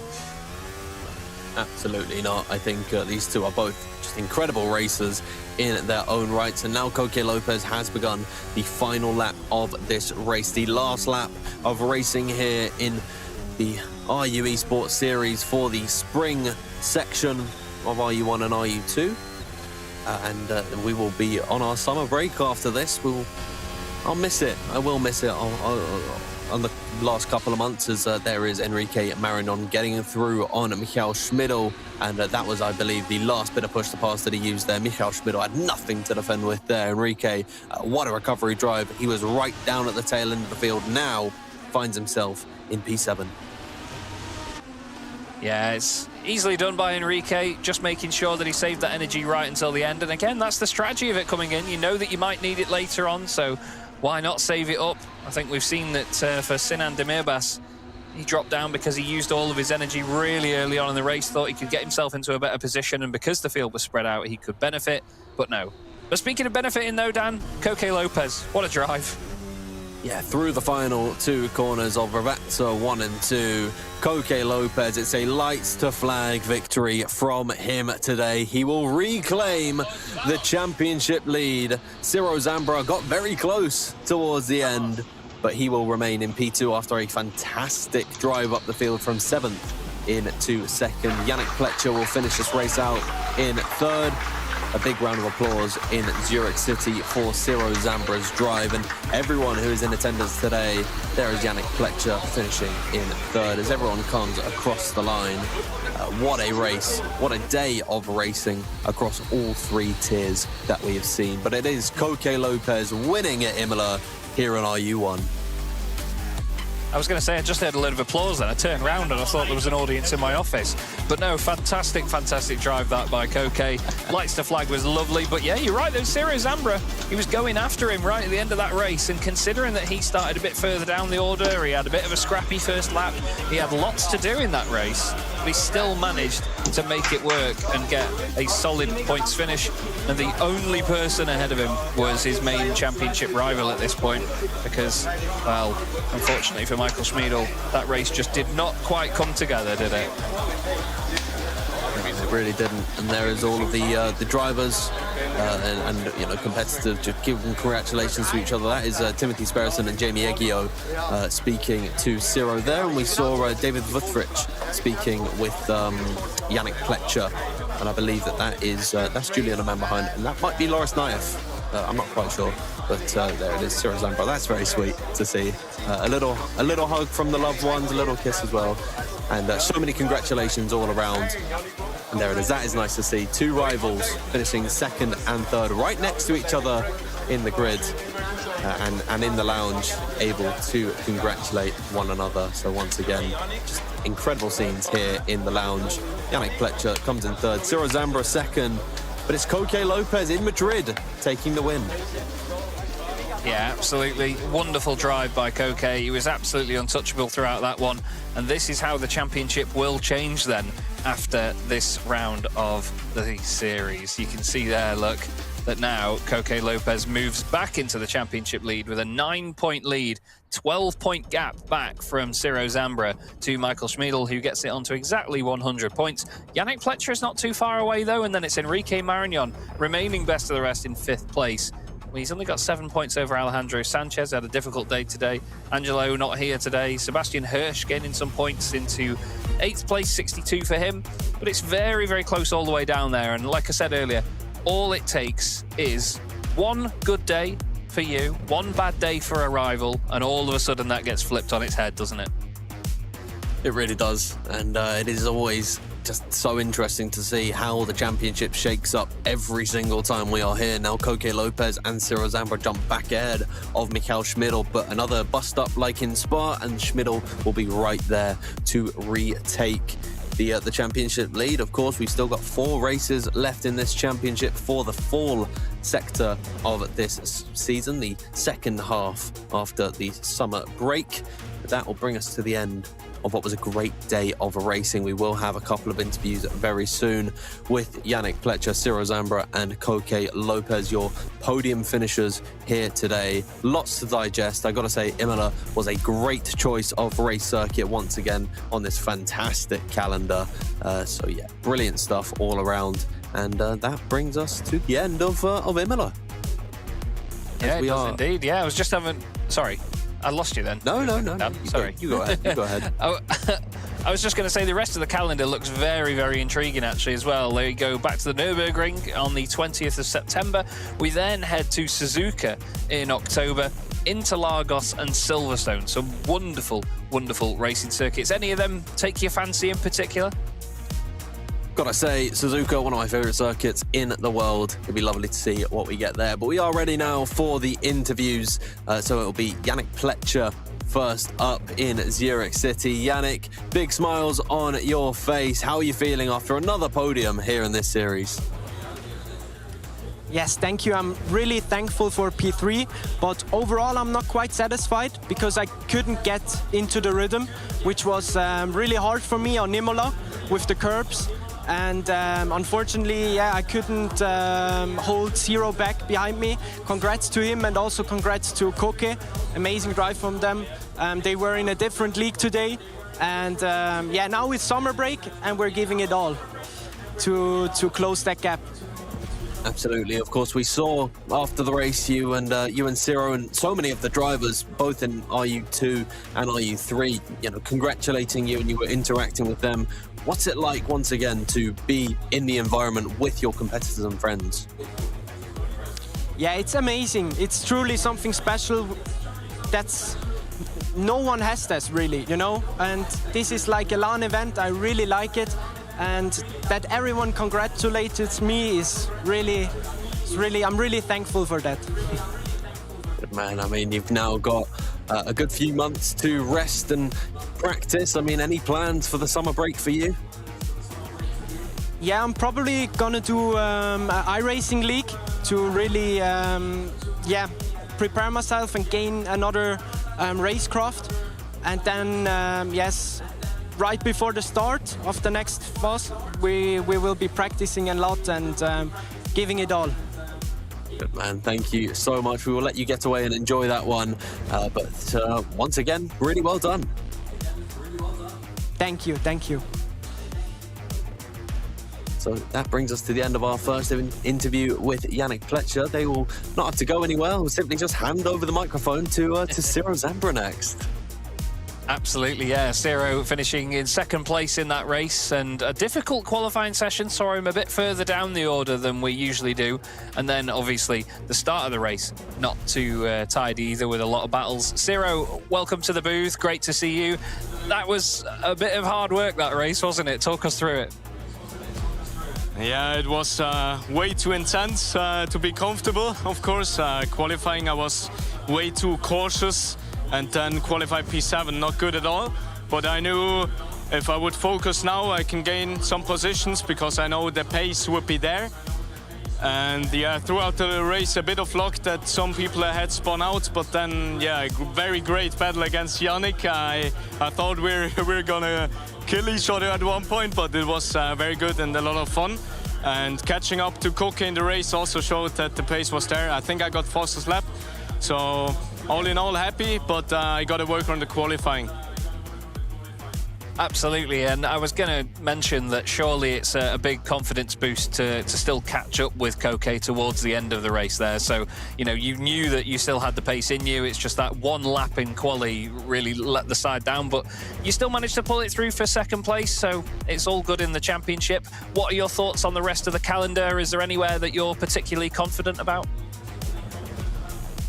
I think all of the tracks that are coming are pretty good for me. I really like Nürburgring and Interlagos, so we'll see. I think it will be a good fight for sure. Koke is almost the same pace, so it will be very close in all of the races. Well, we've got nearly 4 months now until the next round of the championship. What's in store for you between now and then? You must be quite a busy boy. Yeah, I mean, I do a lot of content in the meantime, and I will maybe do some races on iRacing for the Williams team. All depends a bit, but also enjoying the summer a bit, and then coming back with a full battery. Well, we certainly look forward to it. Thank you so much, Ciro, and we'll see you again soon. Thank you very much. There we go then, Ciro Zambra. Second place in that race, a great performance considering his qualifying there, Dan. I tell you, he really had to put the effort in. Oh yeah, absolutely. It was a really, really well-worked race after such a difficult qualifying for Ciro Zambra. His main title rival is on the other end of the line. We are flying over to Madrid to speak to your race winner today, Koke Lopez. It is another one in the books for you. A lights to flag win. You gotta say that feels good.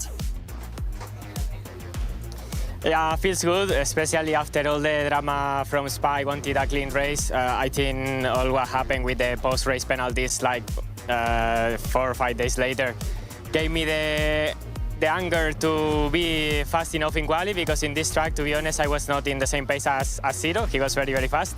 I knew it was his favorite track, so my plan was to try to save the points I could, maybe P2 if Ciro did a good quali, because I know his pace was very good. But since I saw his quali wasn't ideal, then I started to manage from the beginning, knowing that in case he would arrive, he would be with less push to passes.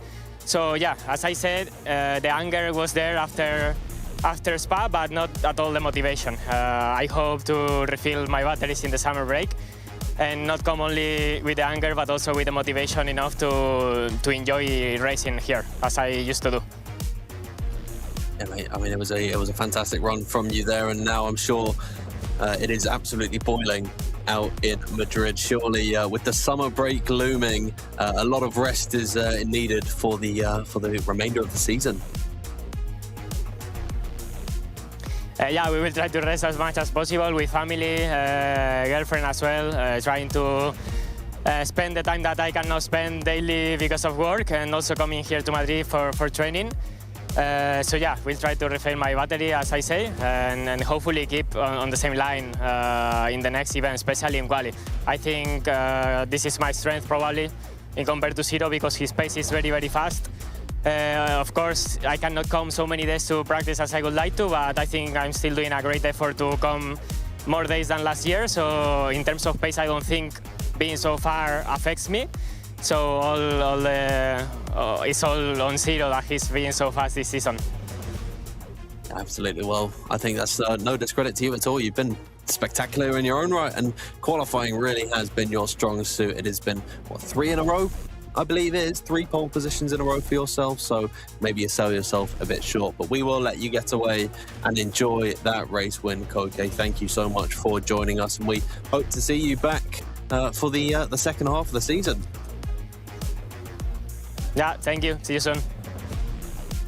Thank you very much to Koke Lopez for joining us.